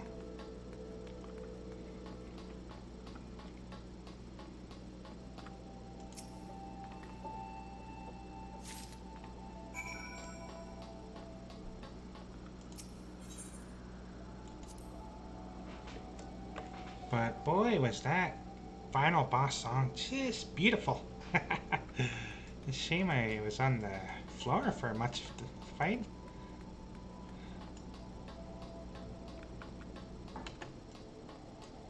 Always explore further. Constant vigilance, although I can't say that I fell out of love with Harry Potter after the 6th book, really.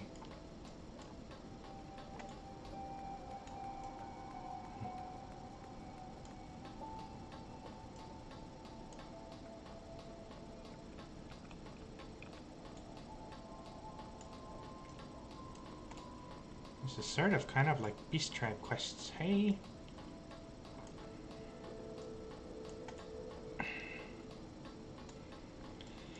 Ooh. Whoops. I think next time I'll do the puppet's bunker.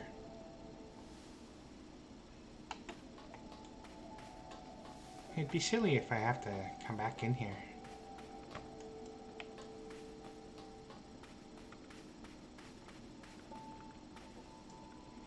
Yeah, this is suspicious. I think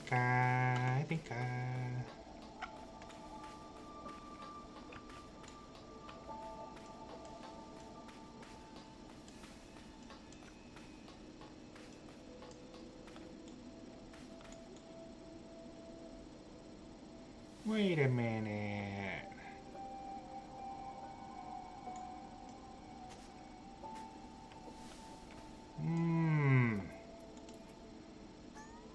Was this guy here before? I can't even remember.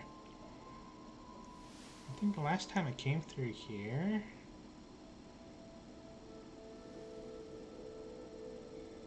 Well, it's not like he ever disappeared, but... I wonder if Nine's built all of these machines in an effort to destroy the white machines. You know, the color white in Shintoism is symbolic of death, purity, or rather not purity, impurity. So, hence. Okay.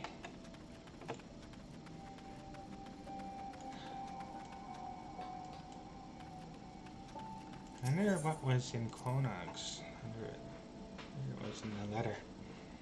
If I'll ever get to read it.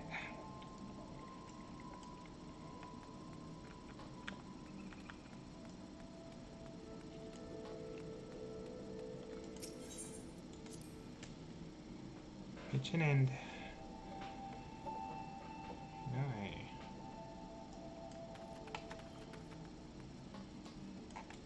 Nothing in life is ever truly the end.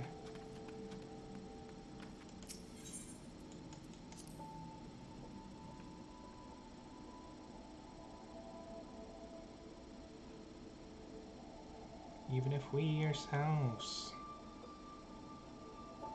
not necessarily get to finish what we start, somebody, if they carry our memories, well, carry with them our desires.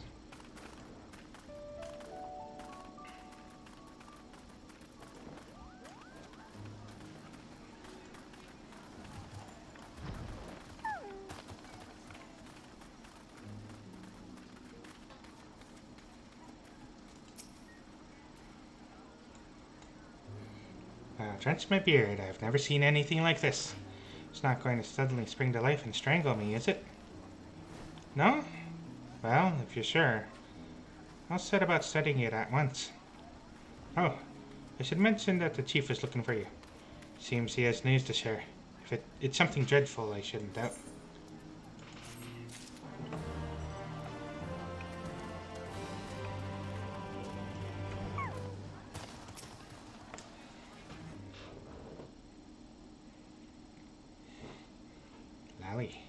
You never believe this, huh? Luckily, something's arrived at the village for you, from Konog. It looks to be some kind of technological what's-it. See this gold pattern here? I haven't the faintest how you'd read it, though. This portable archive the siblings built should do the trick. I have just a thingamabob for the job.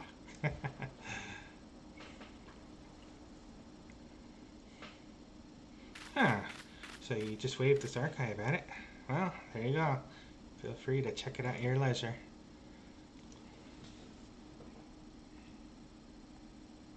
You know, might be as Konog's up and left the village, but the fact that he's still keeping in touch gives me hope that he hasn't given up on us yet. So, I'll keep doing what I can. I'll keep working to change this village into a place that Konog would want to return to. We've got lots of mountains to climb, and it's going to take a lot of time. But bit by bit, and with your help, I'm sure we'll get there.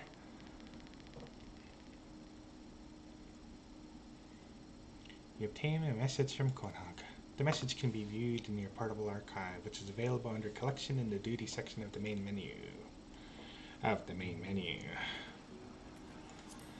So, one day.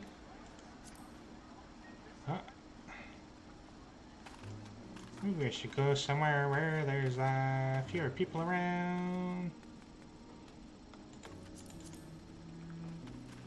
Maybe I go to the starring. So everything is taking forever.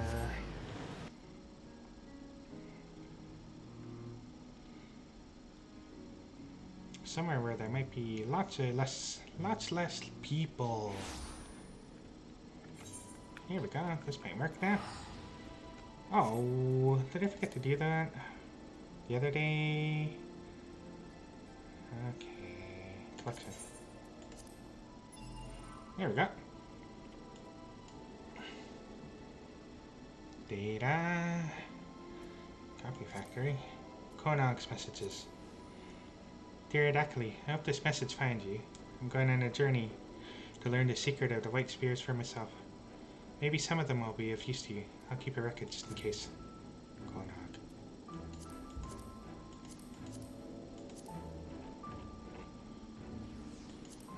Okay. I'll get the next message next week, I guess. Yeah, first and foremost, I gotta restore my armor. It's probably down to, 60% at least. Woo! Died so many times.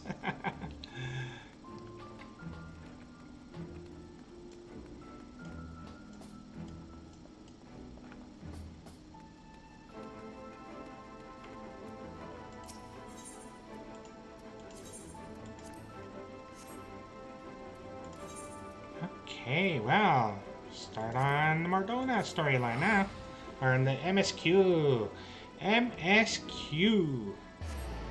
MSQD.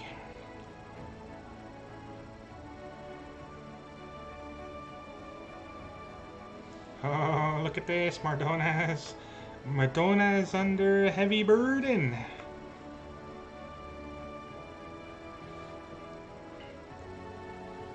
Hoo-wee. Can barely handle the strain. Into the risk zones. Oh yes. Hey, welcome.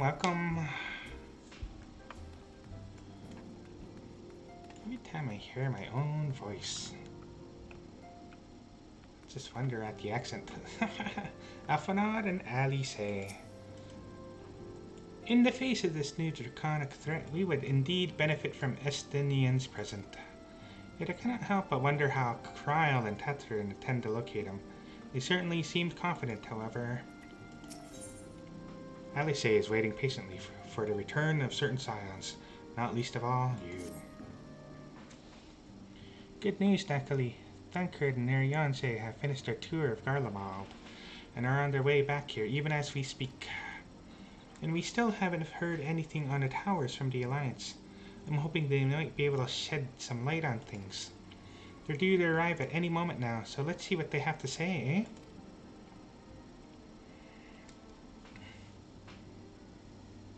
Whew! They missed a heck of a fight. Did the Alliance raid first? Ah, a welcoming party. And how does Dunkard's voice go? You needn't have gone to the trouble. From what I hear, you've been more than busy enough as it is.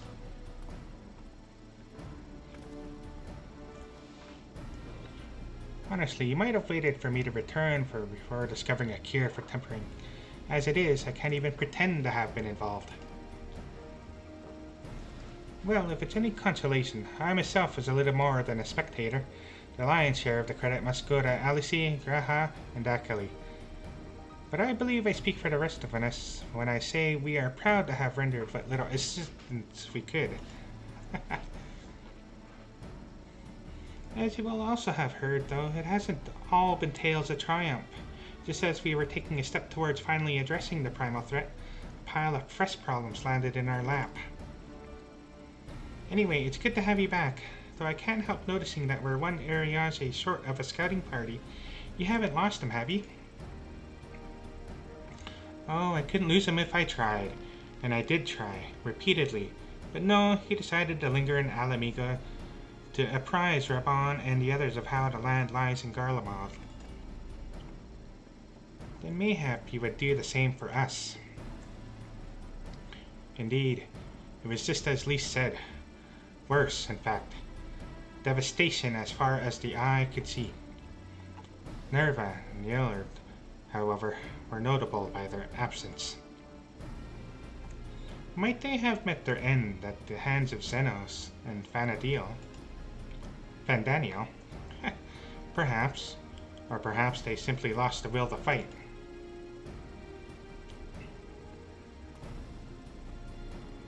You see, the capital has been plunged into a deathly silence, with one exception, the Imperial Palace.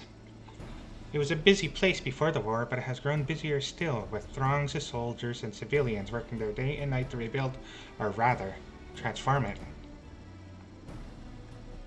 Transform it into what? Oh, that was Alice. That is a difficult question to answer. The construction is vast and unsettling to behold, like something from a nightmare. According to Urianger, certain aspects of its design were clearly devised with the manipulation of aether in mind. Magitech, in other words.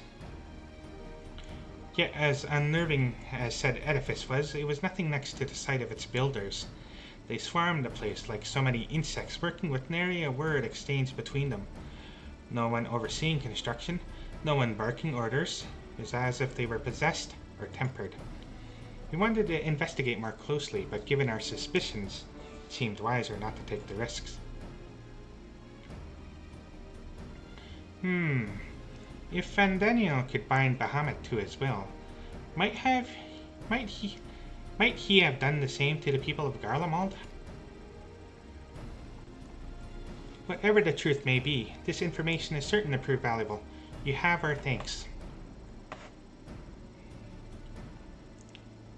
Well, be sure to save some for Urianger, which reminds me, I have a message from Alamigo. Raban is hosting a meeting to discuss the latest findings on the towers, and he requested our presence. Then why not leave that to us? You must be weary from your mission. No, I'm fine. Those towers have been on my mind since I first spied one on the way back, and I'm keen to get to the bottom of this. In that case, I shall stay and begin looking into another matter, as I promised Kryle. We need not all attend. Very well, I suggest the rest of us make our way to Alamigo forthwith. The sooner we leave, the more time we will have to speak with Urianger before the meeting.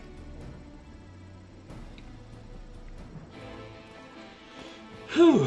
Oh, I really want that orchestral roll from the tower. Oh boy, was that ever beautiful. But that means having to go through that raid week after week after week. I died too many times. If you're curious to know what I will be doing in your absence, let us speak of it another time. At present, Kryle and I have no more than a hypothesis. Mere idle speculation. Still the same characters. Alamigan. Alamiger. Alamiga.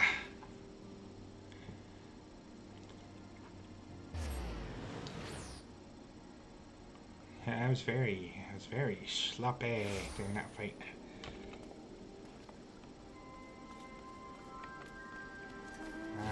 Might be faster to flutter over there.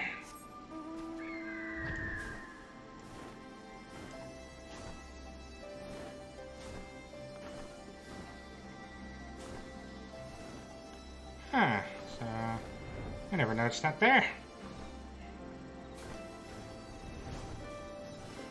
I'll have to remember that one. Hey, all of you, clear some space. Let me through.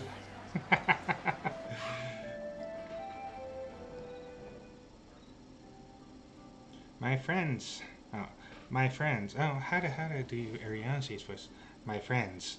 Much and more have I heard of your travails in our absence. Heartened am I to see you all hale and whole. As are we to see you safely returned from your mission, Urianger. I trust Thrankard made you feel welcome. Well, if it isn't Alphinaud and his merry band.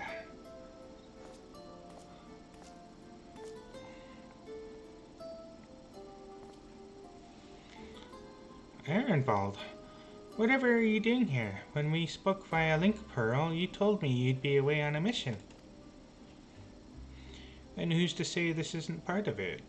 But enough about that. It's good to see you looking so similar.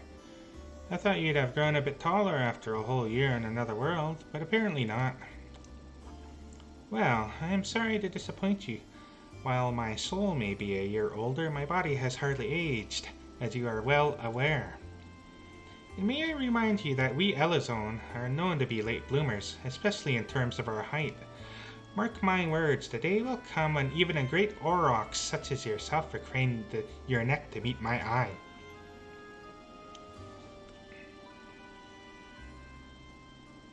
Aye. 'Twas not until my 20th summer that I myself outgrew my boyish proportions, though Mo and Breda towered over me nonetheless.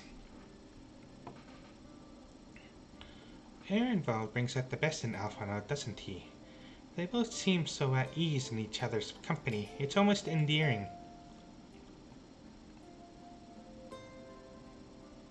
So what exactly brings you here? Oh, for Dola mostly.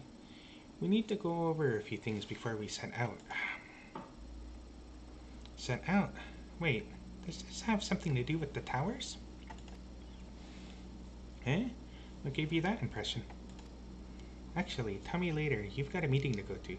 I'll see you afterwards, alright?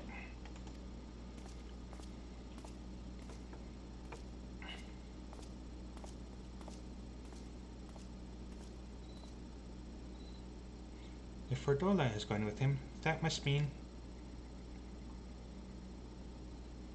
My apologies. As Ehrenfeld rightly pointed out, we have a meeting to attend. Let us be about it.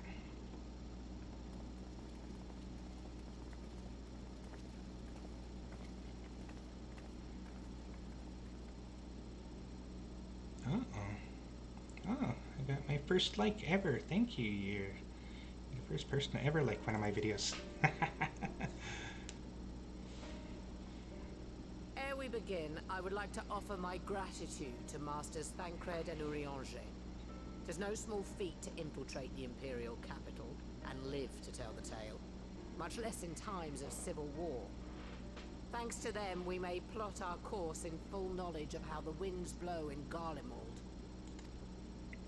Full glad are we to have been of service. But verily, such dangers as we did encounter pale into insignificance next to those faced by our comrades. An Ascian, armed with the might of Bahamut, bent on bringing about the final days. Theatrix. He sought only to make a show of the power of the Telephoroid's disposal.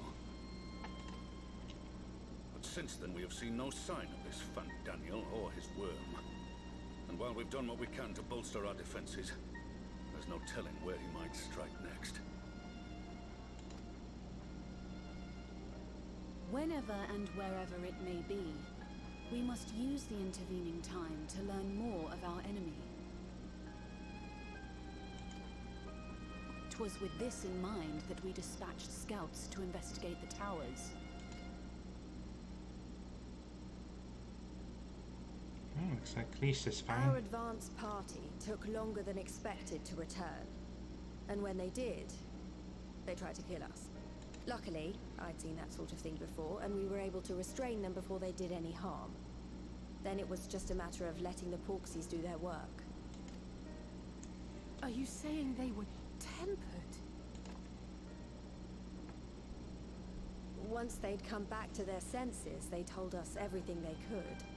It seems that just as they were getting close to the tower, they heard an ear-splitting roar. And that was the last thing they remembered. But what worries me most is what they were saying right before they attacked.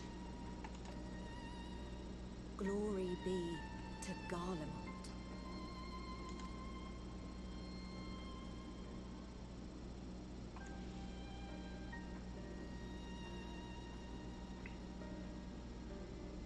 The Tempered have heretofore ever been fools to primal entities. Yet these hapless souls were compelled to accept a nation as the object of their devotion. This calleth into question all that we know of the condition. Would that the unsettling news ended there. Alas, there is more. Following the earlier reports of missing Amalja, we have learned that other beast tribes have suffered similar losses. And we now have reason to believe that the abductions are connected to the appearance of the towers. using them as fuel. Our scouts sighted black-garbed figures leading shackled Ixo in the direction of the tower in Dravania. The Temple Knights were able to intercept them before they could reach their destination, liberating the Ixo and apprehending their captors, each of whom was found to be equipped with Garlean arms and armor. So the Empire is the common thread. With the support of Xenos, it seems likely that Fandaniel has rallied a faction of the splintered Garlean army to the banner of the Telophoroi. Telophoroi. Lord Hien reached the same conclusion when I shared our findings with Doma. The plan had been to march on Garlemald from the east and west in order to force a peace treaty. But the situation has changed. Dealing with the threat of the towers must come first.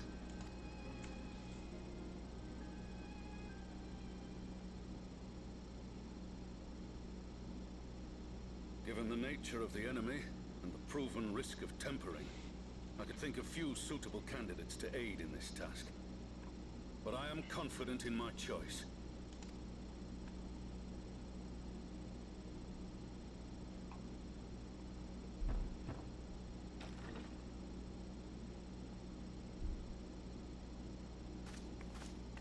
What?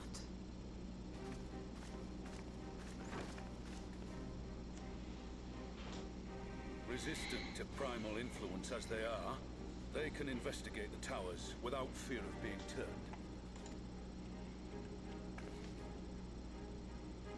We are glad to put our gifts to use, Commander.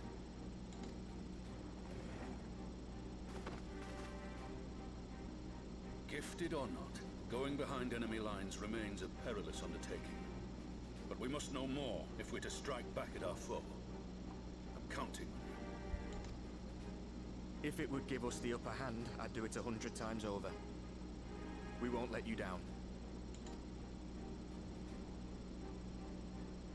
That concludes the briefing. You two, make ready and join your escort. Are you certain about this, Arenvald? He just said he'd do it over 100 times. I am. Come on, let's talk outside.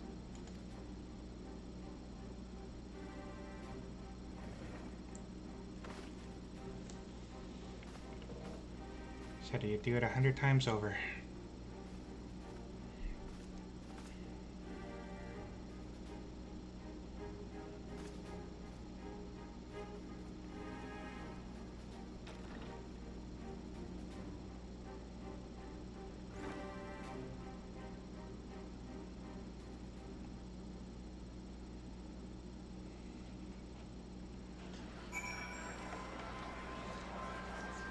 So many people online.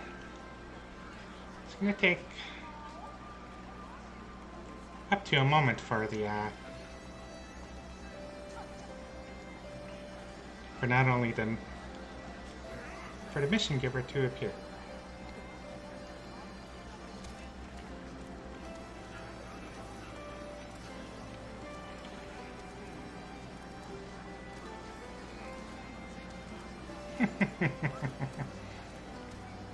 Listen to that chatter.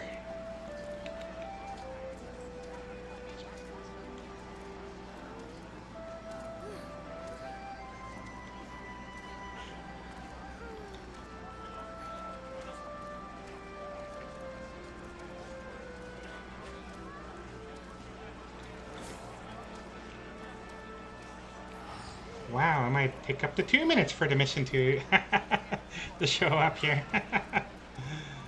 Maybe I should take a look at here my key bindings here and see if I can't get I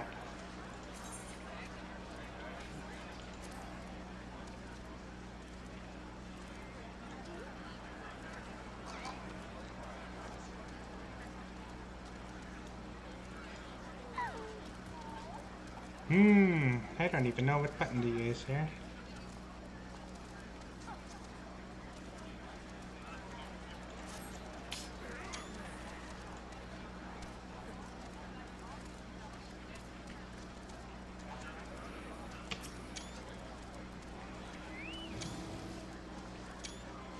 There's Bardola.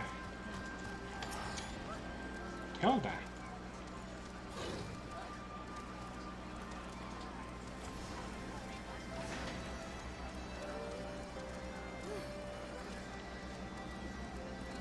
What does Bardola have to say before we click on his mission?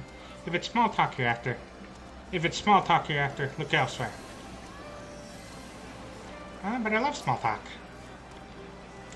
Now that it's out in the open, I don't have to keep it under my proverbial hat anymore.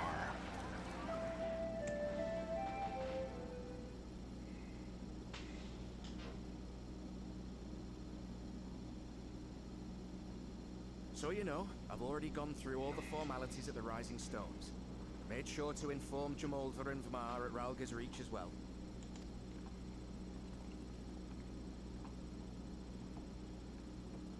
Arenvold, I admire your enthusiasm, but this is far more dangerous than anything you have done before.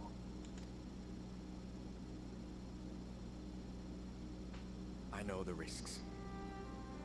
And I also know what's in store if we don't stop Fandaniel from carrying out his plan. With this power of mine, I can make a difference. If I stood idly by, I would regret it for the rest of my life.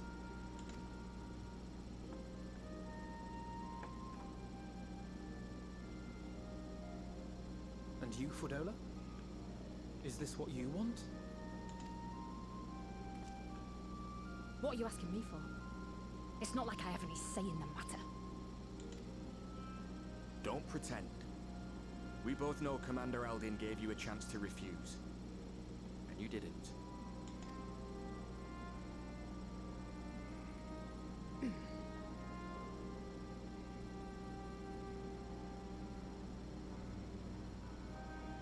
So the Empire's finished, is it? But that's what they're all saying. That the great and glorious Garlemald slit its own throat. And now, from out of its twitching carcass crawls the Telophoroi with bloody Xenos at its head!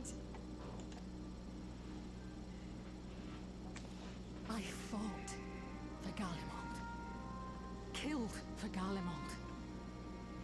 What was I part of? I need to know.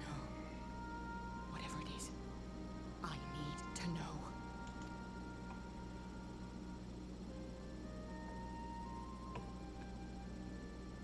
Very well. If your hearts are set on this, I shall not stand in your way.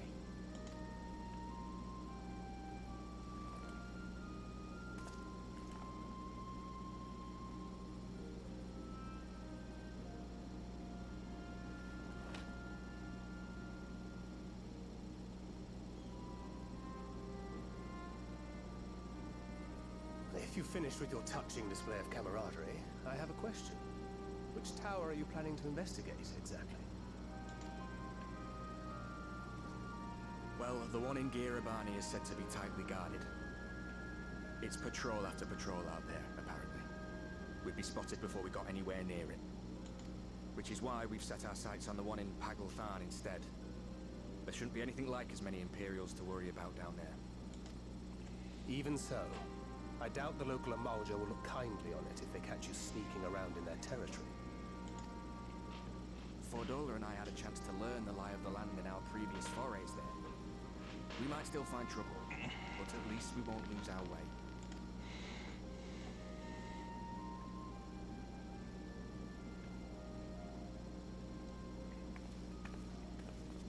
Well, we'd best not keep them waiting any longer. Mayhap when all of this is over, we could take another trip to Loxeld. I would have you know I've become a rather capable swimmer since our last visit. Ha! I'll believe that when I see it. Though, to be fair, getting into deep water does seem to be a scion's lot in life. Take care, Ray.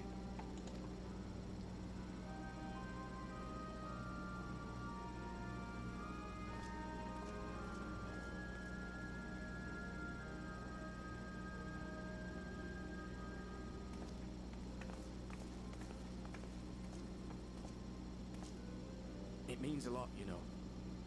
You coming with me. I'll still owe you for saving my skin, don't I? Can't return the favour if I'm not there. I dare say you'll get your chance before long. That Fandaniel sounds like a tricky customer. Too much for the likes of me, anyway.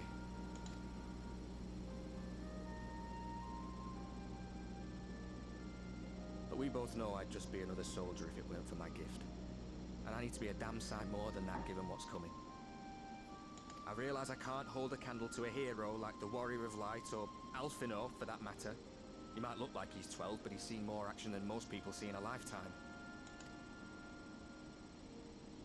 No, the fact is I'm nothing like them, and maybe I never will be.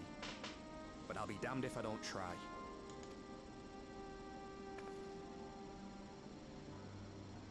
They're counting on me. On us. So let's give it our all.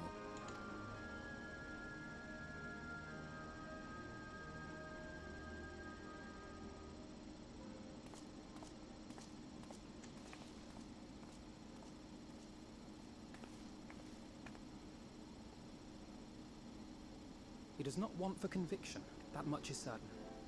So let us have faith in him. Him and Fordola both. While they see to the towers, I would attend to another task. Chasing down this lunar Bahamut.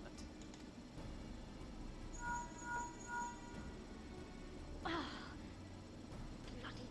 thing. Can you hear me? It's Tataru. I'm happy to say we've managed to find Estinian.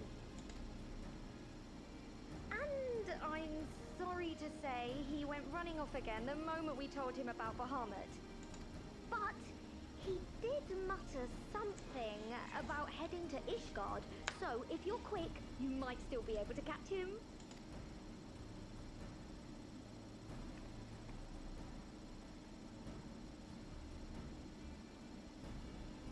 Even if we set out this instant, he may already have left by the time we arrive. Have her send the Bonanza to Ishgard. It may prove useful should we need to give chase.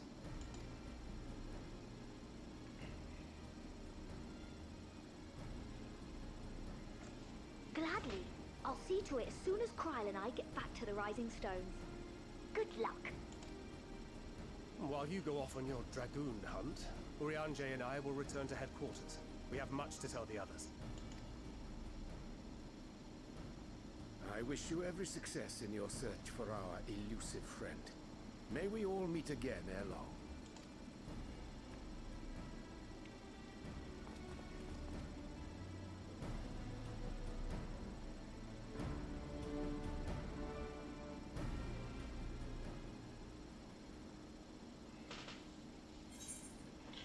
Whew. That was a long cutscene.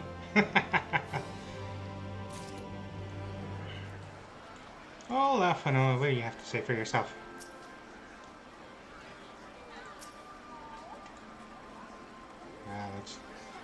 It's taking a few moments to load. Phoo-wee!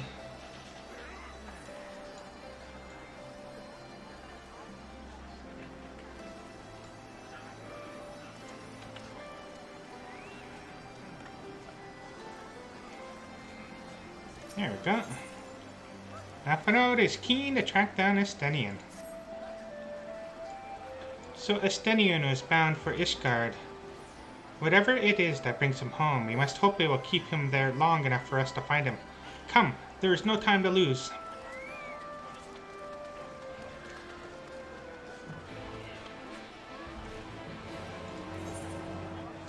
Ishgard.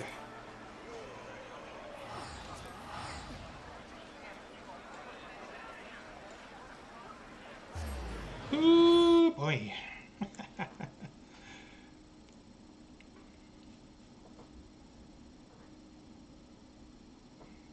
Oh, I forgot to take a look. Here be dragons, to thaw a frozen heart.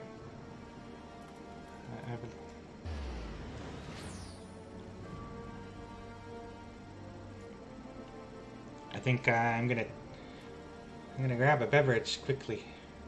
I'll be back in a second.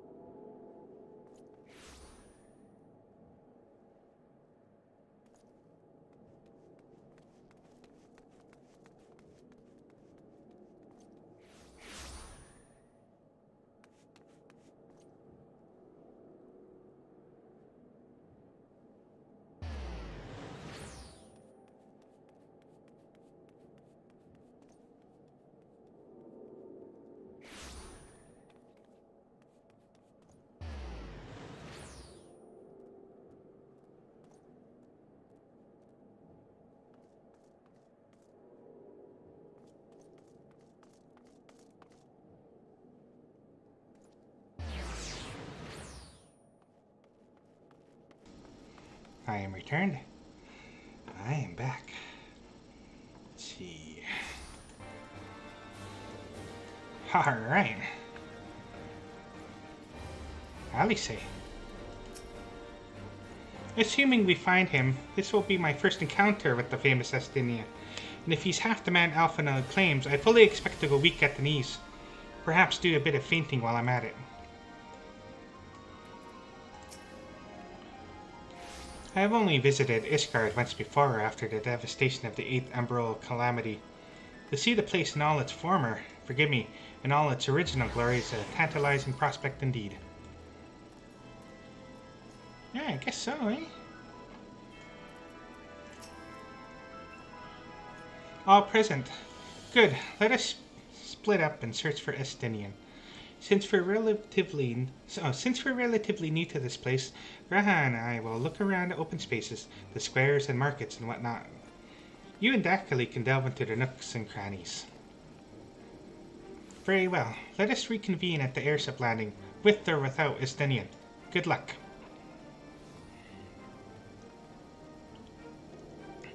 I think I shall begin at the Sky Steel Manufactory, so perhaps you could try the congregation? Lucia may well have heard news of our friend's return.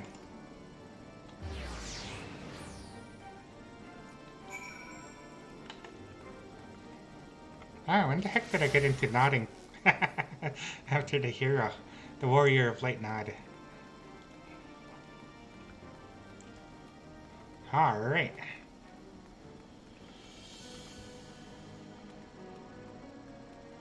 What? Which way are they having me going?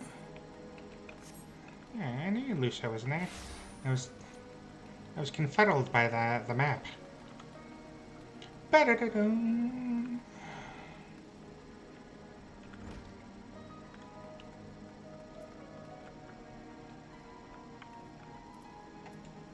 Well, I've made it away from the crowd. Good day to you, warrior of light.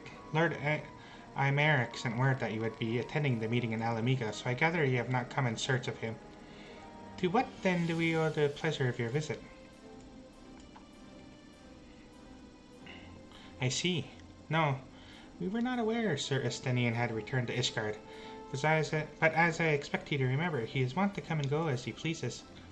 Mayhap he came seeking an audience with Lord Imeric, only to find him absent?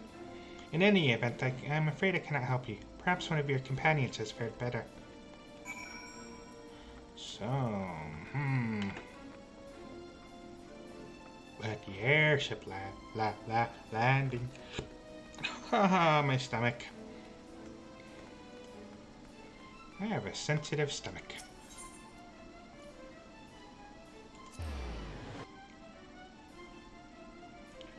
It is fickle.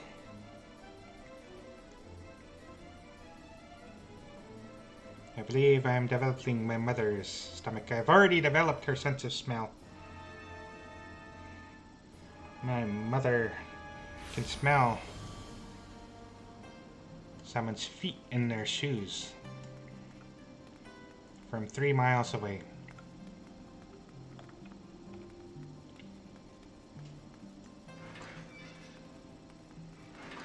My mother bear.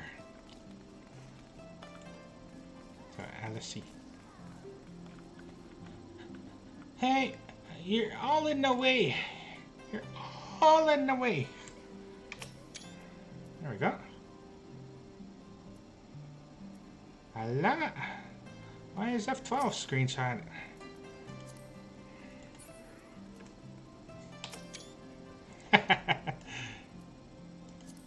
Enough.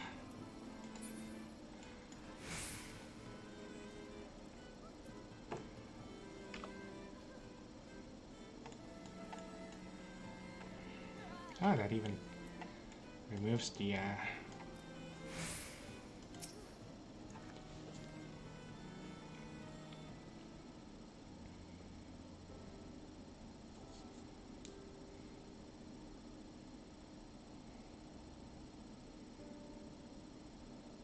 No sign of him.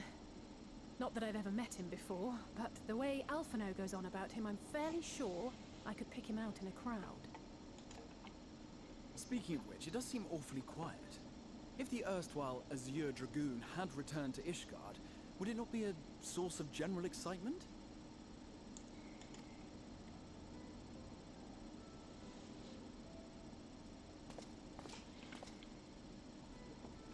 First the Scion's Coinkeeper, and now you. I'm beginning to think these meetings are more than mere coincidence.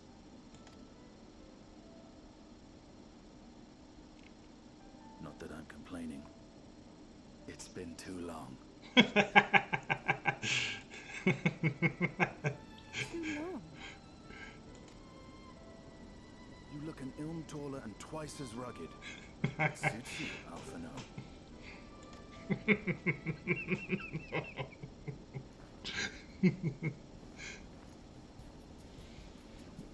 Oh my. Quieter though. Have you been giving him lessons on how to be the strong, silent type?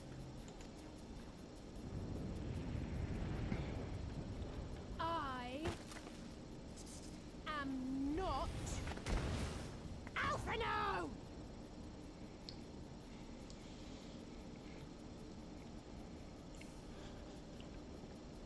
If the two of you are such firm friends, perhaps you should remember what he looks like. And what do you mean, rugged? Ugh!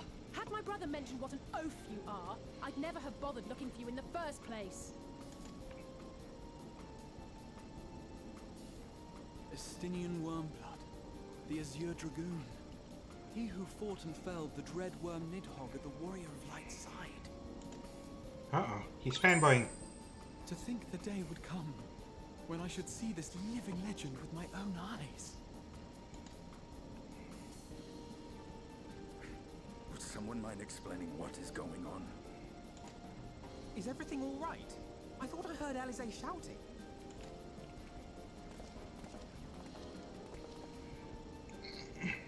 Estinian! It's been too long.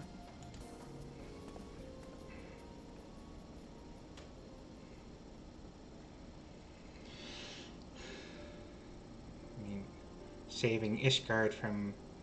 No, it's quite understandable. That was hardly the first time we've been confused for one another. Nor, I suspect, will it be the last. Well, I, for one, will not be making that mistake again. What I will say, for the second time today, is that you've grown. Inside and out. I can tell. One can't remain a spoiled little lordling forever, you know.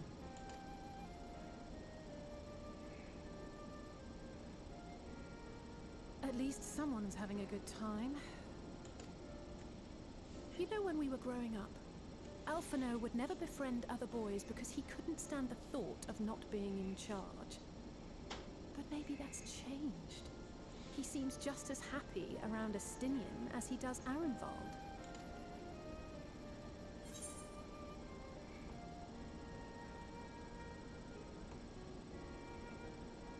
I think he learned how to talk with people rather than at them. I wouldn't be so sure. He still loves nothing better than the sound of his own voice. Oh, Sundar! Sundar! Sundar!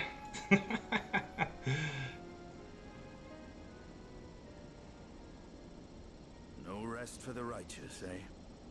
Speaking of which, I was just on my way to borrow an airship to take me to Azisla. Azisla? How could I forget? The dragon with whom Bahamut shared the deepest of bonds. Aye, Tiamat, his mate. Even now she remains imprisoned on Azisla, though her remorse binds her faster than any shackle. I see. As the one who first summoned Bahamut, you believe she may be able to shine some light on his latest incarnation? Might I suggest that we make the journey to Azisla together? I'm not sure if Tataru mentioned this, but we Scions have an airship of our own now. I see no reason why not. Assuming your sister can bear the thought of sharing a deck with me. Be my guest. But confuse me with Alphino again and I'll throw you overboard.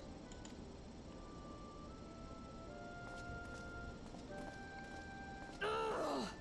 I don't know who he thinks he wise, but he's nothing like Alphino painted him to be. I will admit, he is not exactly as I imagined him either.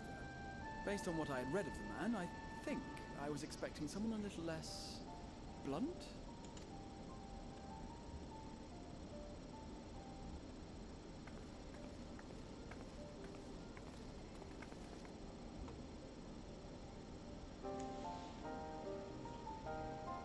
Oh boy.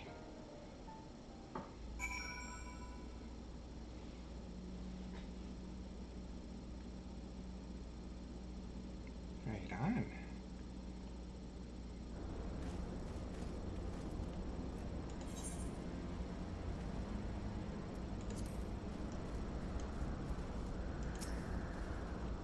Not to complain, but I didn't expect to find myself here again quite so soon.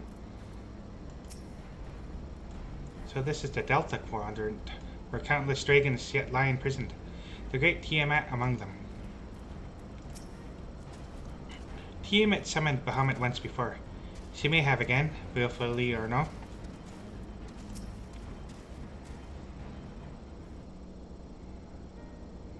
It has been quite some time since I last set foot in Azizla, but I understand the three of you were here rather more recently. I don't suppose you chanced to meet with Tiamat during your visit. Alas not. We had no cause to set foot here in the Delta Quadrant, but I have studied the relevant records, which is not to say I wouldn't appreciate a first-hand account of your dealings with her. Well then, Dakali is the person to ask. As far as I know, she's the only one of us to have met Tiamat face to face. Even now, she remains a prisoner of the Elegant Empire. Let's just say it helped that Midgard Samara was there to introduce me.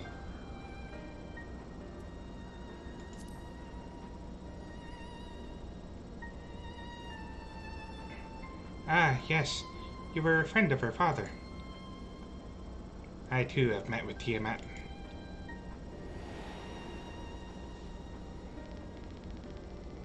After the Dragon Song War came to a close, I came here to speak with her. A worm who had fought her own war against man in another age. I wished to know if she yet harbored thoughts of vengeance, and asked as much. She said no.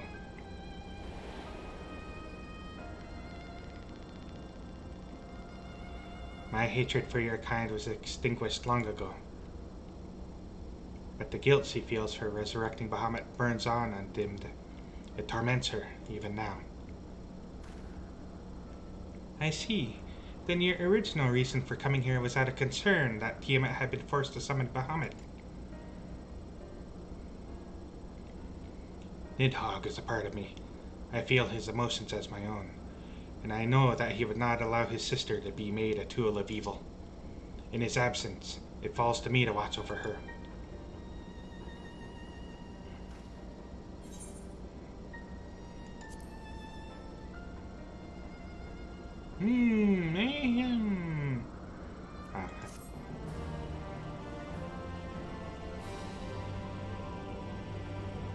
I always go with the money.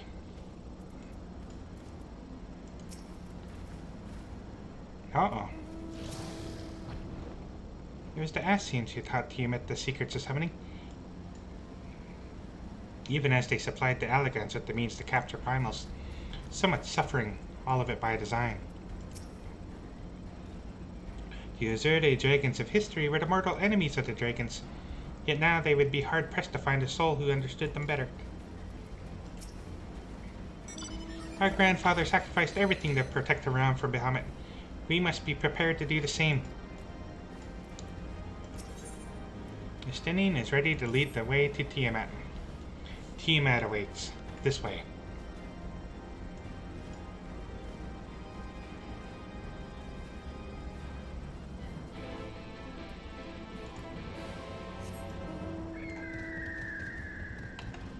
I always wondered if Tiamat was going to come into play again. I had always thought that,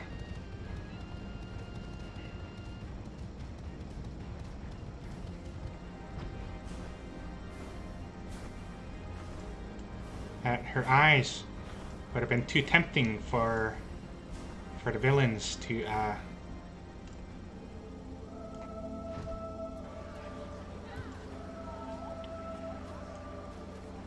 for the villains to leave alone. And that's a lot of power.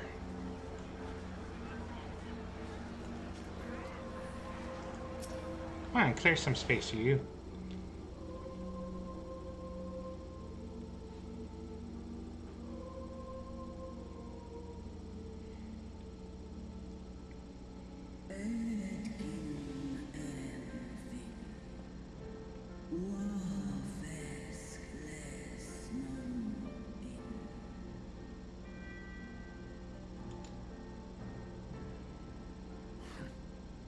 It's plain she knows naught of recent events. Perhaps you should enlighten her.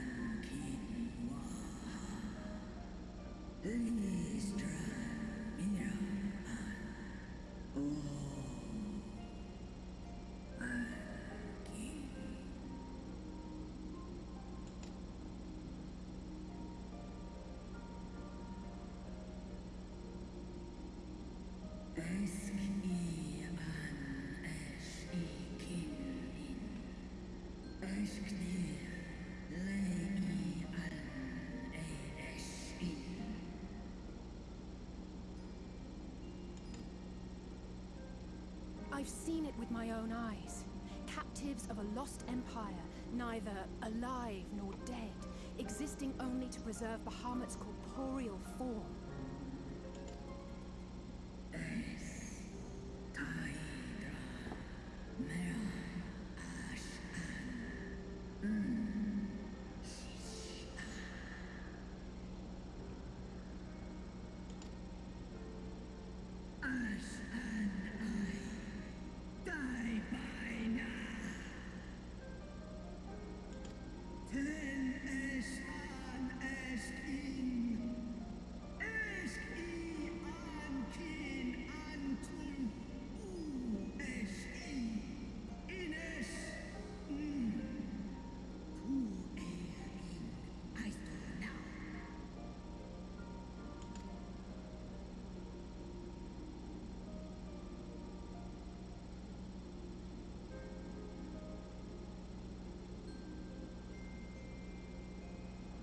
Your children's pain means nothing to them.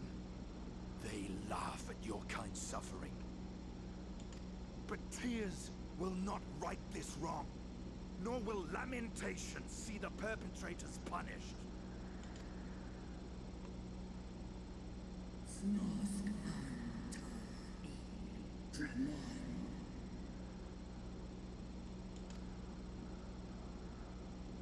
Behavior befitting a great worm. We came here to ask mighty Tiamat of the First Brood, consort of Bahamut, mother of the dragons of Mericidia, what she intends to do about the crimes committed against her children.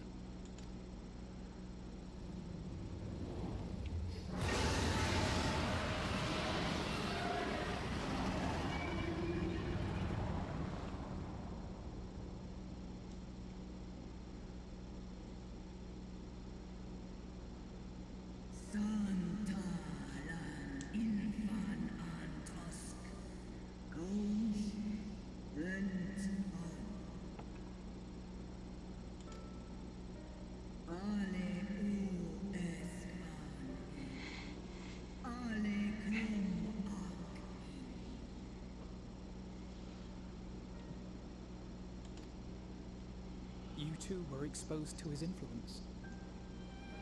That you are yet in possession of your own will is testament to the indomitable strength of your soul. But were you to meet with Bahamut again, you fear you might succumb.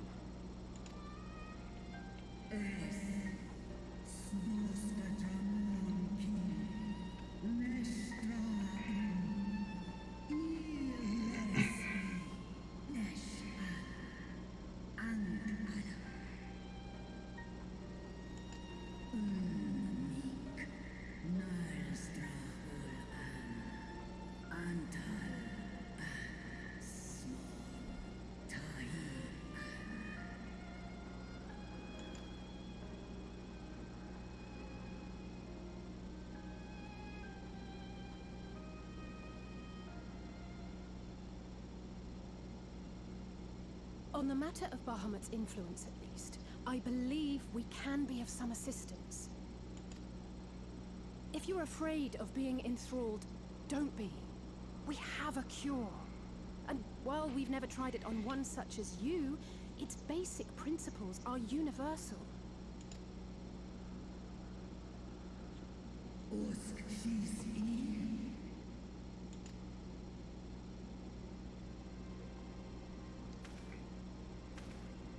There is no future for those bound to the past. That you committed a terrible sin, I do not dispute. But if you feel remorse, you may yet make amends. We offer you that chance. Take it, or you will forever remain a prisoner, not of these cruel shackles, but of your own guilt.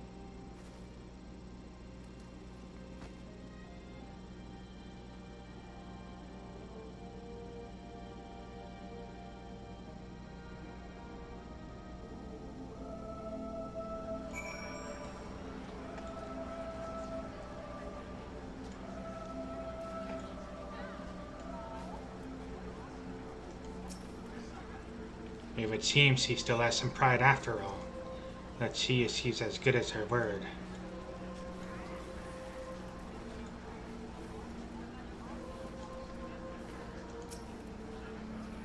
I confess my heart was in my throat when Estinian thought to berate her, but it appears to have had the desired effect.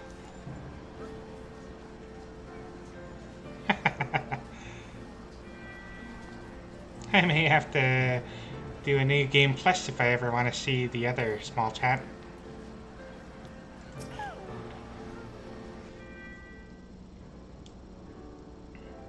While proxies have been shown to be effective in curing the tempered, Tiamat must be considered a special case. She is far larger, and immeasurably more powerful than any subject treated thus far. Were we to remove her restraints only to find that the process had failed, we would be hard-pressed to contain her. Then, before going ahead, we should learn as much as we can about the exact nature of her condition. Do you suppose that we can find out information here? Why, yes, we can. We can indeed. The Allegans kept detailed records on all of their notable captives, and I know exactly where to look. We shall leave that to you then. In the meantime, the rest of us can turn our thoughts to the removal of those shackles.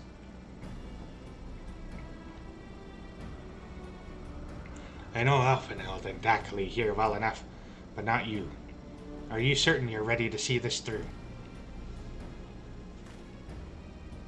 Rest assured, Sir Estinian, that I am both ready and willing to give my all for the sake of this star, though that is not my only reason for wanting to set Tiamat free. While I do not claim to know all of her sorrows, I too once found myself in a prison of despair, and I well understand how hard it can be to dare dream of escape. It took the encouragement of braver souls than I am to make me take the first step towards a brighter future, and now I would help Tiamat do the same. I gather you are not as young as you look. Mayhap when our work here is done, we could trade tales of our pot of Tataru's famous tea. And be indebted to her for the leaves and hot water? I think not. I see. Returning swiftly to the task at hand, then. I believe the nodes governing Tiamat's restraints are located in the sector known as the Flagship. Ah, yes, we are familiar with it. The Aetherochemical Research Facility in particular. Oh, you may wish to take this, a spirit vessel containing a small amount of my blood.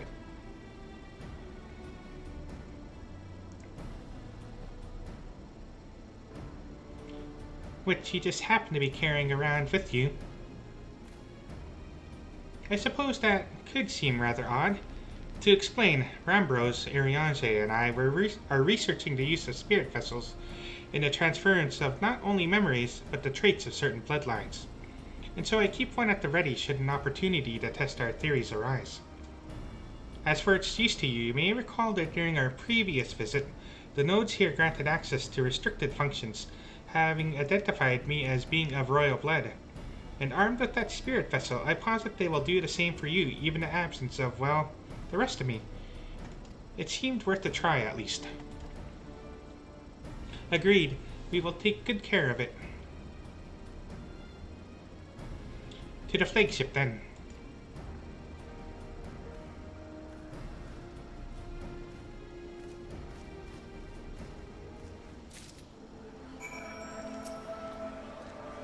No sign I shall remain here to attend the necessary preparations.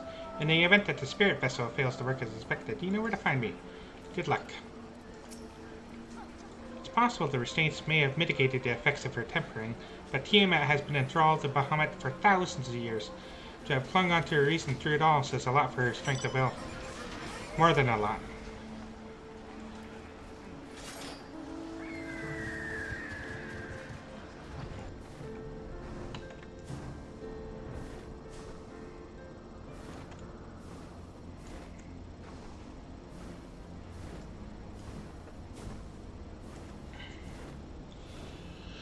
Whew, right on.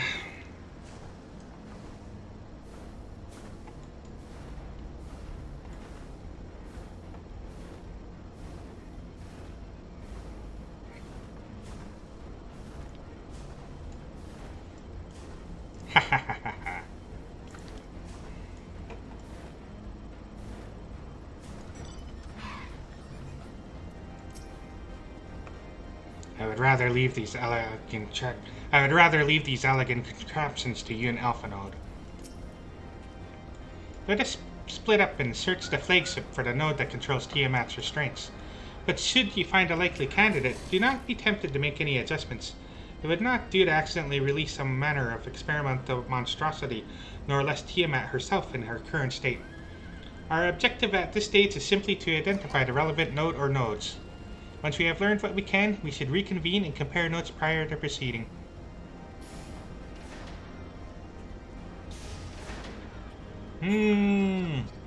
Okay. I'll look around.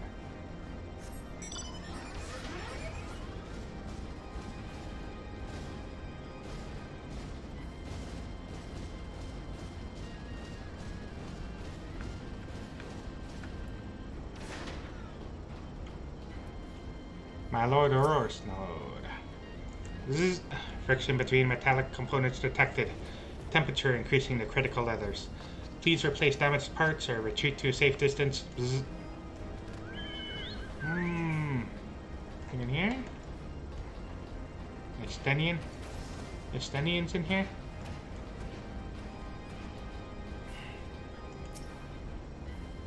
These nodes, or whatever it is you call them, why do they quiver so?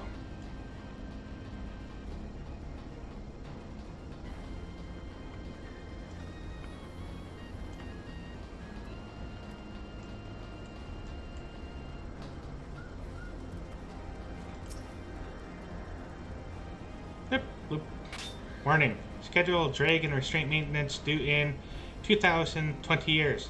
Failure to verify system integrity may result in unscheduled specimen release. That's it right there, but...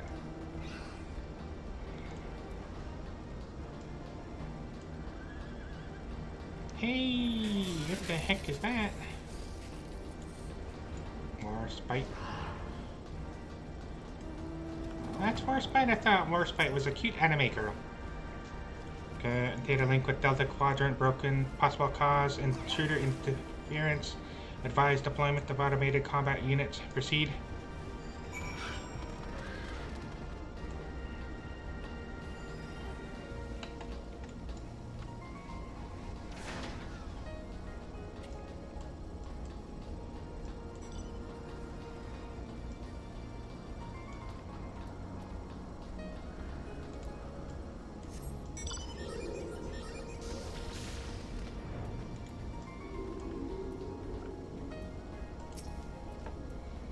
infernal things.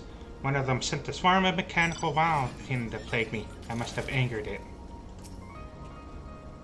I'm afraid Estinian and I have little to show for our efforts.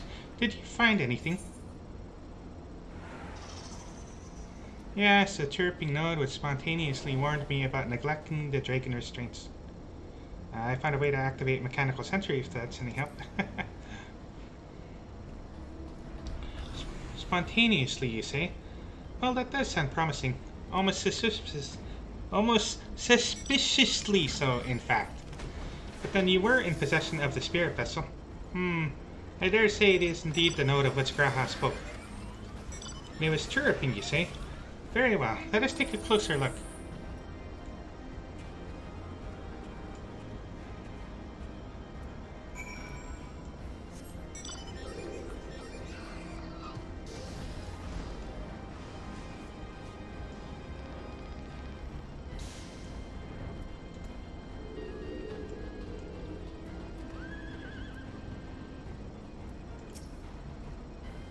How did the Allagons tell these god-forsaken things apart? As I suspected, the node will not acknowledge my authority to issue instructions. Lip, do you wish to operate the dragon restraint mechanisms? You do not have the requisite access privileges. Operation of the dragon restraint mechanisms may only be undertaken by the chief technologist and members of the royal family. Or those with a vessel full of royal blood, perhaps.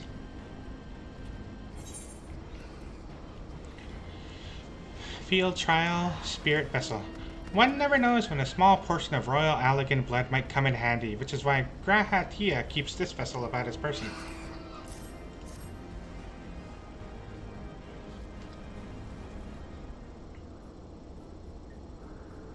New user detected. Commencing biometric authentication. Authentication complete. User identified as member of the royal family. Please state your name. Dakali Mirala. Welcome, Dakali Mirala. You may operate the dragon restraint mechanisms when ready. It might have been funnier to use Estinian. Oh well, next time.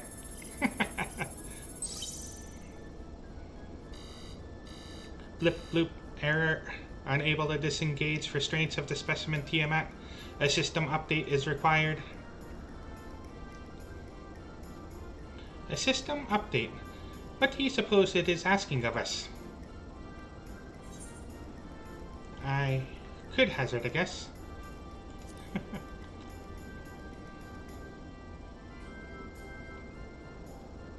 Well, that's more than I can say. Confounded bloody thing. User agitation detected. Initiating guidance program. In order to operate this restraint mechanism, I require access to the central control system. However, I am unable to establish a link to said system due to obsolescence of my own software. This issue can be resolved by applying a system update using the corresponding terminal located within the flagship. So, this thing can restrain... So can this thing release the restraints or... can this thing release the restraints or not? It can, but only once it has received a requisite system update as far as I can tell. Until which time I'll float there spewing nonsense. User dissatisfaction detected. Initiating placation protocols. I am here to help. Rest assured that I will be on hand to guide you through every step of the system update process. How gratifying, but I dare say we will fare better with guidance than without it.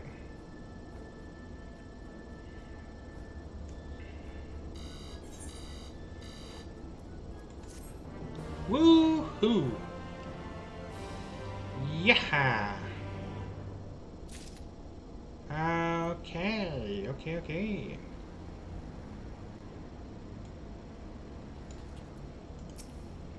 Sid and his colleagues always make operating these alligator devices seem so easy.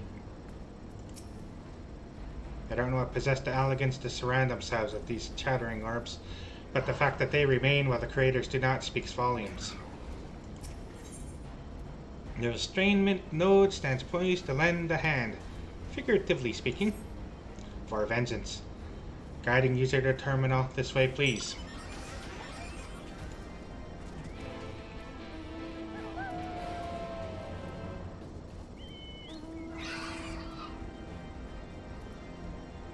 Just people showing off their mounts.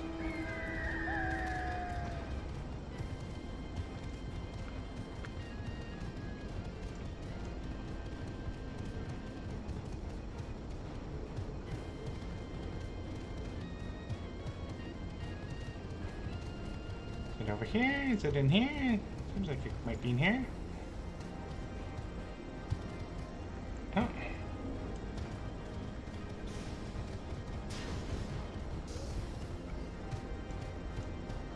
On the other side, underneath, where the primals were.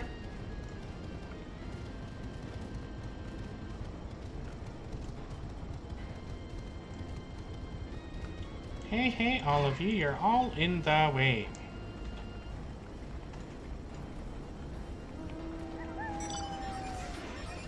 I can't even see anything here.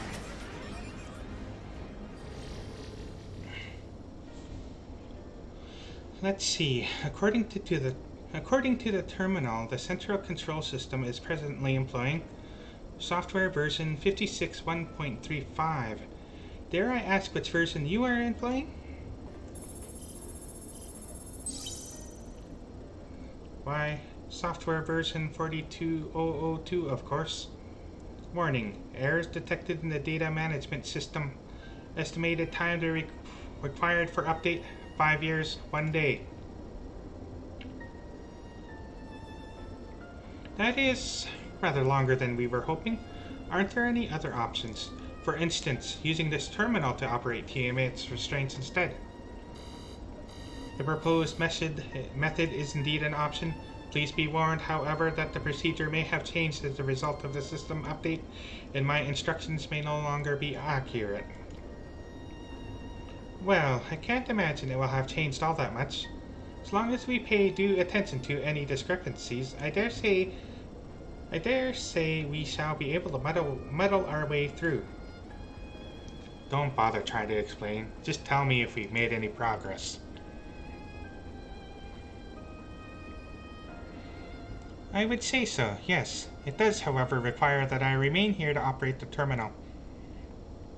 I shall inform you via link parole once I am ready to release the shackles. It might be best if you let the spirit vessel with me. I may yet have use for it. Rest assured, I will be certain to return it to Graha Tia once this is over.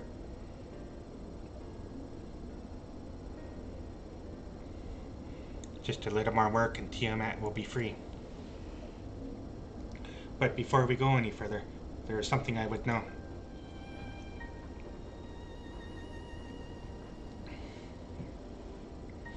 When Tiamat and her kin fought against the Allegan Empire, both sides were but dancing to the tune of the Ascians. And it was the same in Ishgard, where they stoked the fires of conflict between man and dragon from the shadows. All that the Ascians touch turns to ash, and thus have you made it your mission to fight them. But there have been times when he tried to reach out to them instead, to find common ground. And so I must ask, what do you intend to do with Van Daniel? Will you try and reach out to him too? Enemy or no, I want to understand him. I will try, yes, and if that fails, I'll remember him. Certainly, after I wipe the smile off his face.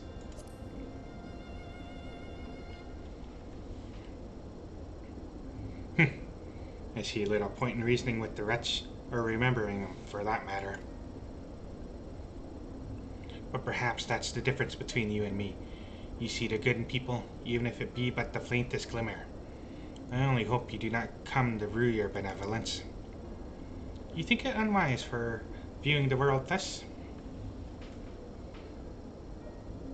Far from it. That has ever been your way, as I learned when we journeyed together with Iceheart. Yet the fact remains that there are some who view compassion as a weakness to be exploited, and there may come a time when you extend the hand of friendship only to wish that you had dealt the killing blow. So, save your mercy for those who deserve it. Well, we should be getting back to our task. If Alphinaud has things in hands here, I suggest we rejoin the others.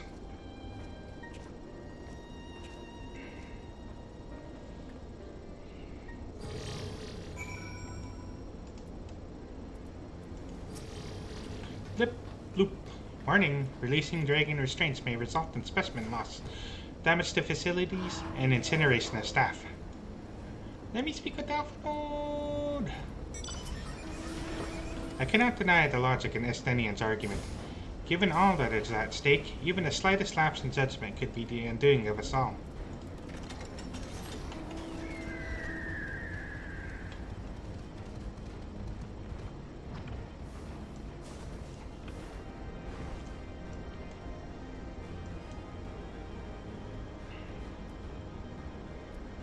I don't think I've ever fought one of those sphinxes before. Well, I can't do it now. Wouldn't even be a fair fight. Oh, which one is her? Was it this one?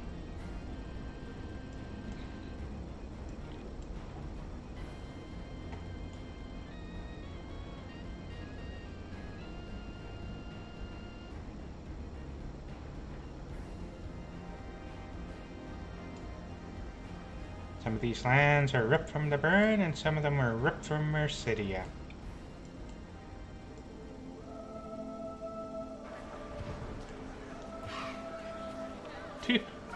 Too many people.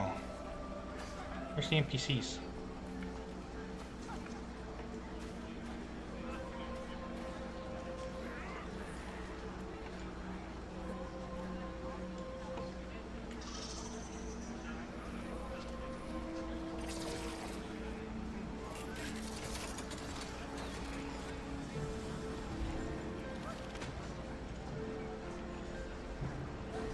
There we go.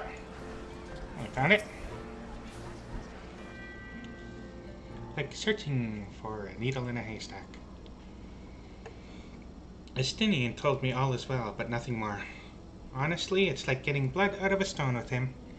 I take it from Alphinaud's absence that he's needed elsewhere?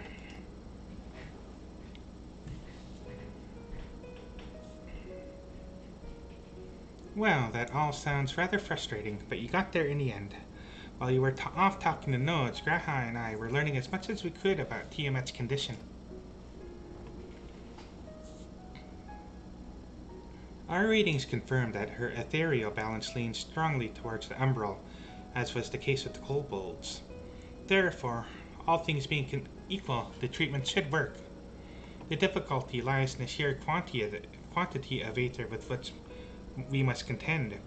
Multiple applications of the treatment will inevitably be required if we are to reverse the effects of the tempering completely. Meaning, I'll need all the aether I can get. Thank you in advance. Although this endeavor will ask much of us, we do have one reason to be optimistic. Namely, that Tiamat shows no signs of fanatical devotion, suggesting a milder case of tempering than that suffered by the kobolds. Tiamat saw Bahamut as an equal rather than a god. Might that have made a difference? Now that you mention it, it very well might. She would not have believed it necessary to defer to his will. But enough talk. It's time to put our theories to the proof. Tell Alphinaud to disengage the restraints ethereal dampers. I'm counting on you, Angelo.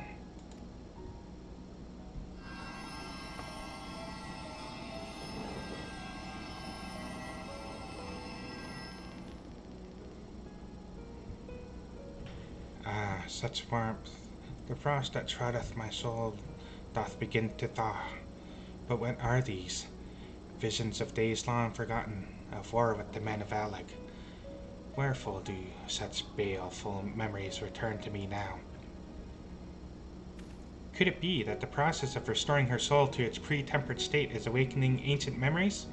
Or might the opposite be true? If so, by helping her to recall the past, we may be able to speed her recovery. Dakili, she trusts you. Speak to her. Ask her to tell you of times past. My voice feels very robotic. Tell me of Bahamut and the Ascians.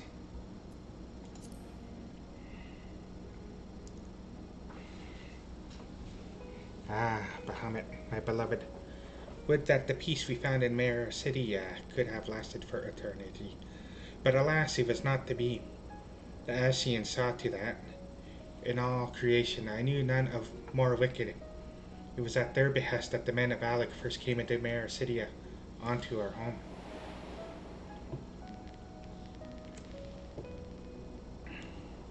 The tale began when Bahamut and I left our father's side.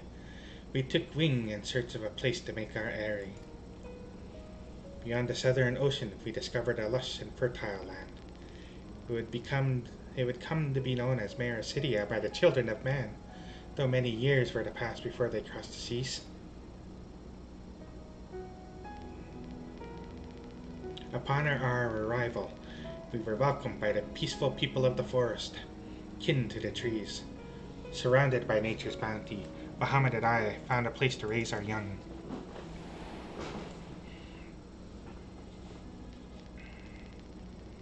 Fascinating. This correlates with the writings of the Charlean scholar Vurusha. She posits that man first settled on the southern continent towards the end of the Second Astral Era. Correctly, it would appear. If only she were with us to hear the tale from Tiamat herself. Again, Angelo.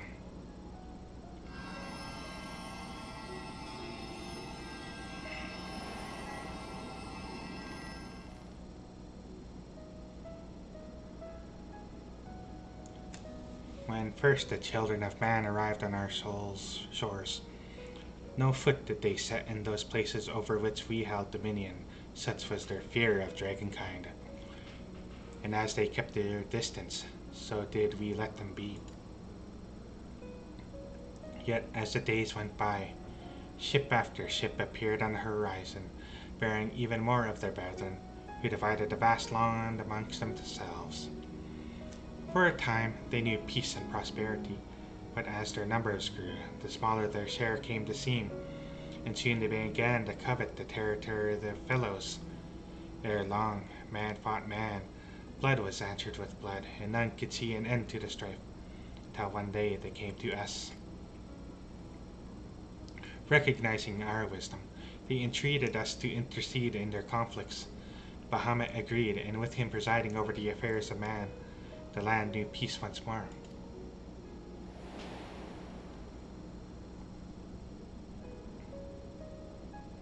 Alas, those golden days of harmony too were fated to end. For the men of Alec slew my beloved, and I, in my rage and sorrow, heeded the envenomed words of the Ascians. The rest thou knowest only too well.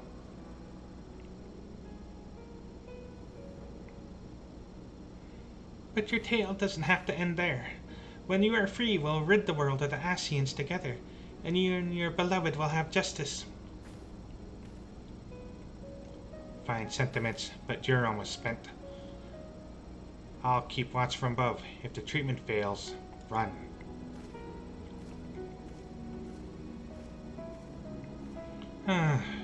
Thanks for the vote of confidence. I swear, when this is over... Keep going, Alice. The magic is working.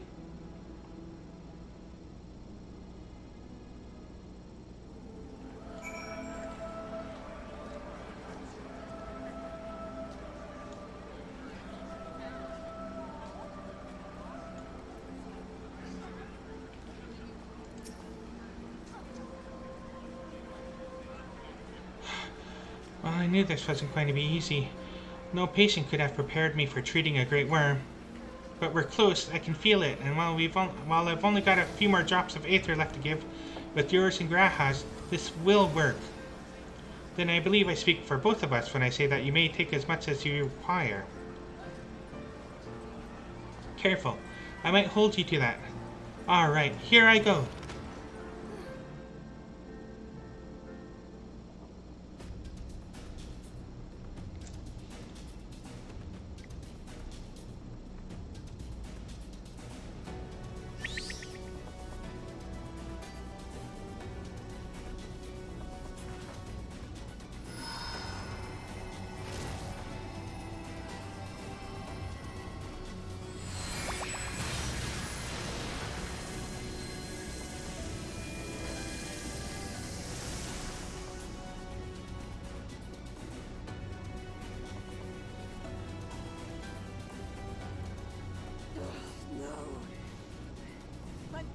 almost there.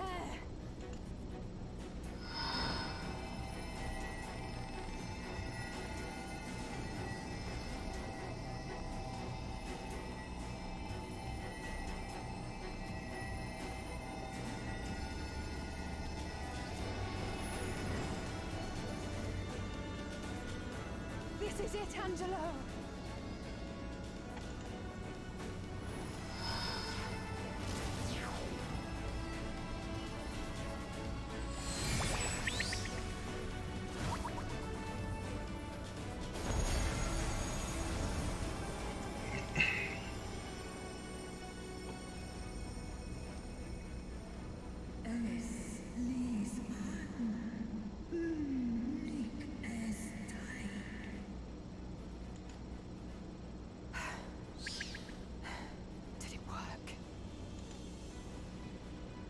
We won't know for certain until the shackles are removed.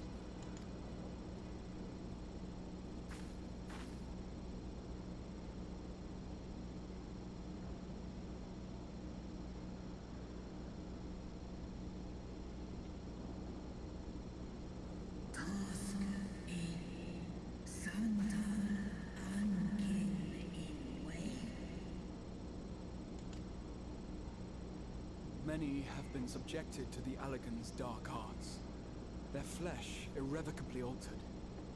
For such tortured souls, I fear there can be no salvation.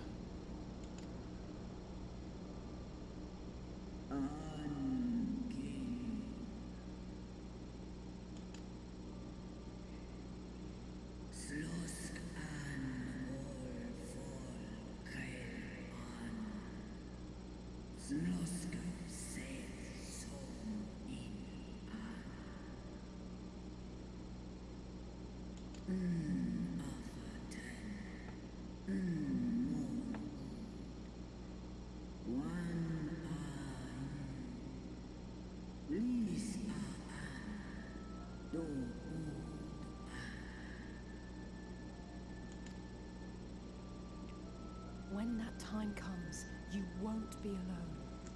We'll stand by you.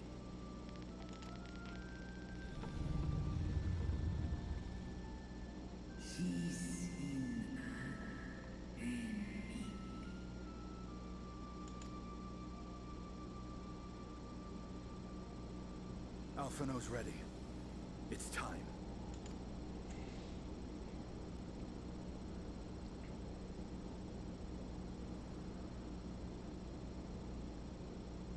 Do it.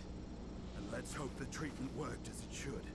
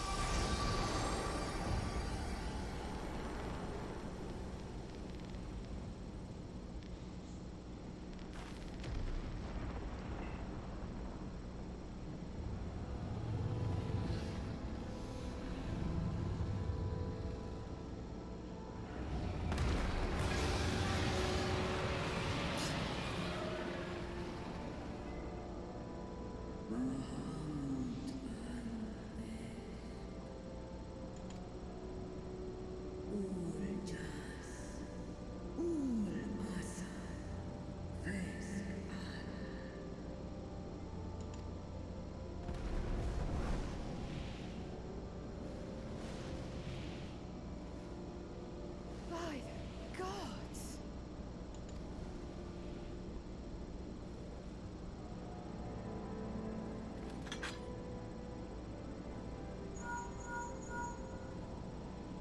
Urianger, your timing could not be better. Understood, we're on our way. It's Bahamut. He's been sighted over Pagalthan. He flies for the largest Amalja settlement in the region, at the head of a vast host, including dragons.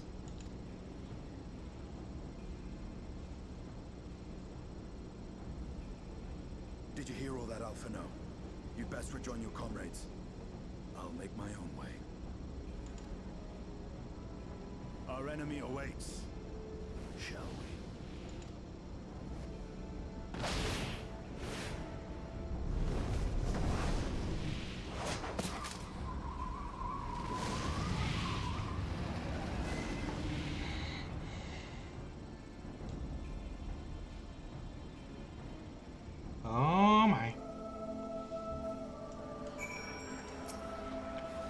I'll be fine.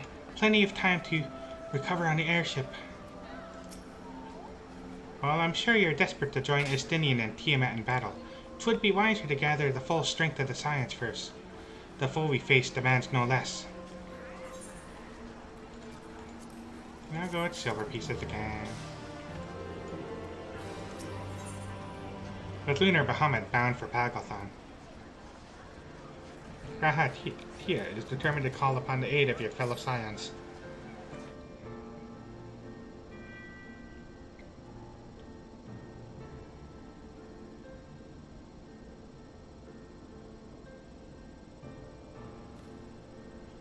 I have already sent word to the others. We are to rendezvous in Elda at the Hall of the Flames. Let us collect Alphinaud and be on our way.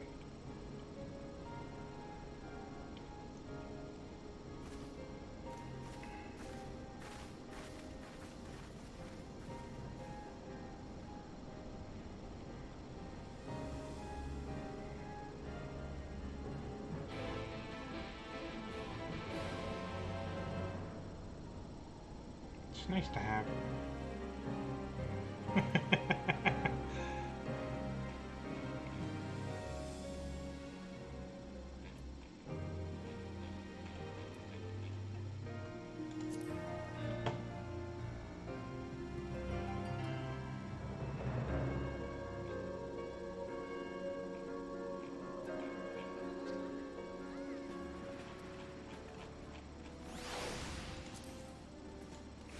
Holy.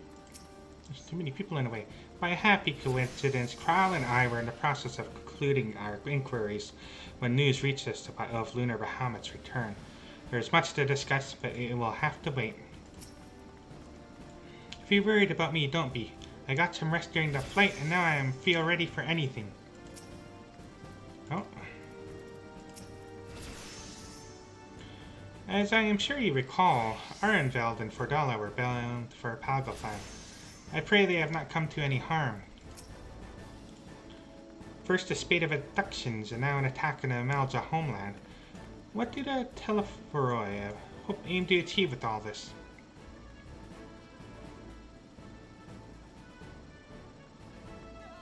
I feel that there should be a tall...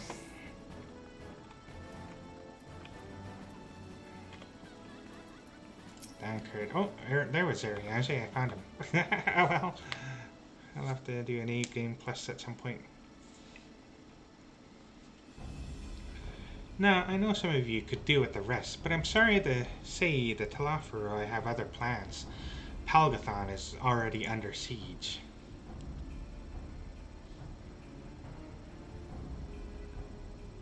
Happily, the Immortal Flames arrived just in time to join the defensive effort, with Marshal Tarapan at their head. Well now, given the failure of the peace negotiations, I was uncertain how the Sultanate would respond. 'Twas good to hear that Alda has not abandoned the Amalja. Abandoned them? Did we not profess to be their friends?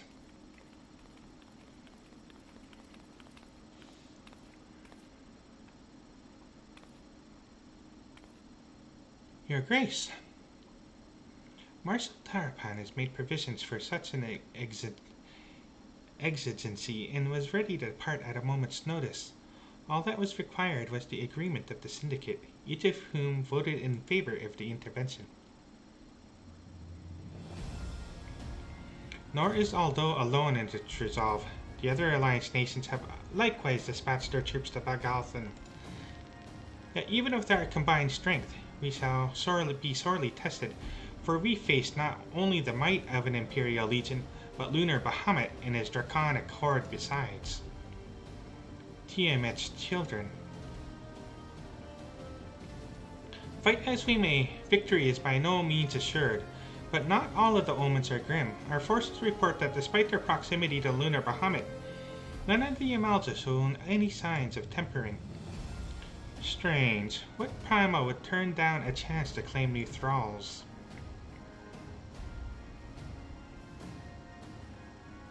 Unless it is incapable of doing so. Primals are not wont to serve a master, Asian or otherwise. It may well be that Lunar Bahamut differs in some fundamental manner from those we have previously encountered. If that were true, anyone could fight him, and Dakili and others like her wouldn't have to shoulder the burden alone. Be that as it may, Lunar Bahamut remains an incalculably powerful foe whom our shoulders will struggle to best through mere force of arms. With the aid of the Scions, however, I believe they will fare rather better, assuming, that is, you are ready to take the field. An airship awaits you to bear you to the front. Pray set forth as soon as you are able.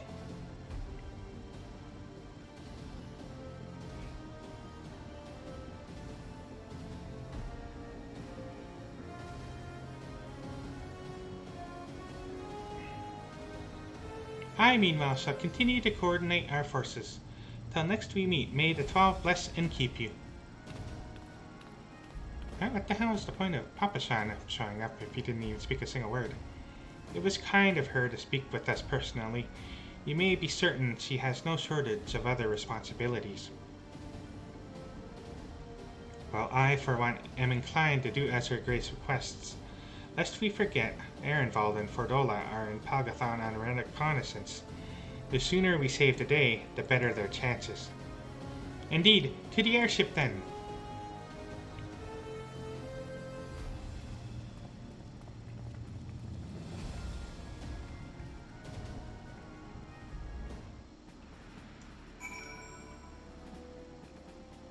Airship landing.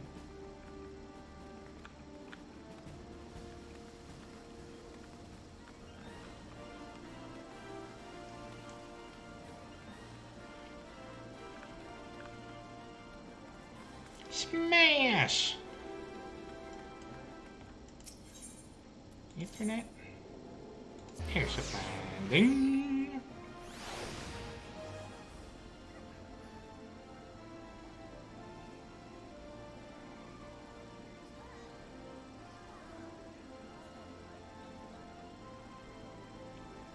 Well, what's going on here? Okay. There's too many of you in here. Knock it off.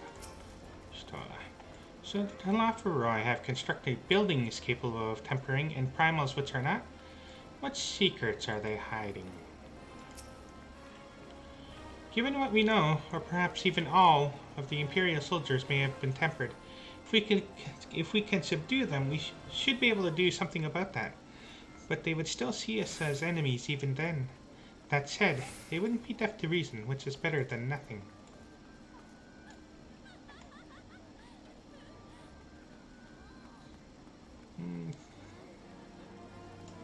Seems like it is not impossible that the Talaferoi redirected some of the troops stationed at the tower to the front line.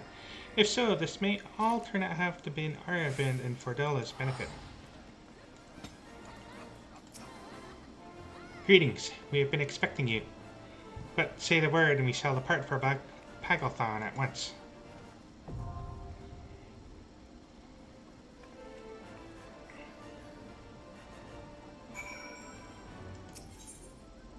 Small talk.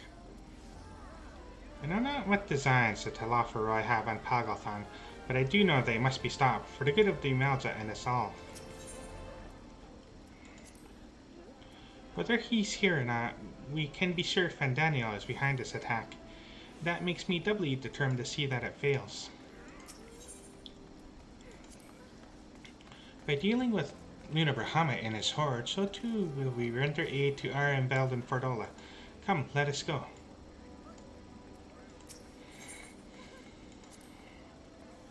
The grasslands of Pagalthon will make for an open battlefield. Many though our enemy are, we will not have to fight against the terrain, at least.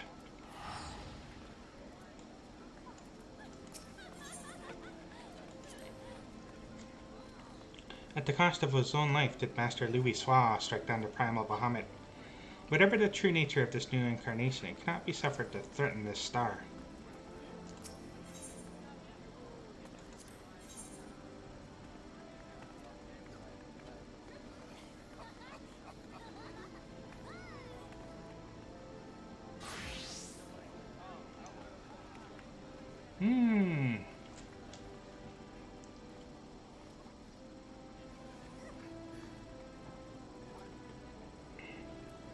That means I go with this lineup.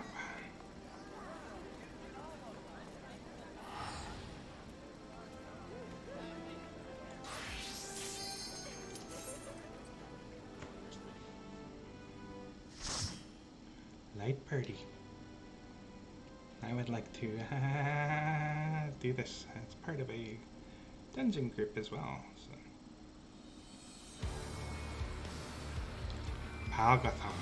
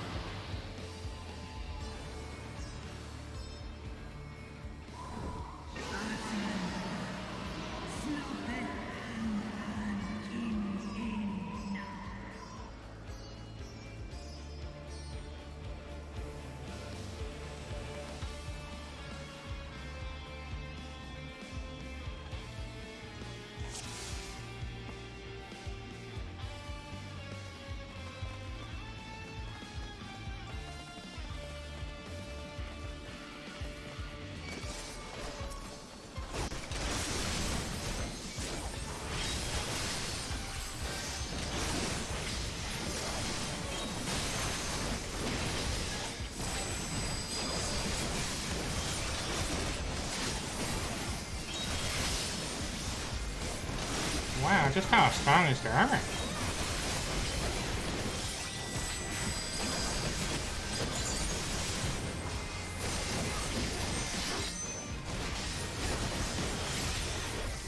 Oh, come on.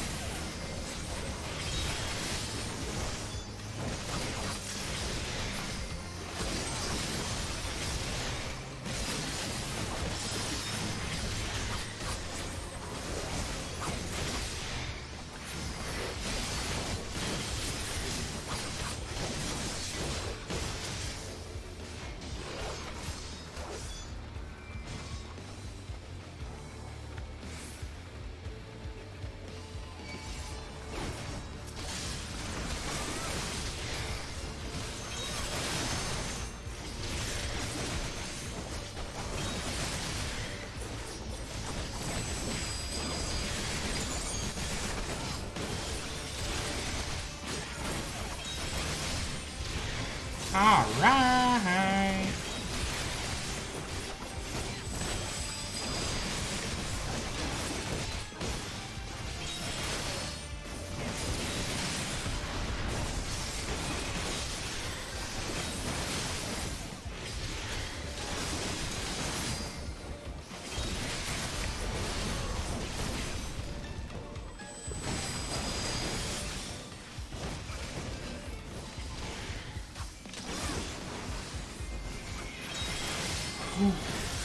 Oh! Combination of the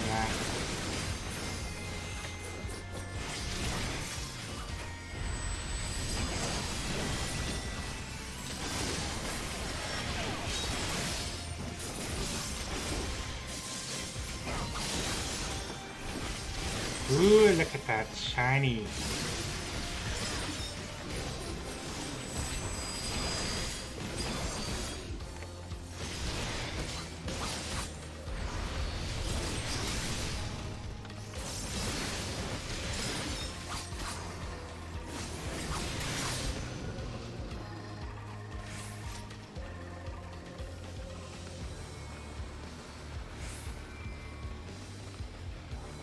Kobolds.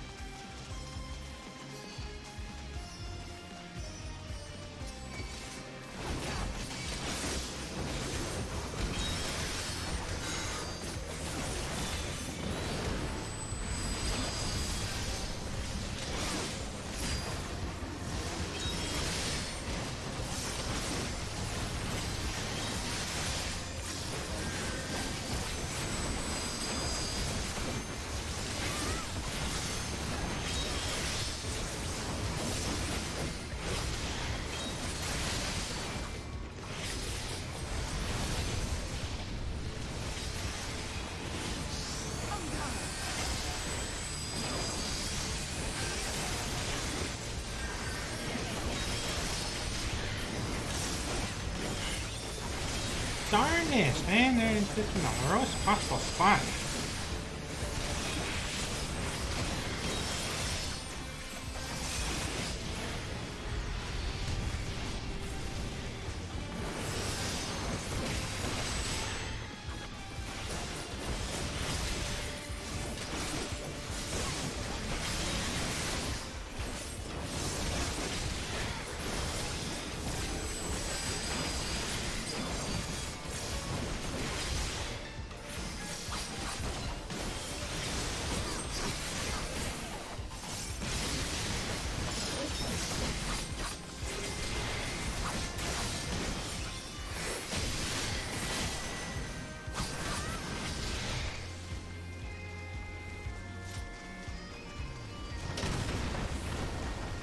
Nice. Oh boy, look at this tough looking critter. Look. Dragon.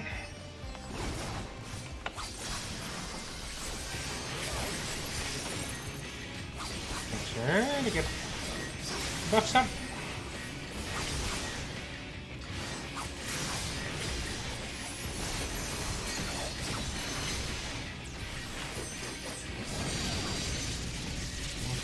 Game good. Oh, like that. That good.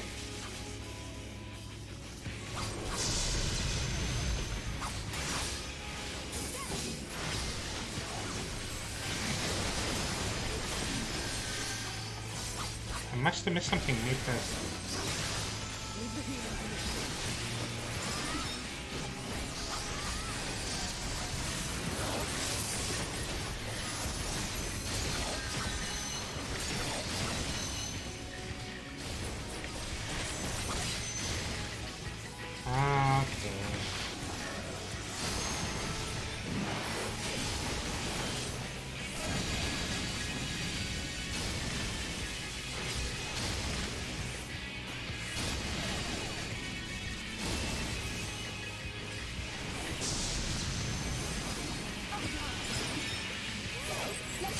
dang it!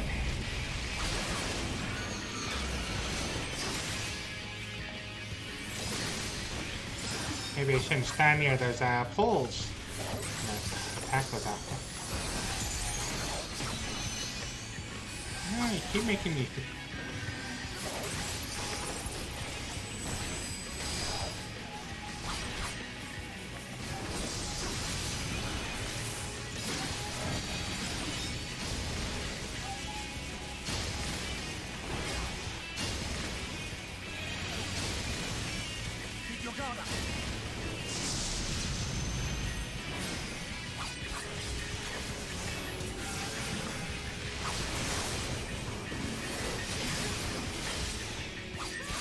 Maybe I'm just too squishy.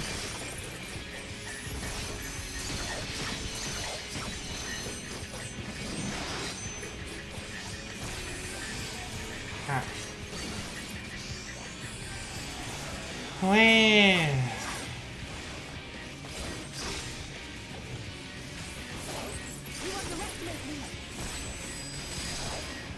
Critical rip.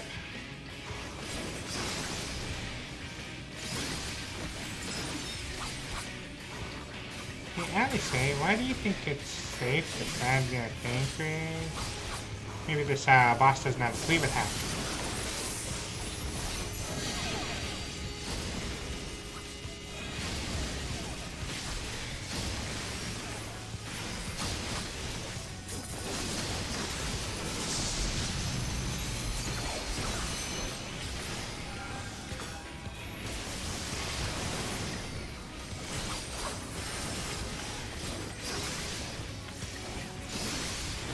Maybe having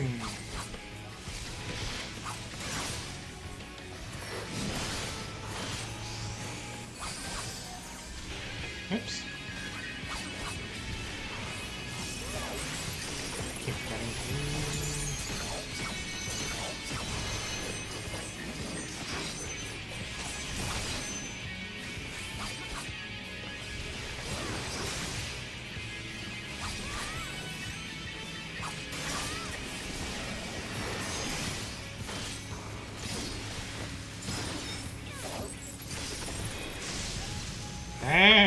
Another victim of Fandaniel's schemes.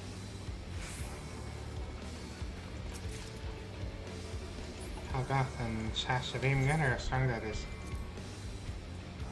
Yeah, those are 505. Not bad, eh?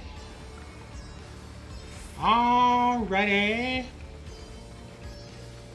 Moving forward, moving forward, moving forward. Is that the Azuri?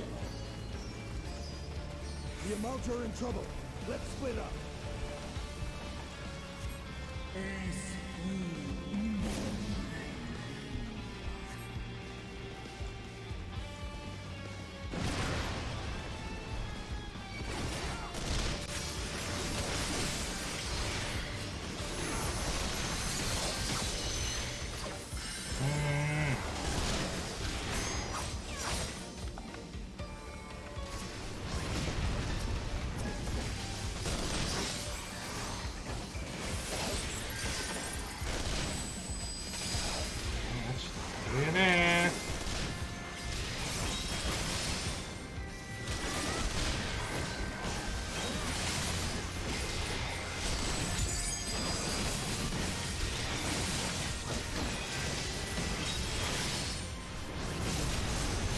I would say that second AoE.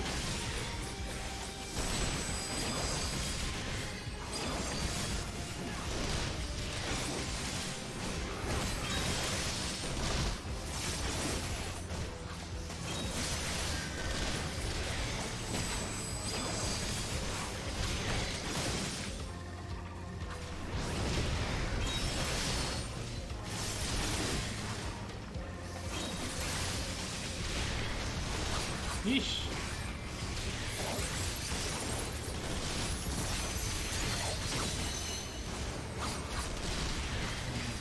Get rid of this guy first. Since Banker can't even be bothered to pull them all together.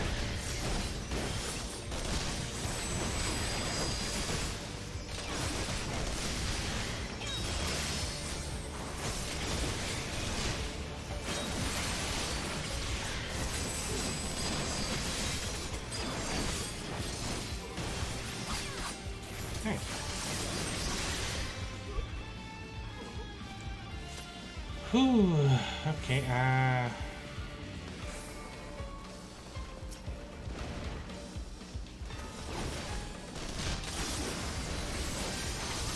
hope there's no, battle, like, at the end of,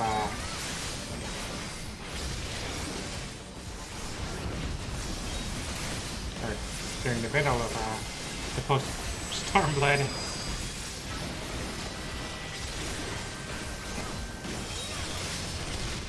Ah, these guys make me annoyed.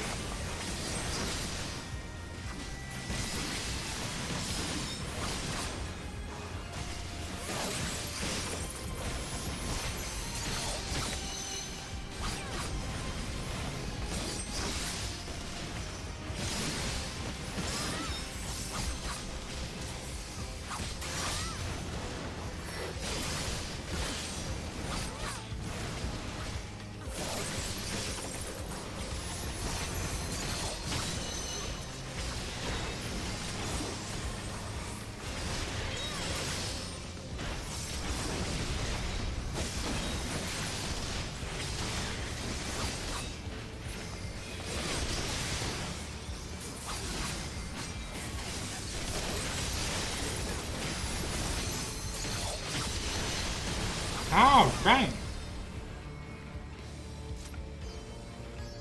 Yeesh, takes forever. Oh, that's an armor of fending. Armlet? Are they? Oh, no, you don't.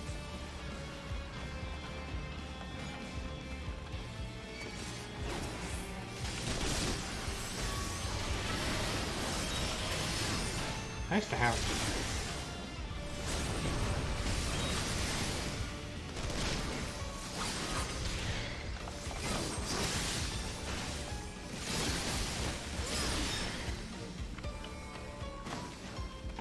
Beautiful, man.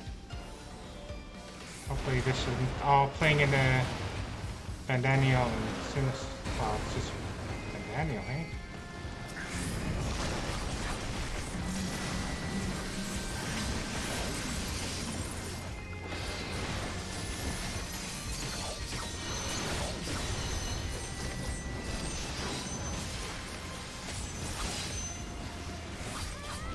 We're gonna let that matter.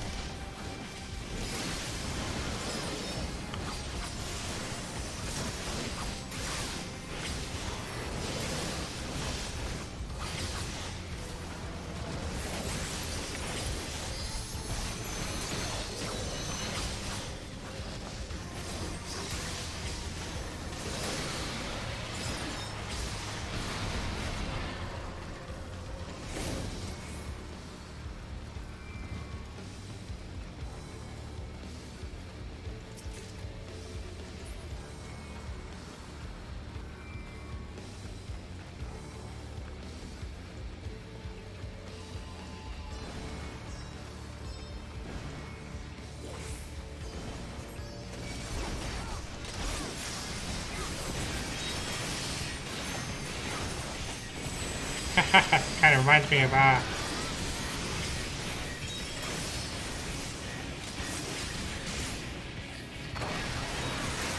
some of those Nier fights.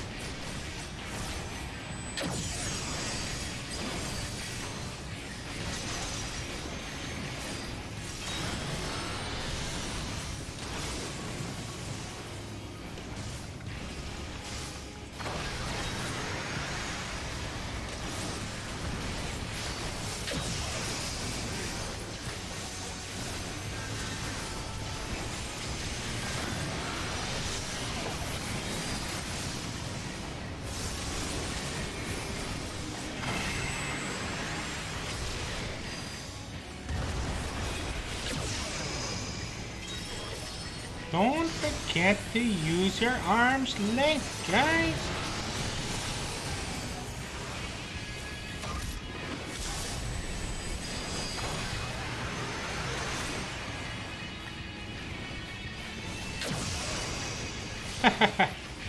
These are as slow as bullet bills.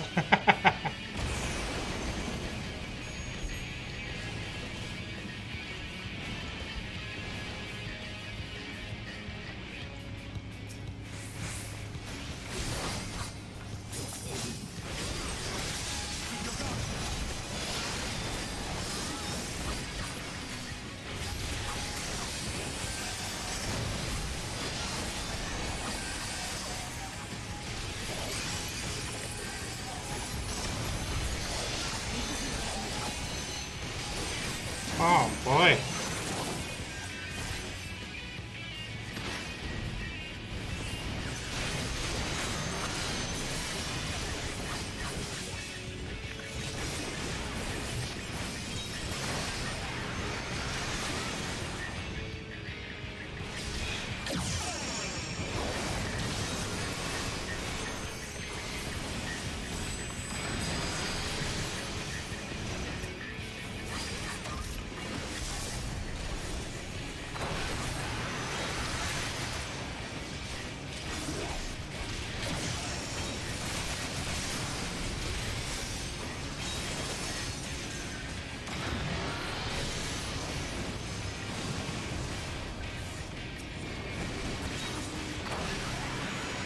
Again.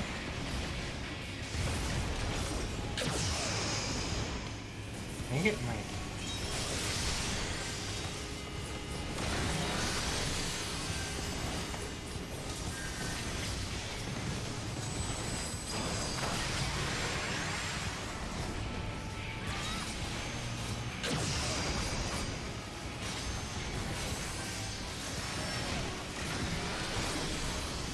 Oh, these guys.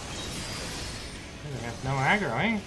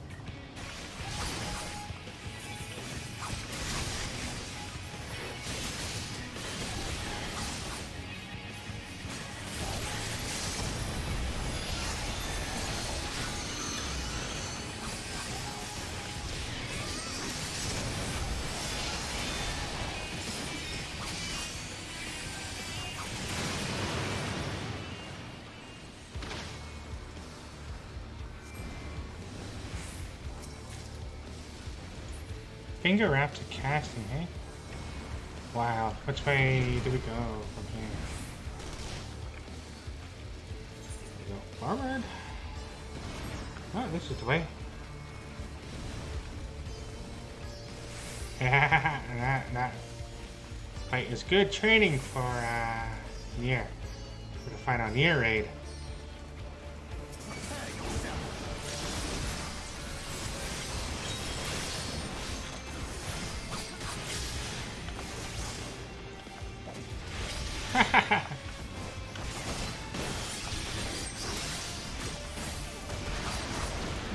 Trying to.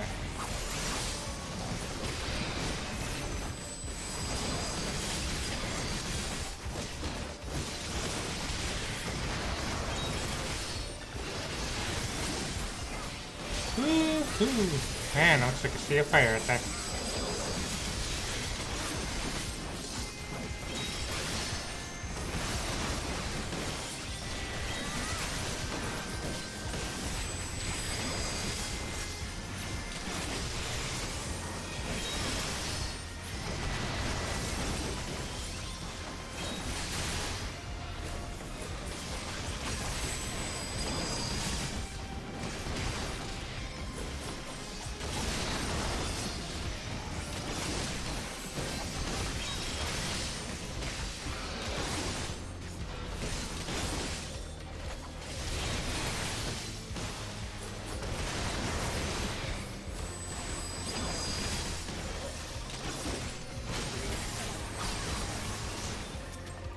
I gotta go to a training dummy and figure out some of these extra movesets.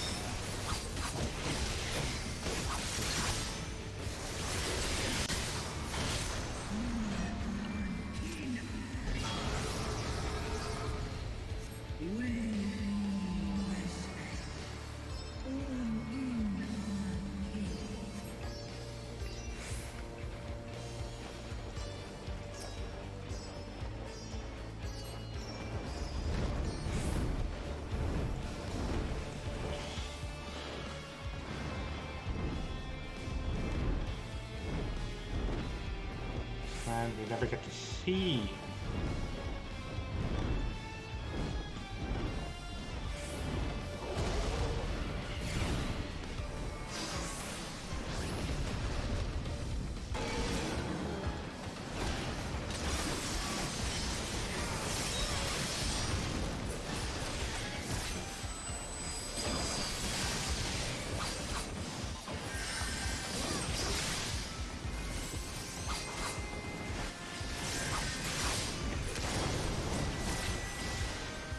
Oh, okay.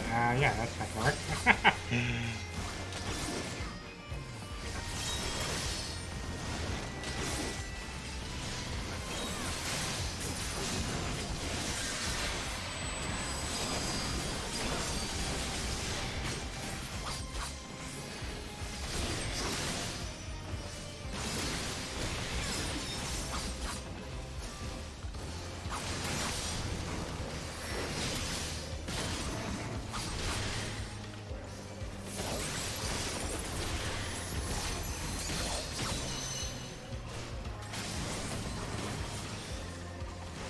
No.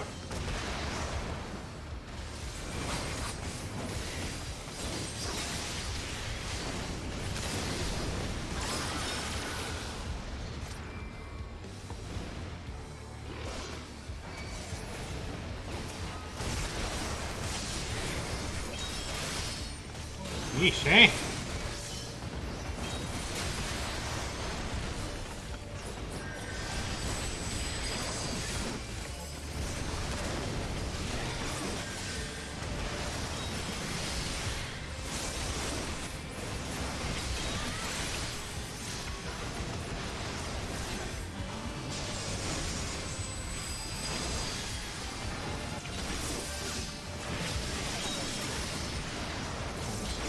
Combination.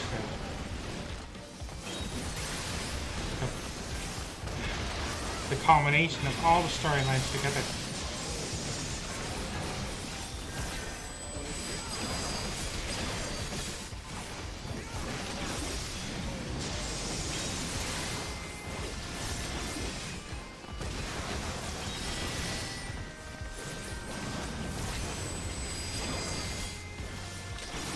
Whew.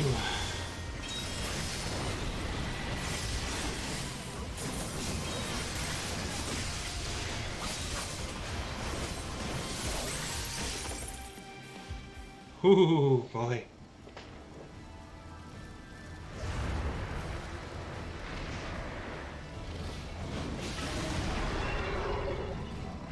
Philotherium, lunar, Bahamut.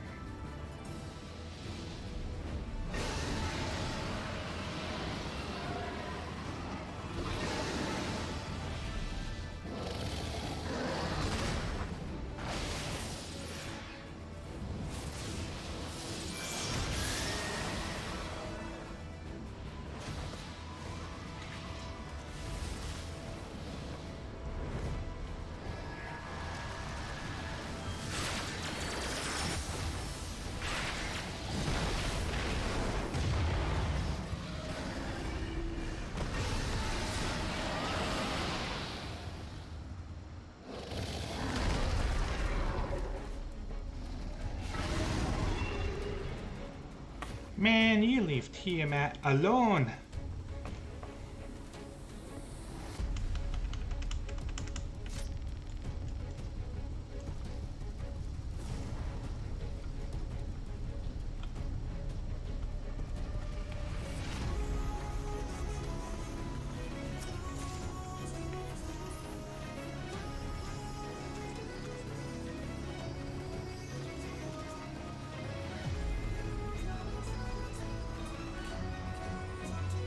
This is gonna be...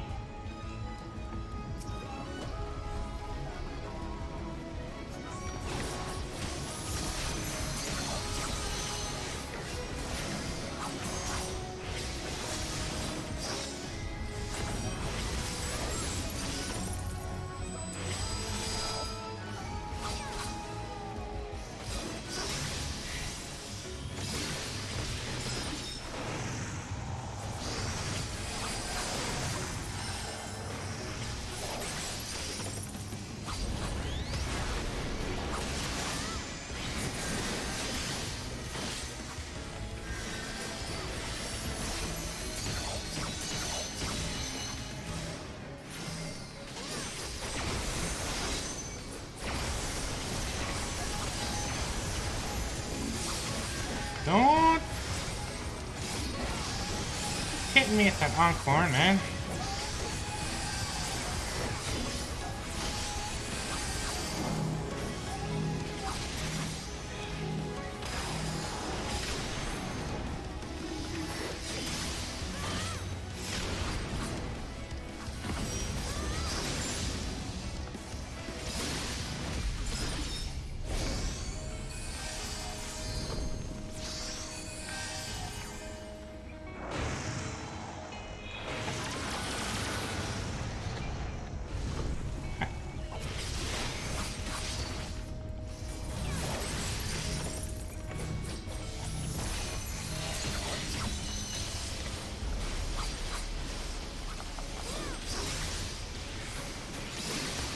Okay, yeah, that was definitely a tech you see in the Nier copy factory race, although on a grander scale.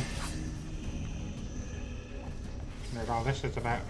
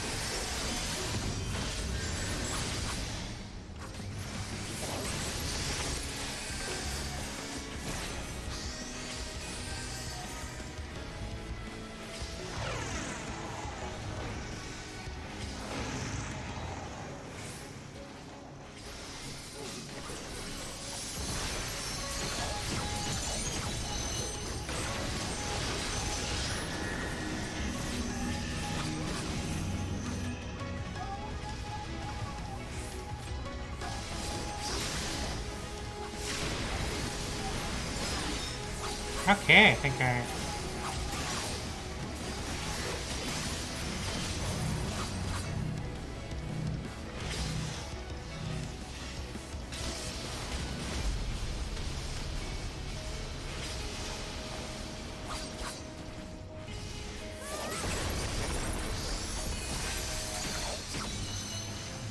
Leave the healing to me.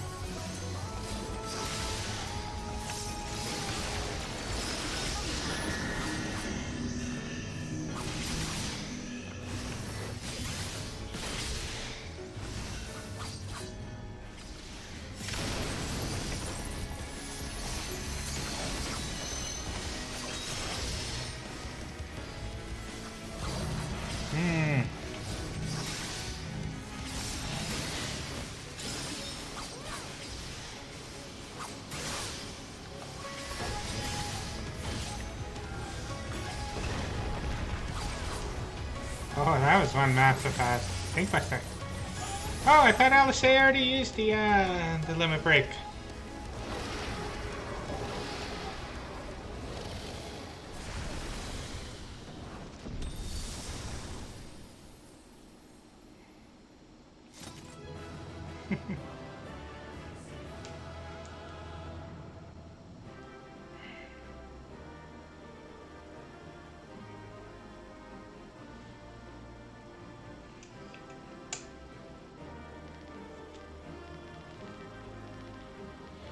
Whew, alright. Let's see.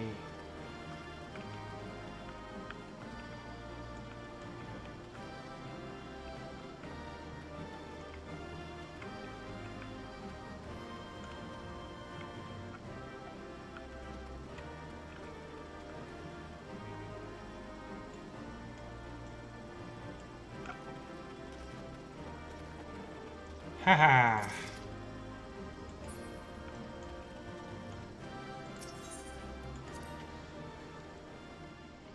Well, I certainly don't need any striking gear.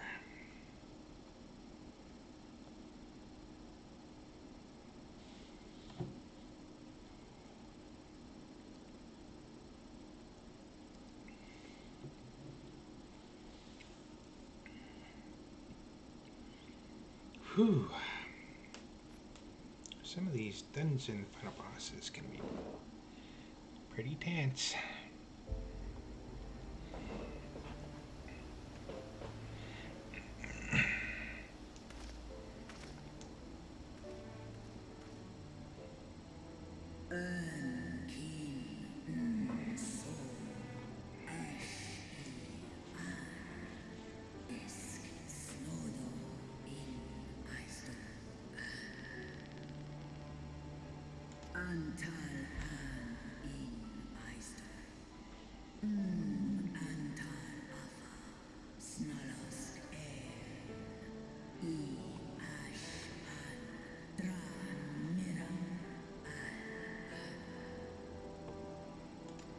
Godlike power.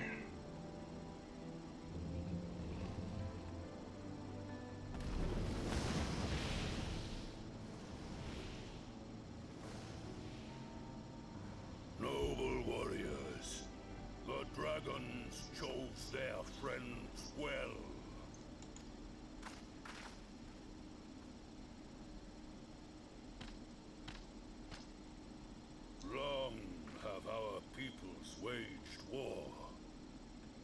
more.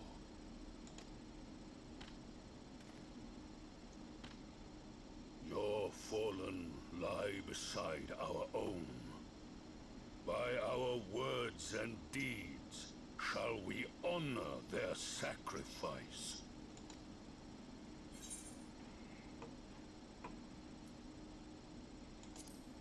We would be proud to call you our allies.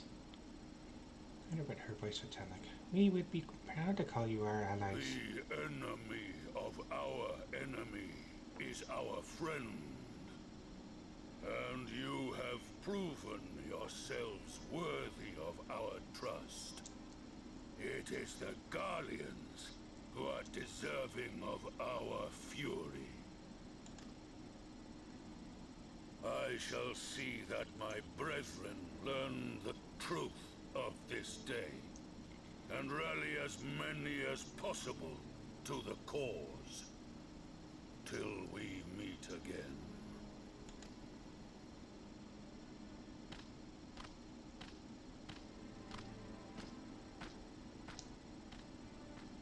And thus did we make allies of the Amalja.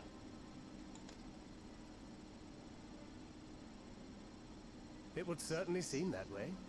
The Sultana will be pleased. Let's go and give her the good news, shall we?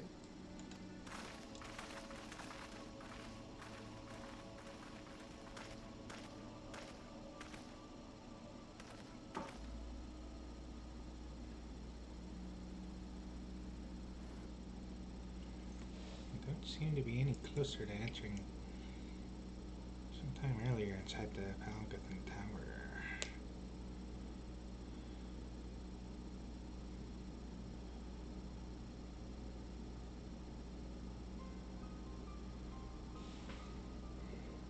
It's just like, oh my, this is like the dreamers of Xanarkand.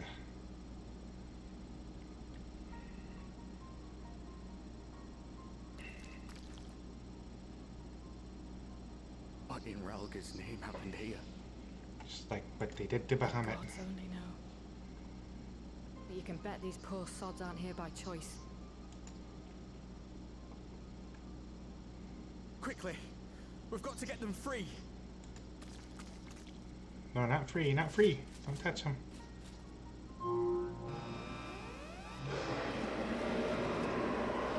Get back!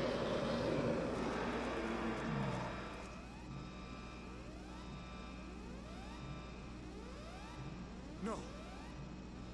What have I done? It's too late for them. We're leaving, now!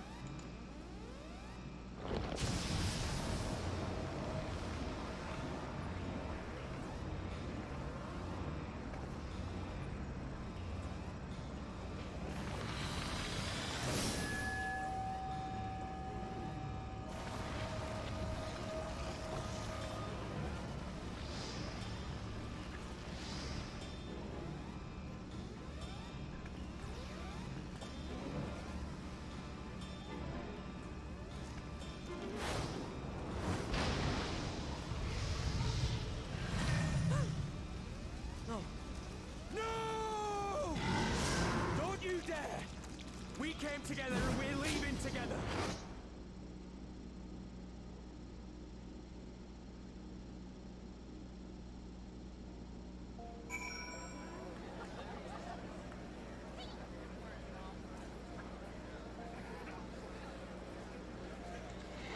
Oh, wow, that was tense.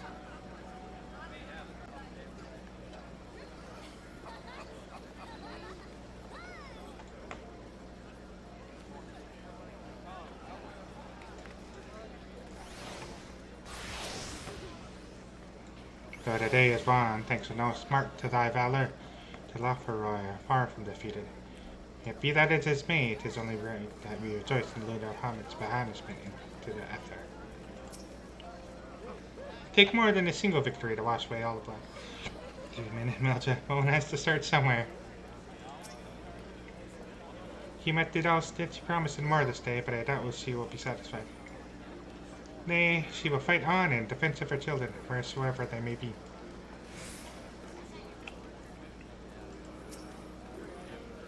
From what I could tell, there didn't seem to be many Imperials in the vicinity of the tower. The Arvenwald will have used the opportunity to get in and out undetected. CML's fighting alongside the Zun of the Crystarium. I pray that our peoples can forge bonds as their counterparts in the first. While it would be too much to hope that we have seen the last of Fandanio, we have dealt the schemes a telling blow this day, and that alone is cause to celebrate. And celebrate I will, when we have received word of Arvenwald's safe return.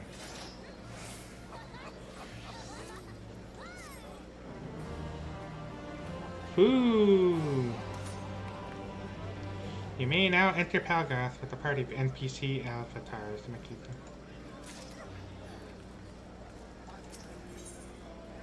Often it is minded to share his accounts of the events that unfolded in Palgoth with the Sultana. Ooh, oh yeah, right on, let's go. Haha, hee hee, hoo hoo. Standing around here worrying is not going to help matters. Come, we must discuss the day's events with Pippin and her grace. Brave Scions.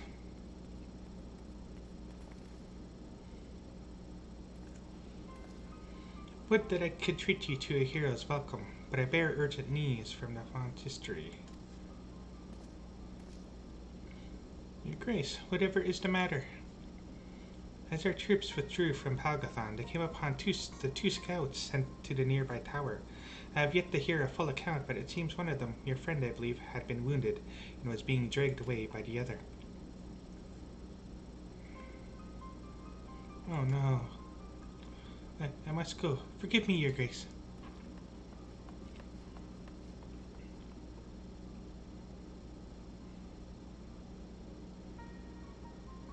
Can you tell us aught of Arvenwald's condition, Your Grace?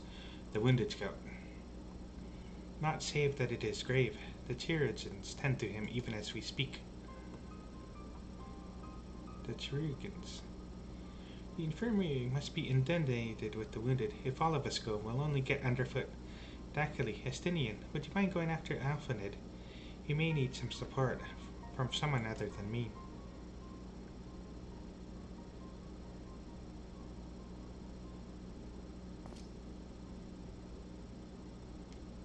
Very well. Thank you. The rest of us will see that the relevant people know what took place in Palgothon.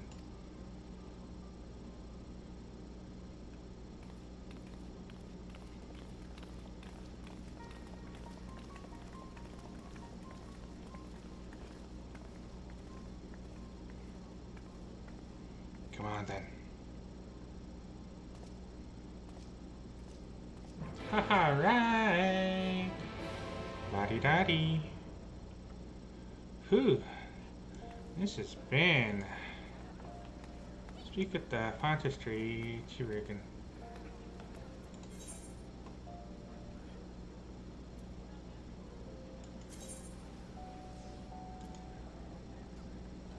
Okay, so I would go to the Royal Promenade.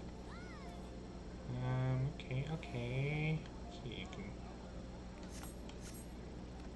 Okay, I think I know where to go then. Go to the hosting strip. And I'll go to the Ethernet shard. And then I'll go to the technically that would be the the Goldsmith's Guild or the Alchemist Guilds? It's the Alchemist Guilds that I'd be going to. What are you doing, bro?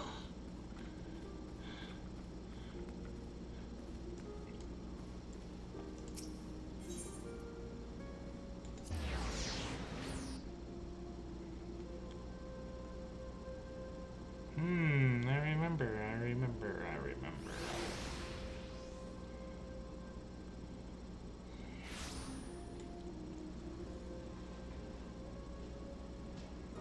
What? Did I go the right way?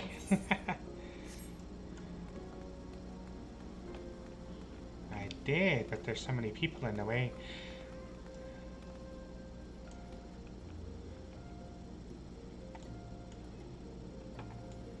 going on here? There we go. Another one came to see the lad in silver armor. Master Damliet is attending to him as we speak. If you would be so kind as to wait. What did Master Damliet say? Tell me his exact words. Let the Terugans do their work. Well, you're right. Forgive me. When we said our farewells to Arenveld, I was afraid that something like this might happen. But now that it has, all we can do is wait.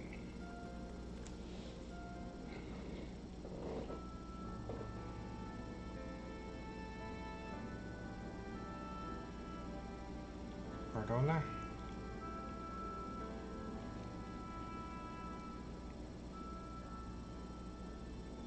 Fordola, have you been waiting here all this time?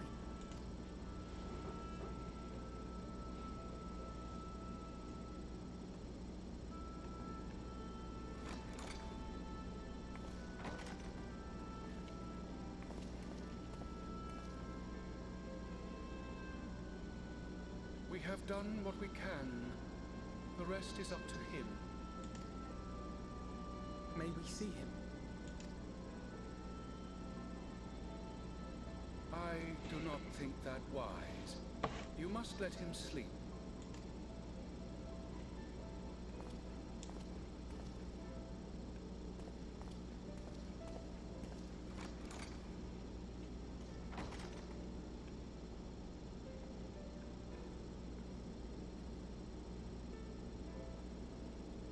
Thank you for bringing him back. He owes you his life.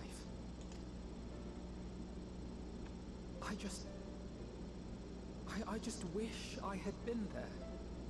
Perhaps, I don't know, perhaps I could have... Could have what? Got tempered? Don't flatter yourself. You can't save everyone. No one can. Not even the warrior of bloody light. People die all the time, for no good reason. And those who take up the sword die quicker than most. If you're going to shed a tear every time a soldier falls on the battlefield, you'd best stay away. It's no place for the weak of heart. It may be that victory cannot be won without cost. But all life is precious, and I refuse to shrug at its loss.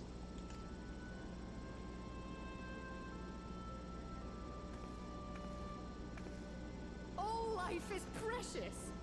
You need to grow up, little man. Before your sparkling ideals get everyone killed.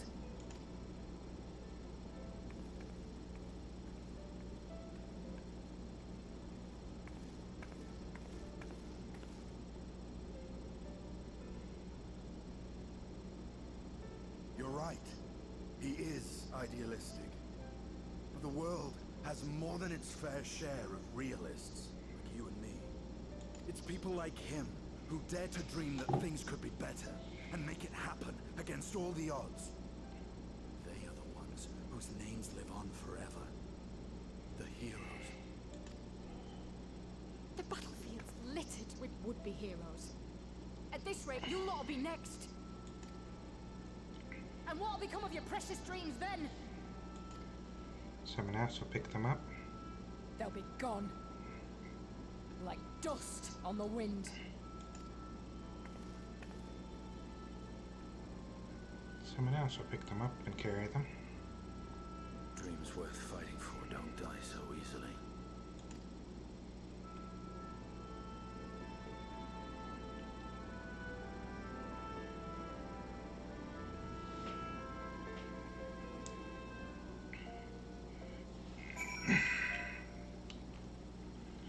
Ooh.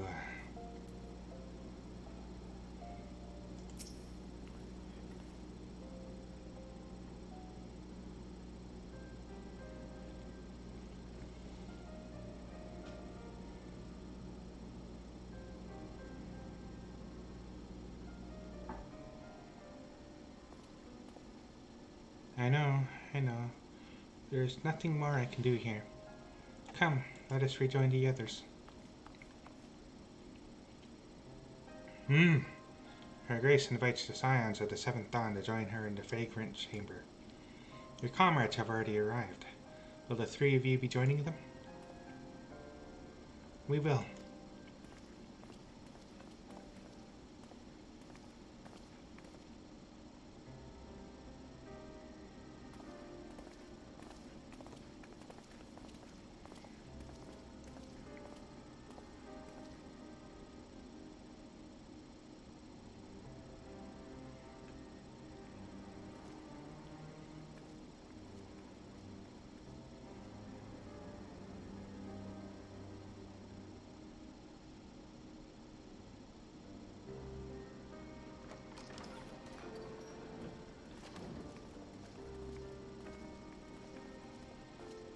Your Grace, pray forgive us our lateness.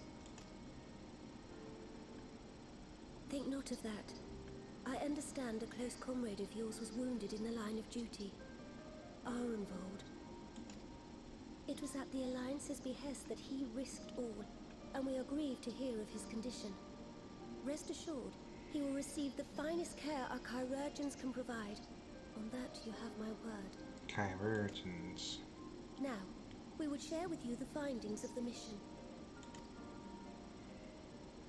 Pippin, pray relate to our guests the details of Fordola's account.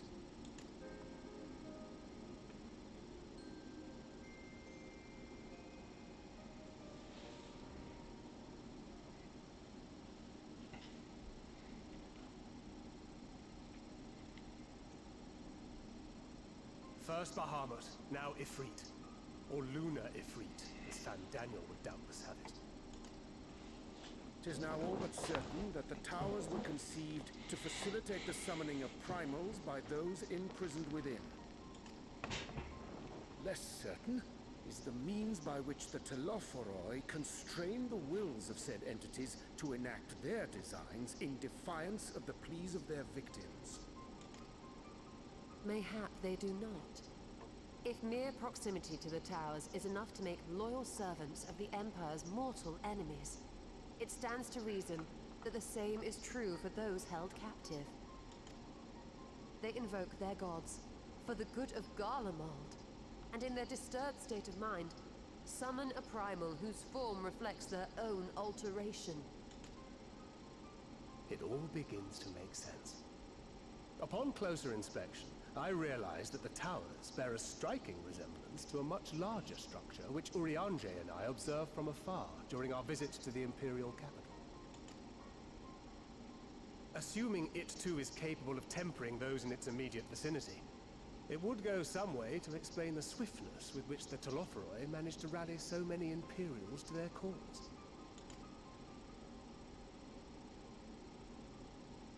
While the situation in Garlemald is indeed troubling, I fear we have more immediate concerns.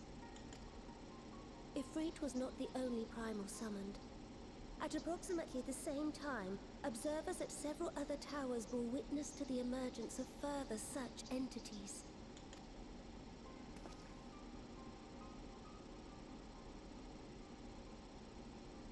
For a blessing, none appear to wield aught approaching the destructive power of Bahamut, and the Grand Companies are moving to deal with the threat even as we speak.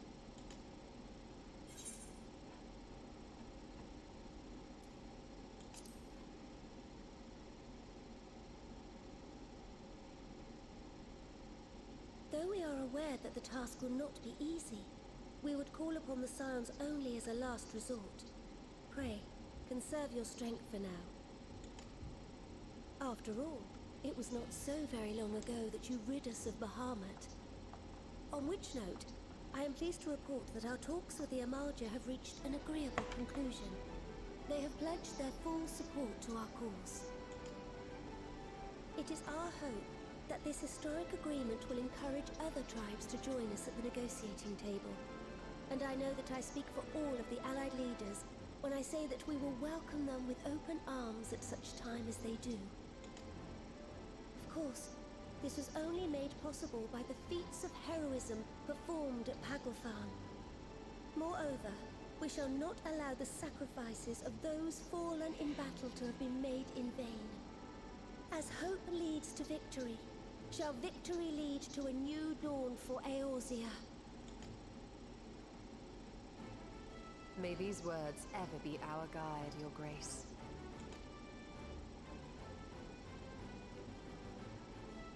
Now, if you will forgive me, I must consult with the Syndicate on the matter of our new allies' integration. Till next we meet, my friends, I bid you safe travels and blessed respite.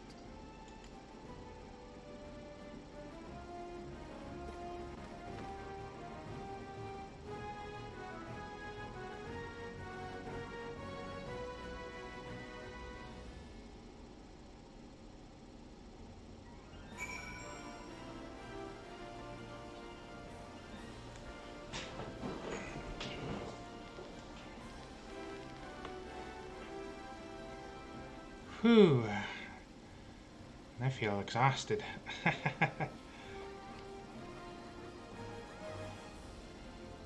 I feel utterly exhausted. I will finish this storyline though. I'll get to the end. Actually, I'll get out of this darn loading cutscene. The secrets of the towers thus laid bare. Our duty to prevent further abductions taketh on new import. Fail in this, and our enemies shall punish our negligence with the plague of primals. There is no reason to linger. I will take my leave. Alpha knows only too well that sacrifices are an unavoidable part of a conflict, but knowing something does not change how one feels about it. You yourself have shared adventures at Erenveld, have you not? Then I say no more. Then I shall say no more. Amidst this great push for peace with the beast tribes, we would do well to remember that old prejudices yet remained. It is a delicate political balance, and I do not envy the Sultana her task, or any alliance leader. Though we have won our first battle against the Talaferoi and made significant discoveries to boot, the war has scarcely begun. We must steel ourselves for what lies ahead. Even without the threat of tempering to contend with, the Grand Companies have quite a task on their hands. Regardless of Her Grace's protestations to the contrary, it may be best to dispatch a few of our own to assist in the endeavor. Remind me to mention it to Tataru.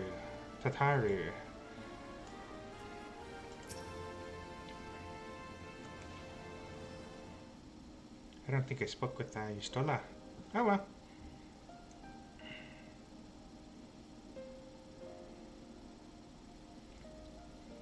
Right then, unless anyone has any objections, I think it's about time we return to the Rising Stones.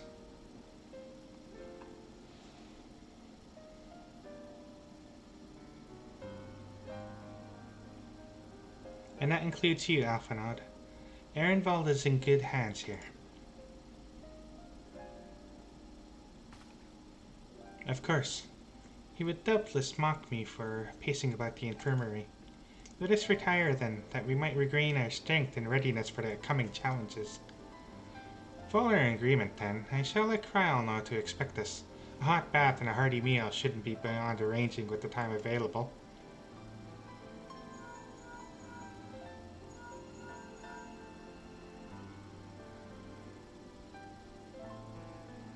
It will be good to be home. I have some thinking to do.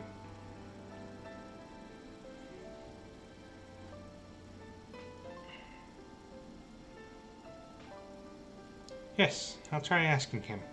And thank you, I shall look forward to it.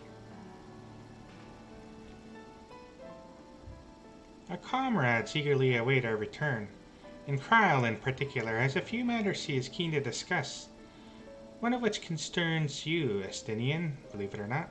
You will join us, won't you? Fine. Really? I thought you said you were avoiding that Valdesian woman.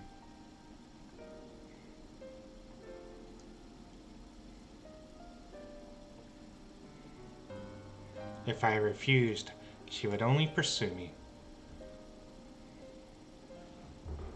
Let's get this over with, shall we?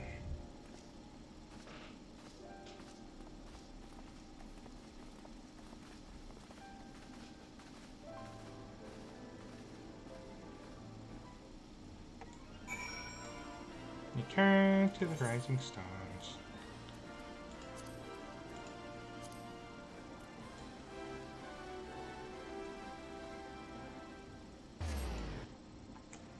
It's Mikote heaven. Mikote heaven, I say.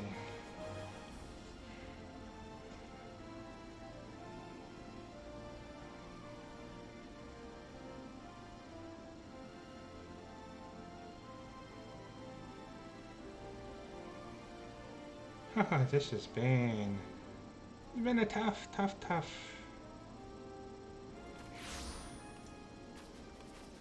man,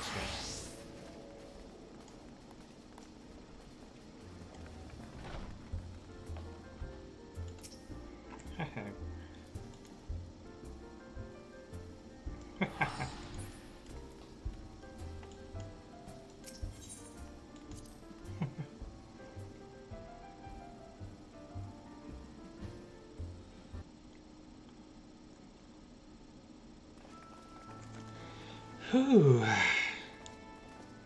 Welcome back. I expect you must all be exhausted. Ere you take your rest, however, I would beg a moment of your time.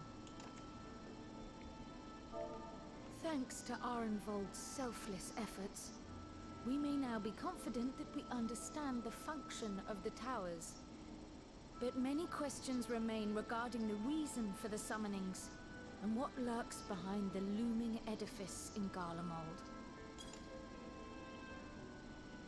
Until such questions are answered, we will struggle to devise an effective strategy for thwarting the Telopheroi's stated aim. Nothing less than the destruction of this star. And so, given the gravity of the situation, I move that we petition the aid of Sharlayan.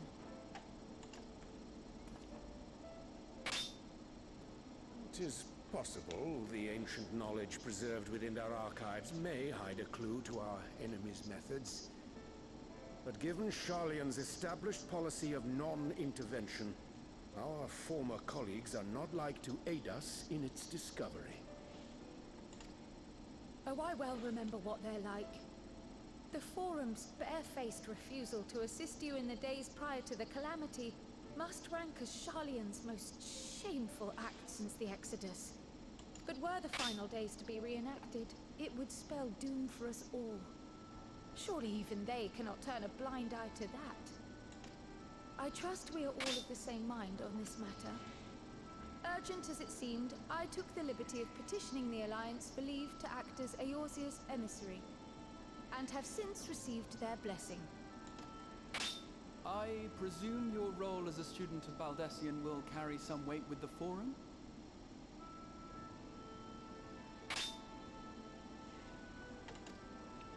One can but hope. If truth be told, our organization has been a shadow of its former self ever since the disappearance of the Isle of Val. But the name does still retain some degree of prestige.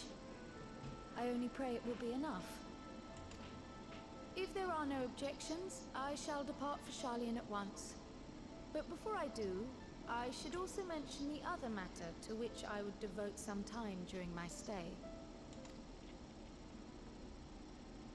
After hearing what transpired in the first, I began to question the true nature of Hydaelyn's blessing. A topic I have discussed at some length with Y'shtola. We were wondering, when was the last time Hydaelyn spoke to you directly?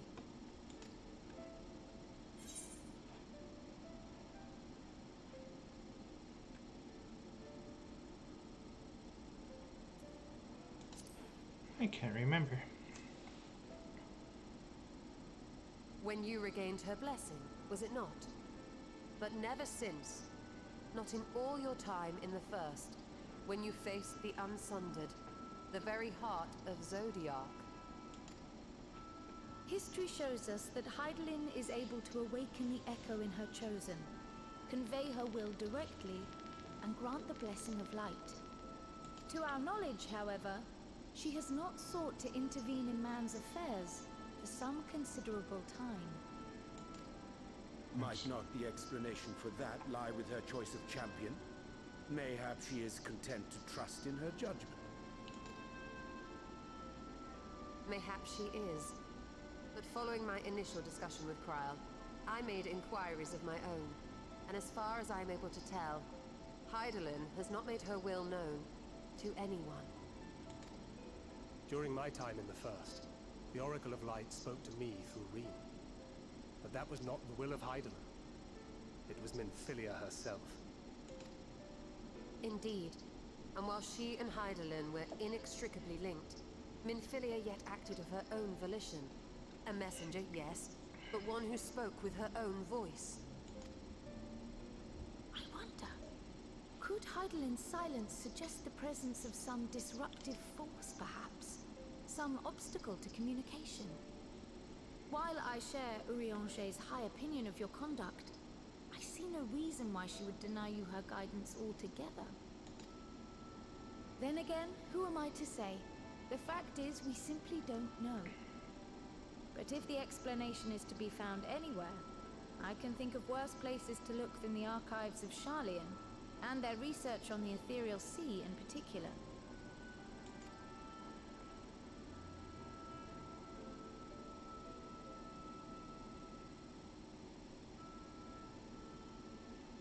Resolved though I am to go, believe me when I say that I take no pleasure in the thought of leaving you a member short. Now, of all times. Estinian, we stand on the eve of a struggle that will decide the fate of this star. One in which we Scions may play a telling part, yet we are but few in number. And so I must ask you again, will you join us?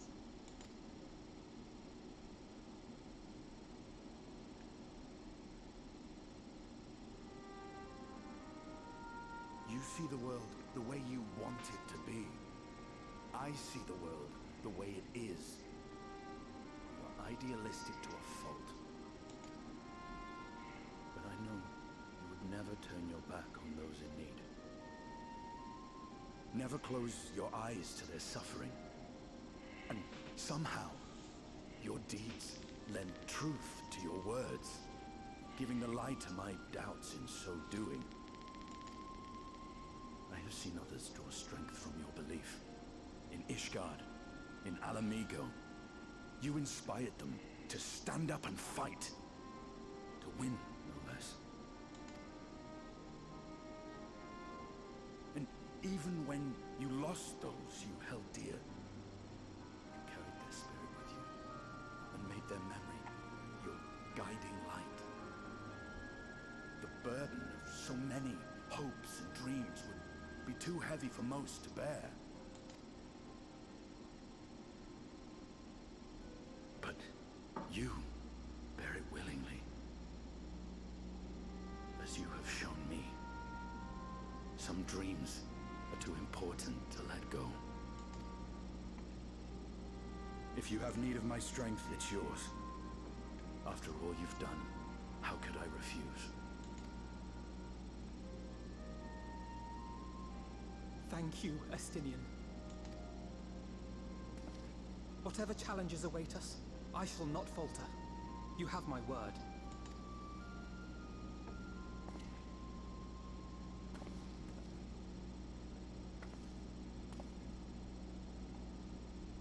And now, I may bid you farewell.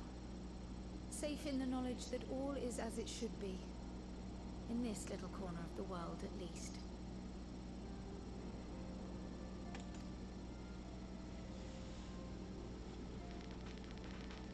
You will be sorely missed. Tread warily in Sharlayan, and do try not to let the Forum embroil you in their politics. A forlorn hope, I know, given the individuals involved. I shall do my very best. Farewell.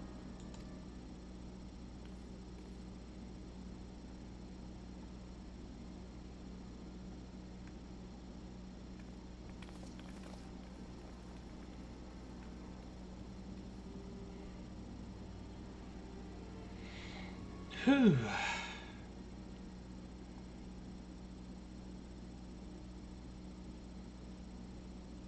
Meanwhile, in the Imperial Palace.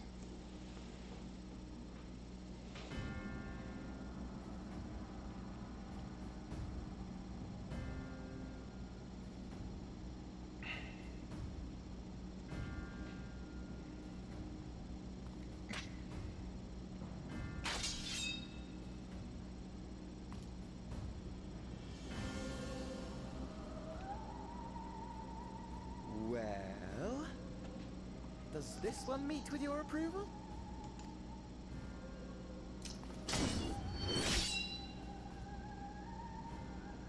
Apparently not.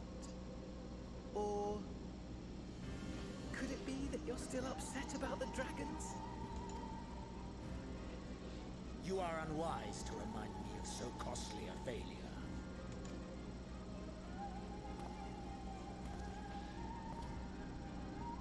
It will not affect our plans, I trust. Oh, hardly at all.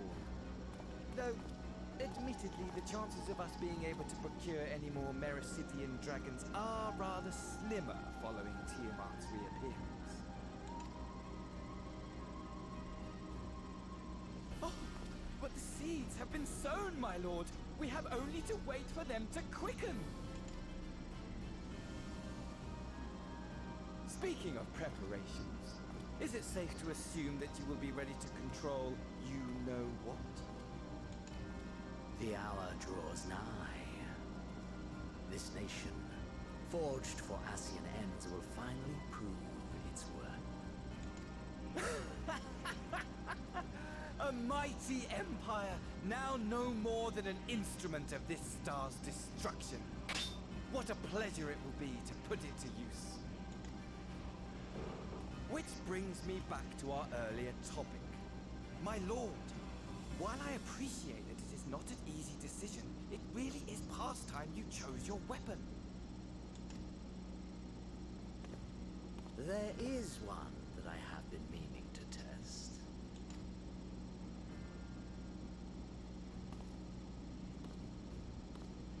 Well, not quite what I was expecting, though I will say, it does seem rather apt.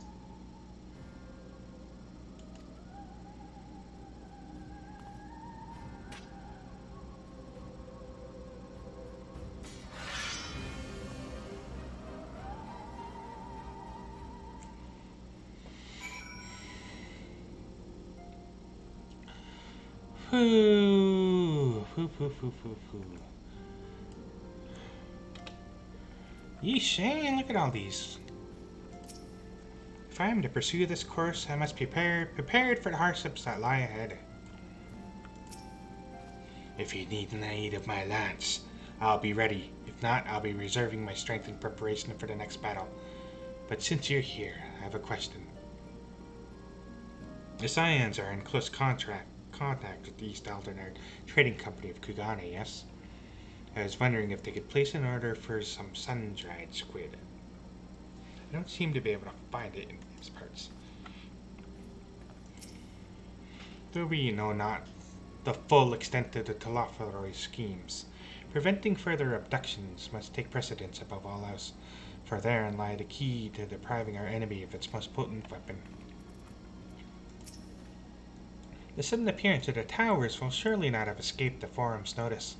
I would like to think they would be receptive to Kryle's request for cooperation in investigating the matter, but unfortunately their reputation would suggest otherwise.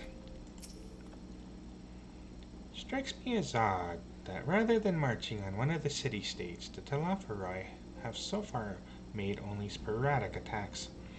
I doubt they'd go to the trouble of putting up all those towers if that was all they had in store for us.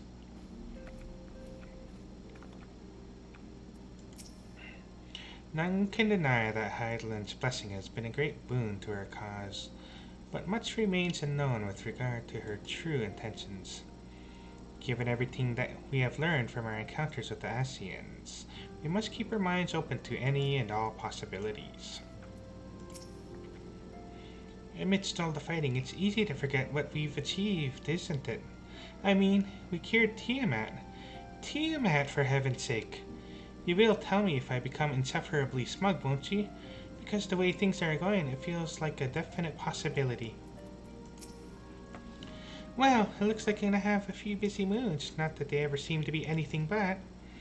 Thancred's got me dispatching troops to every corner of the realm, which is not to say I don't trust the Alliance, because I do, but when it comes to putting down primals, no one does it better than us.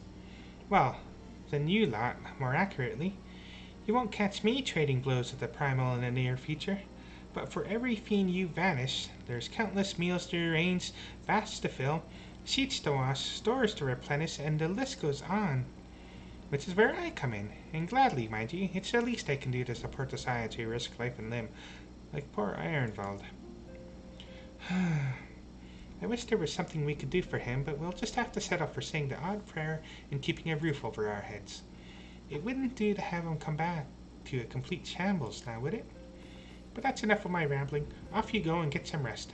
If there are any developments, I promise you'll be the first to know.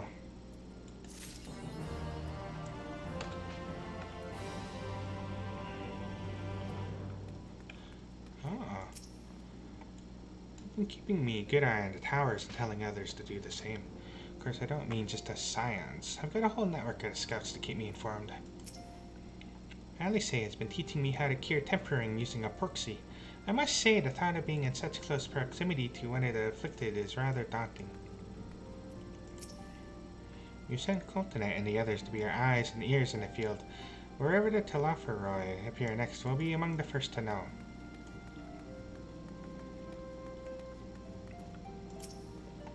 Although Ironvald and I both serve the Scions, I'm afraid that I have had few opportunities to speak with the lad. I do hope he is fit to return to active duty soon. Ori Boulder certainly cut a fine figure as he set off on his latest mission. I was sad to see him leave, and my nights will be lonelier with just one brother to keep me company. When the tower rose up in the Yanxia, my first thought was to stay in Doma to keep my grandfather safe. But when we heard the news of Bahamut's return, he bid me return to the Rising Stones to aid my fellow Scions. He sent his regards, by the way.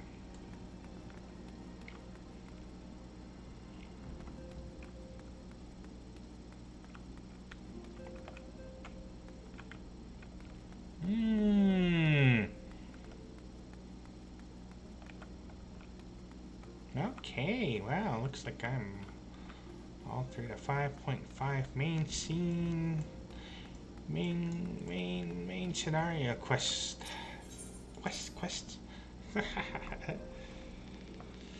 Whew, well, that was a lot of fun. You have anything to say, Inuko? Hi? Yeah, small talk. A pleasure as always, Thackeray. What would you ask of me?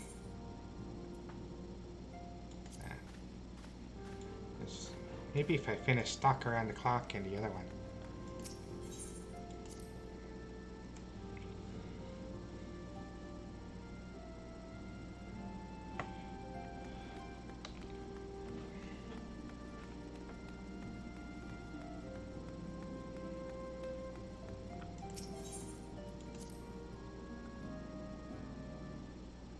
Not for not.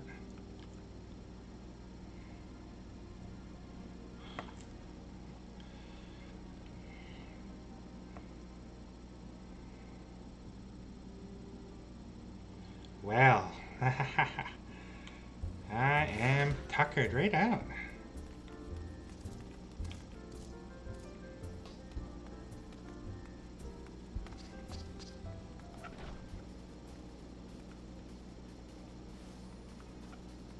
Now to think about it,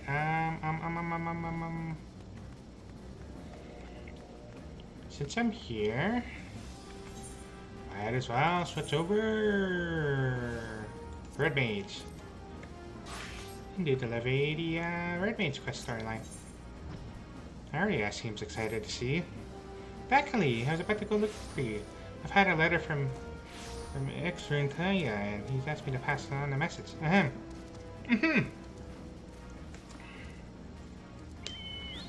Arya, I hope this missive finds you well. Should you come across Thackeray in Revenant's Toll, pray send her to me in the Alamegan Quarter.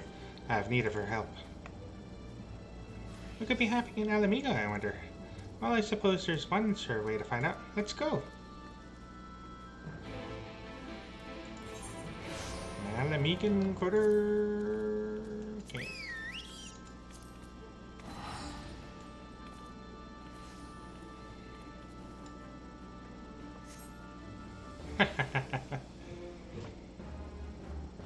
Well,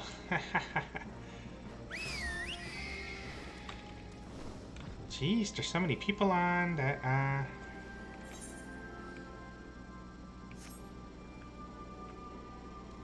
Oh, there we are. Here he is.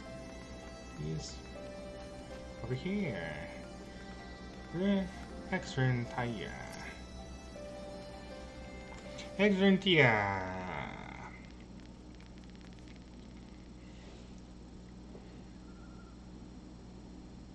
Ah, wonderful to see my two erstwhile students. Not a moment too soon. We're glad to see you too, Exern. I thought I gather the situation is not a happy one? You gather correctly. You'll recall the brotherhood I was once part of, the Crimson Duelists. While it seems the keepsakes left behind by my deceased colleagues have run afoul of some enterprising grave robbers.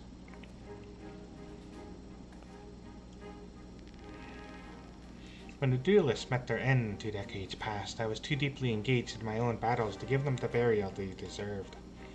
And so I did what many before me have done. I collected the beads of the dead and interred them within the tomb of the Iron Sword. With El Amigo much settled since the initial reclamation of the city, I judged it time to pay respects to my fallen comrades. That is when I discovered the tomb in disarray and one of the duelist swords missing. It would seem such petty acts of larceny have become common of late, and although the resistance speaks of taking steps, the army has its hands full overseeing the restoration efforts. But it's said that unrest and dissent have largely disappeared under General Alden's command. Why the sudden rash of lawbreaking? While not the Imperials have been beaten back, those who once suckled from the Emperor's teat are forced to look elsewhere for the wealth to which they are accustomed. For some, this means taking up a life of banditry. And for the lowest amongst them, means ransacking the resting places of their countrymen, a crime I do not intend to leave unpunished. As things stand, however, I have yet to deliver said judgment. This particular gang is uncommonly swift of foot, and I must temper my tasks, lest I slay them ere learning the location of their stashed loot. Thus I do turn to you for assistance. Capturing these thieves alive will be far easier with a pair of extra hands. With an extra pair of hands. If it's extra hands you need, then count me in. With that red magic's at your beck and call? It is too dangerous for one still relearning her art. I've been practicing against the creatures of Mordona ever since we parted ways. My magics may not be what they once were, but I can cast the initiate spells well enough, I promise. The monsters in Mordona are not to be trifled with. That was a risky path to take at this stage of your training. I took risks, yes, but not foolhardy ones. If I don't push myself to my limits, then I'll never catch up to you or Dakili.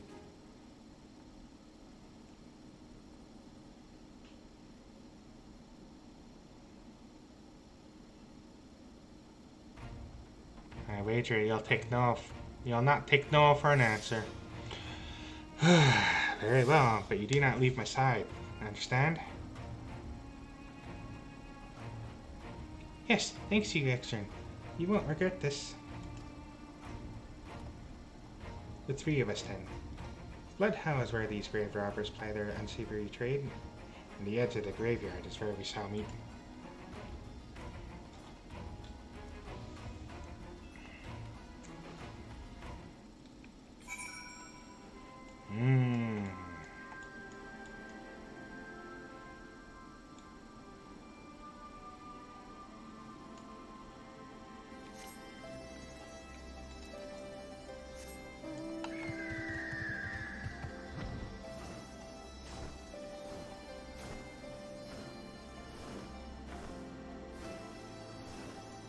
I wonder what weapon Xenos grabbed.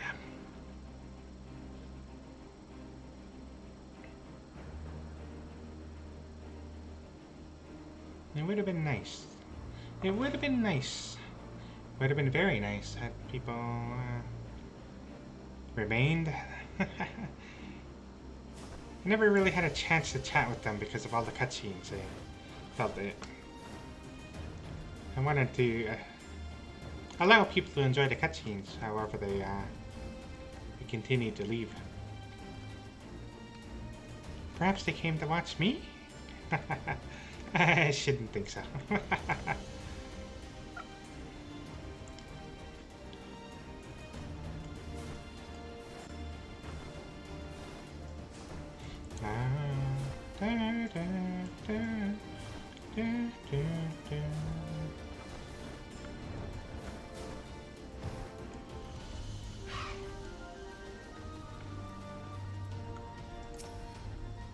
I'm eager to show Exern how far my training has come, but more than that, I'm just happy to be at a place where I can assist him again.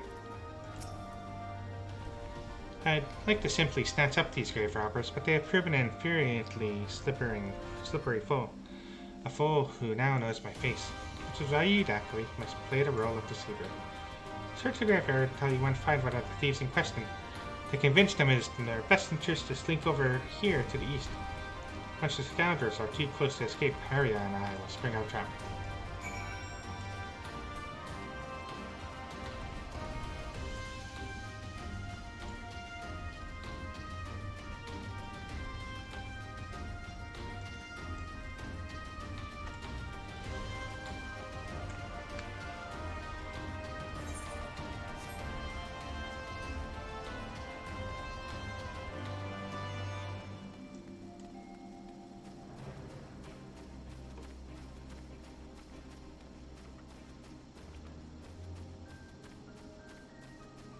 Ooh.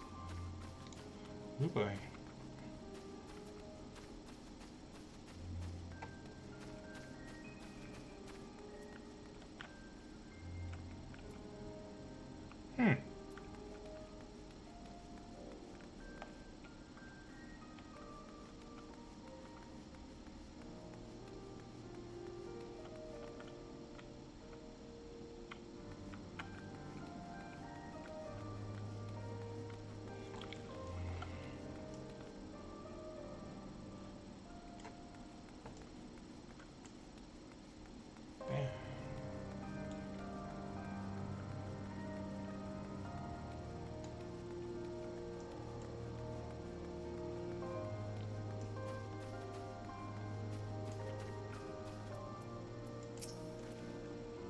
Look for trouble, mate? How big a fool do you have to be to just wander up to a gang like this?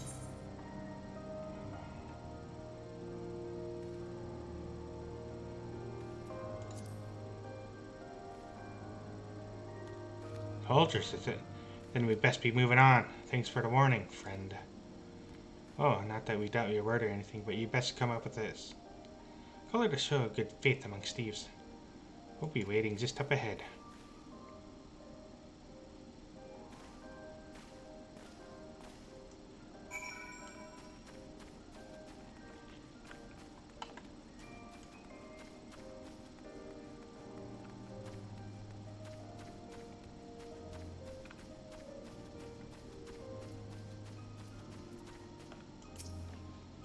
Don't you worry about our two mates. They want to head to the east just like you suggested. And us? Well, someone's got to eliminate the competition.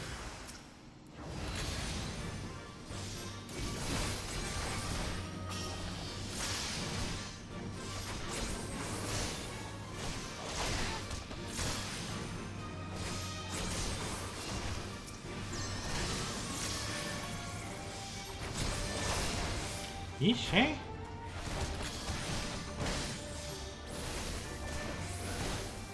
Whoopsie.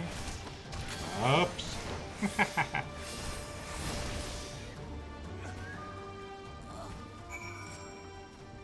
Well, I certainly didn't mean to. Well, hopefully, oh, they managed to catch the other two. Whew. For whatever reason, I made a really convincing thief.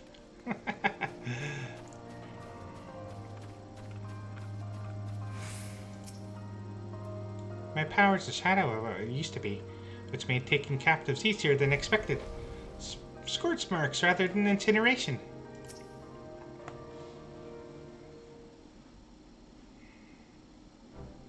Nicely done, Dakali. We caught these two completely off guard.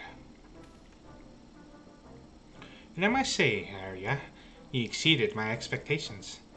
You've made impressive progress in such a short length of time.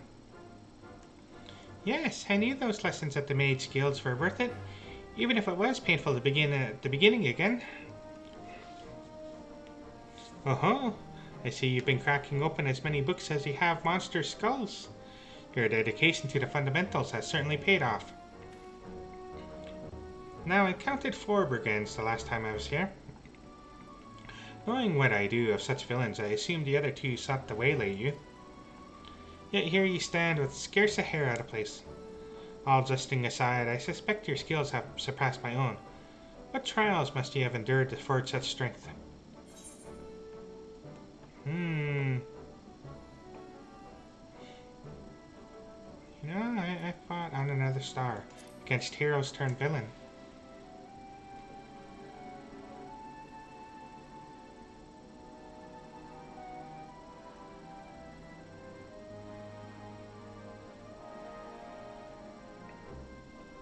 Another star. Even your adventures play out on a stage beyond my wildest imaginations. Oh. And this talk of sin-eaters, was it? Sounds to me as if your battles took place on the edge of suffering itself, where the heart and steel of even the mightiest red mage would be tested. While it is endlessly gratifying to hear the exploits of one's former student, I suppose we should return to the matter at hand. Once we had subdued these ruffians here, a few threats gleaned us the location of their ill-gotten gains.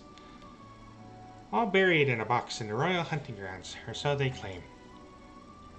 I believe another division of labor is in order. Hurry, hand our captives over to the resistance, and wait for us at the tomb of the errant sword. Luckily, you and I have some digging to do.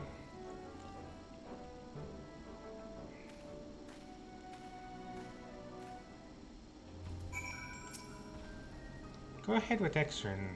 I have things under control here.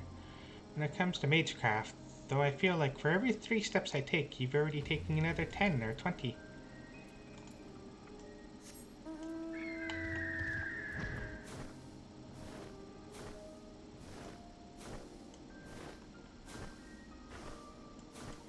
Foo, foo, foo, foo.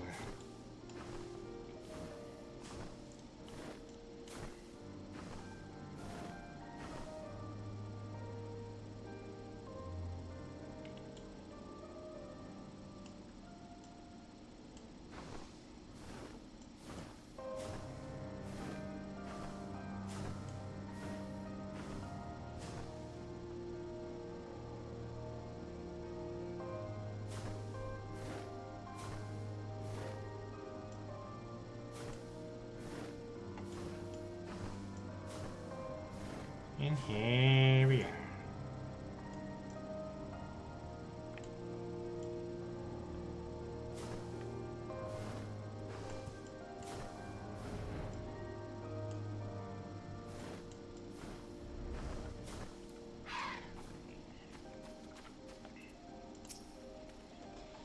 Do you feel that?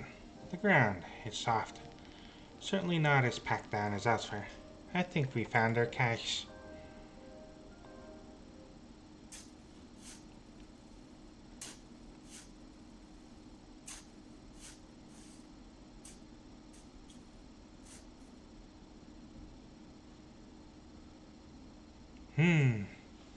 Glad am I to have found this before they hauled it off to the black market. I cracked the lid to check the contents, and the box is indeed filled with stolen goods, including one rather familiar sword. Come, we should return these articles to the tomb. With any luck, Arya will have arrived already.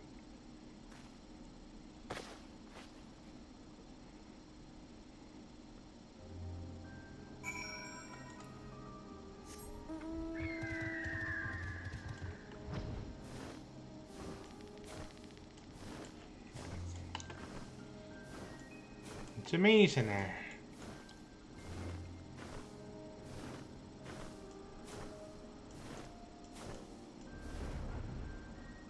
I was hoping to hear the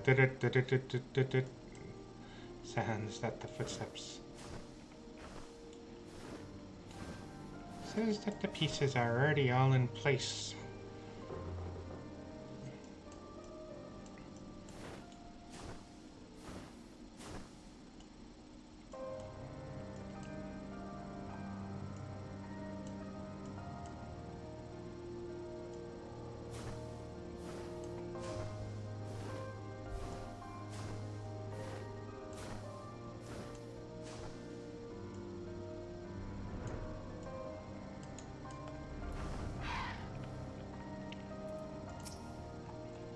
Thank goodness you found a sword. I feared it had been sold.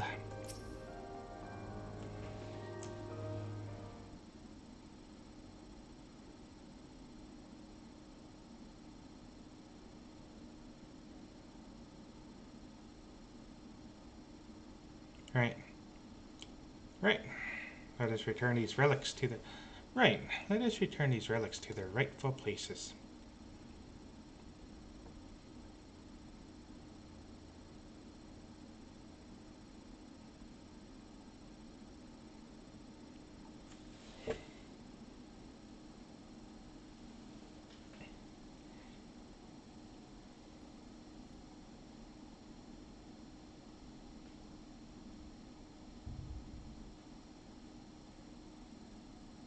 That should be the last of them. But what of your comrade's blade?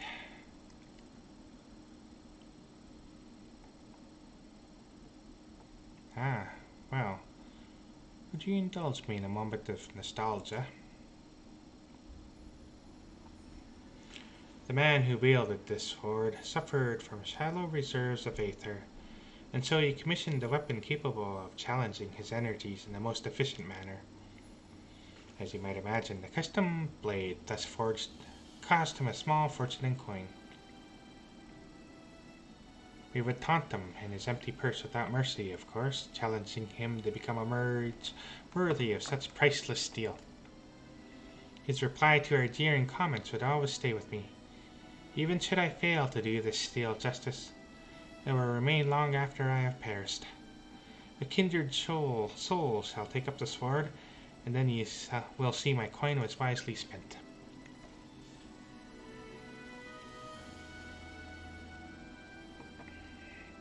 His hopes for such a legacy died with the Crimson Duelists. I entombed the blade, believing that no new mates would rise to claim it. But I was wrong. You two stand here as living proof that our efforts to revive red magic were not in vain.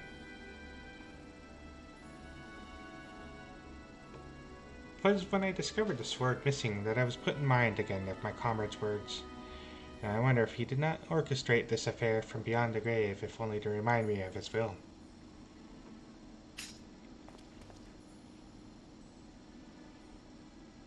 Dakali, you appear to have a distinct taste in weapons. This blade, I think, should belong to Arya.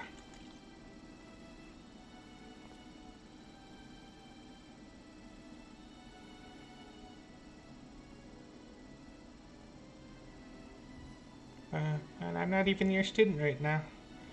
I don't think I deserve to have it. I made a promise to you, did I not? That once you learn to harness your aether, I would take you under my tutelage once more.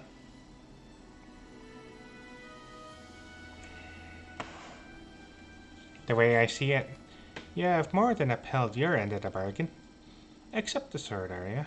Be my apprentice and help me usher in a new future for the Red.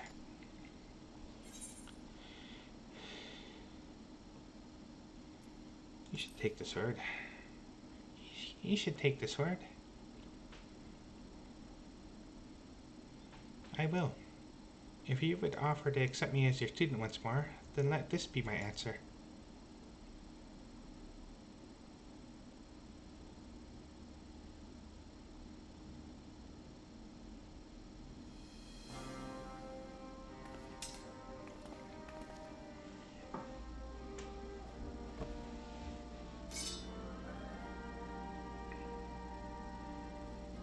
It is done. Let us present here the stay swear a new oath, to fight for the common good with pure heart and unbending steel.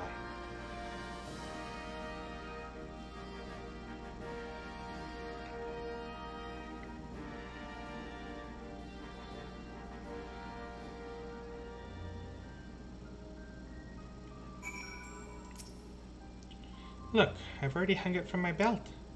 This sword's heavier than my old one, but I mean to practice enough that having it there feels more a comfort than a burden. And so concludes our business here. But as much as I should like to accompany you back to Mordona, I fear my own pilgrimage must continue. This war with the Imperials has only me go teetering on the brink of uncertainty once more, and I must assume the situation is most taxing for you and your fellow scions. Thus for the time being shall I keep my blade loose in its sheath. I may be but one man, but I know that I shall remain vigilant against the Empire's machinations as I chart my course across the lands of Eorzea. I am sorry that I cannot yet devote myself to your lessons, Arya. The demands of the road are such that I cannot take you with me and still hope to move as swiftly. Your oath takes precedence, of course. I'm ecstatic just to know you'll be my mentor once again. Please, stay safe on your travels. I appreciate your understanding, and I will stop by to aid your progress in Revenant's Toll whenever circumstances permit. I take my leave then. Fare you well, Thackeray.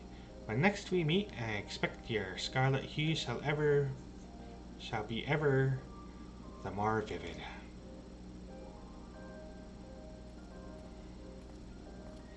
Shall we make our way back to Mordana then?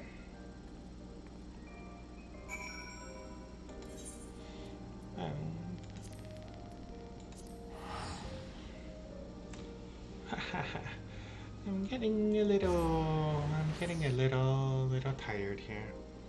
I'll need to take a nap so I can make it through the day.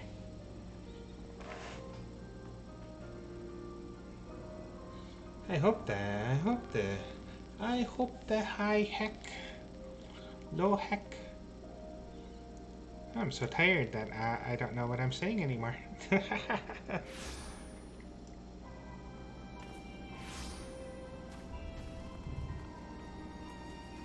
Hey, what the heck put on a sweater or something? I've been so consumed with restoring my magics, but now I have a new goal. Learning to wield my new sword with perfect execution. With excellence instruction, I mean to become a red mage worthy of his comrade's weapon. And I wouldn't say no to any help from you either, Dackley.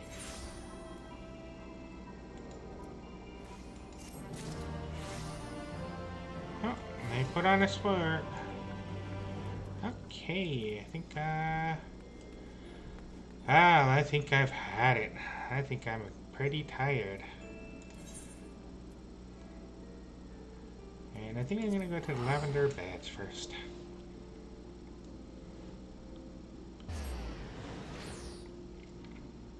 That was a lot of playing. That was a lot of a storyline. That was a lot.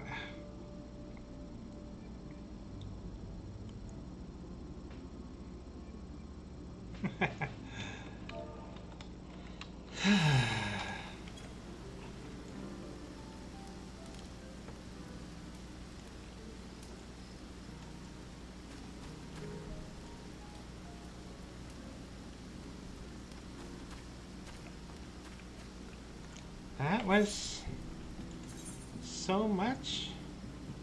That was everything.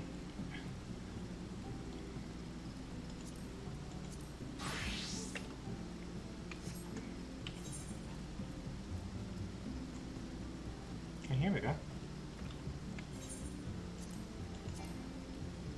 Oh boy.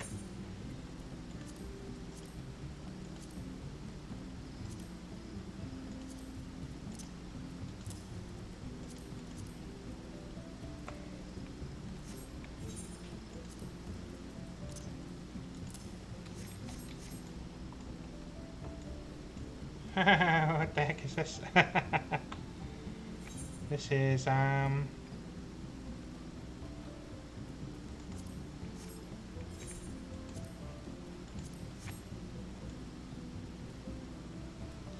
looks like operators.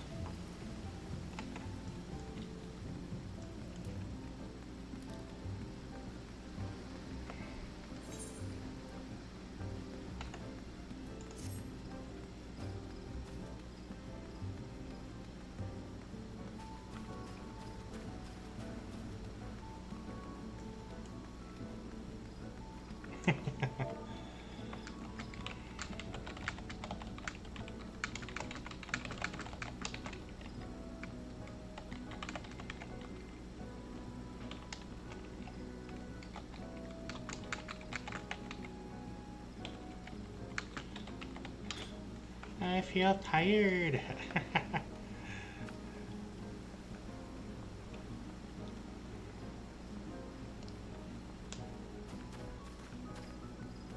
I still need to do the emerald weapon before I can do the...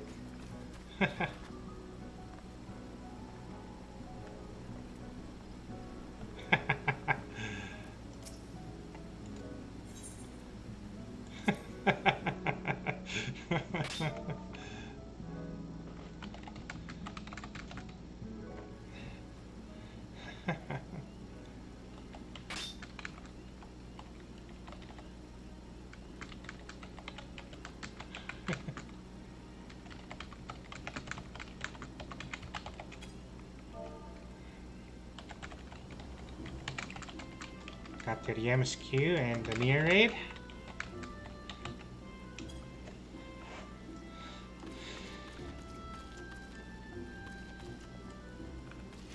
I forgot how short the Dragoon's skirt was.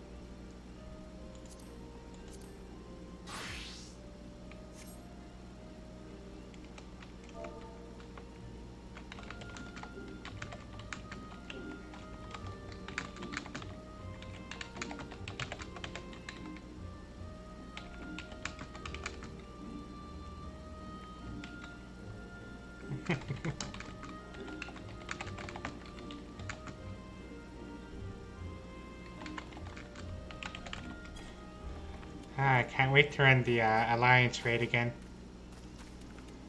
It was a lot of fun.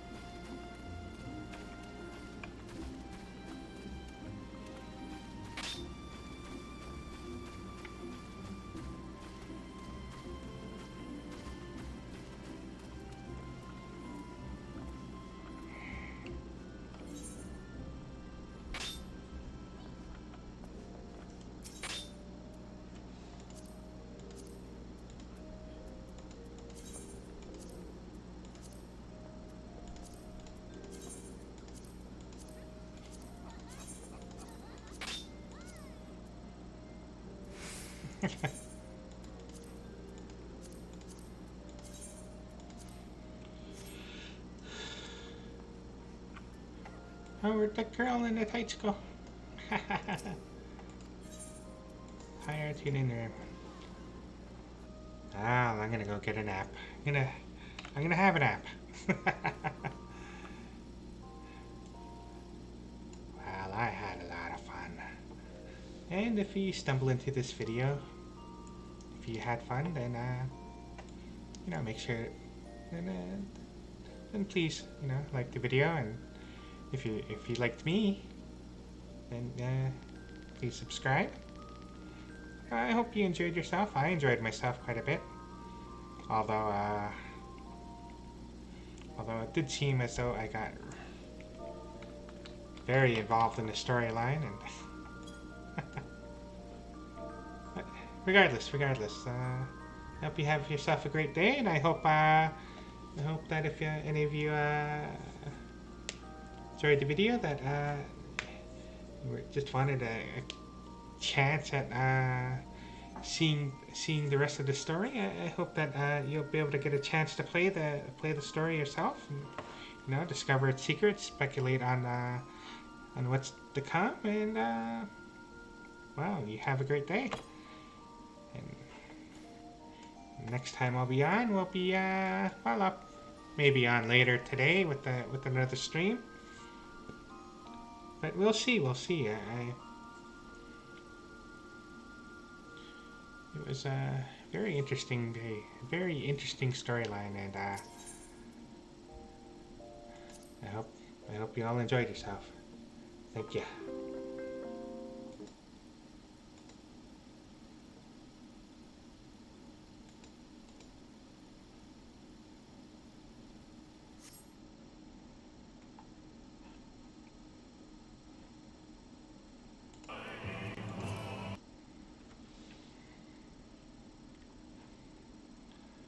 Phew.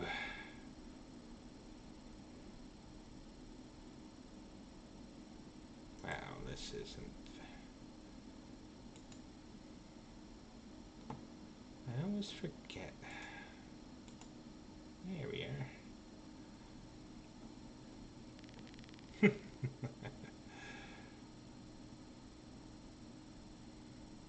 There we are. That's a lot easier on my CPU now.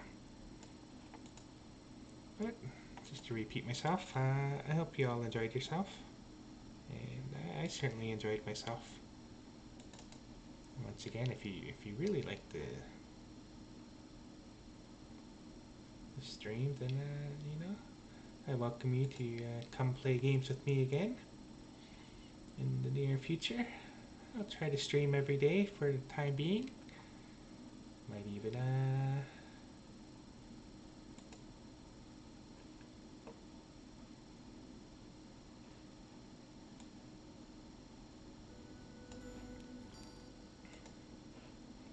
even, try out some new games, try out some popular games, see how I fare. I think one of these days I'll have to get around to playing Apex Legends and finally getting a kill in that game. Nothing in life is guaranteed, though. So, and even my avatar is looking tired, so I'm glad to have been here. I'm glad to have been here to play through this. And I got it done in 5 hours. 6 hours. Wow, thank you. And y'all have yourself a great day. And I'll see you tonight.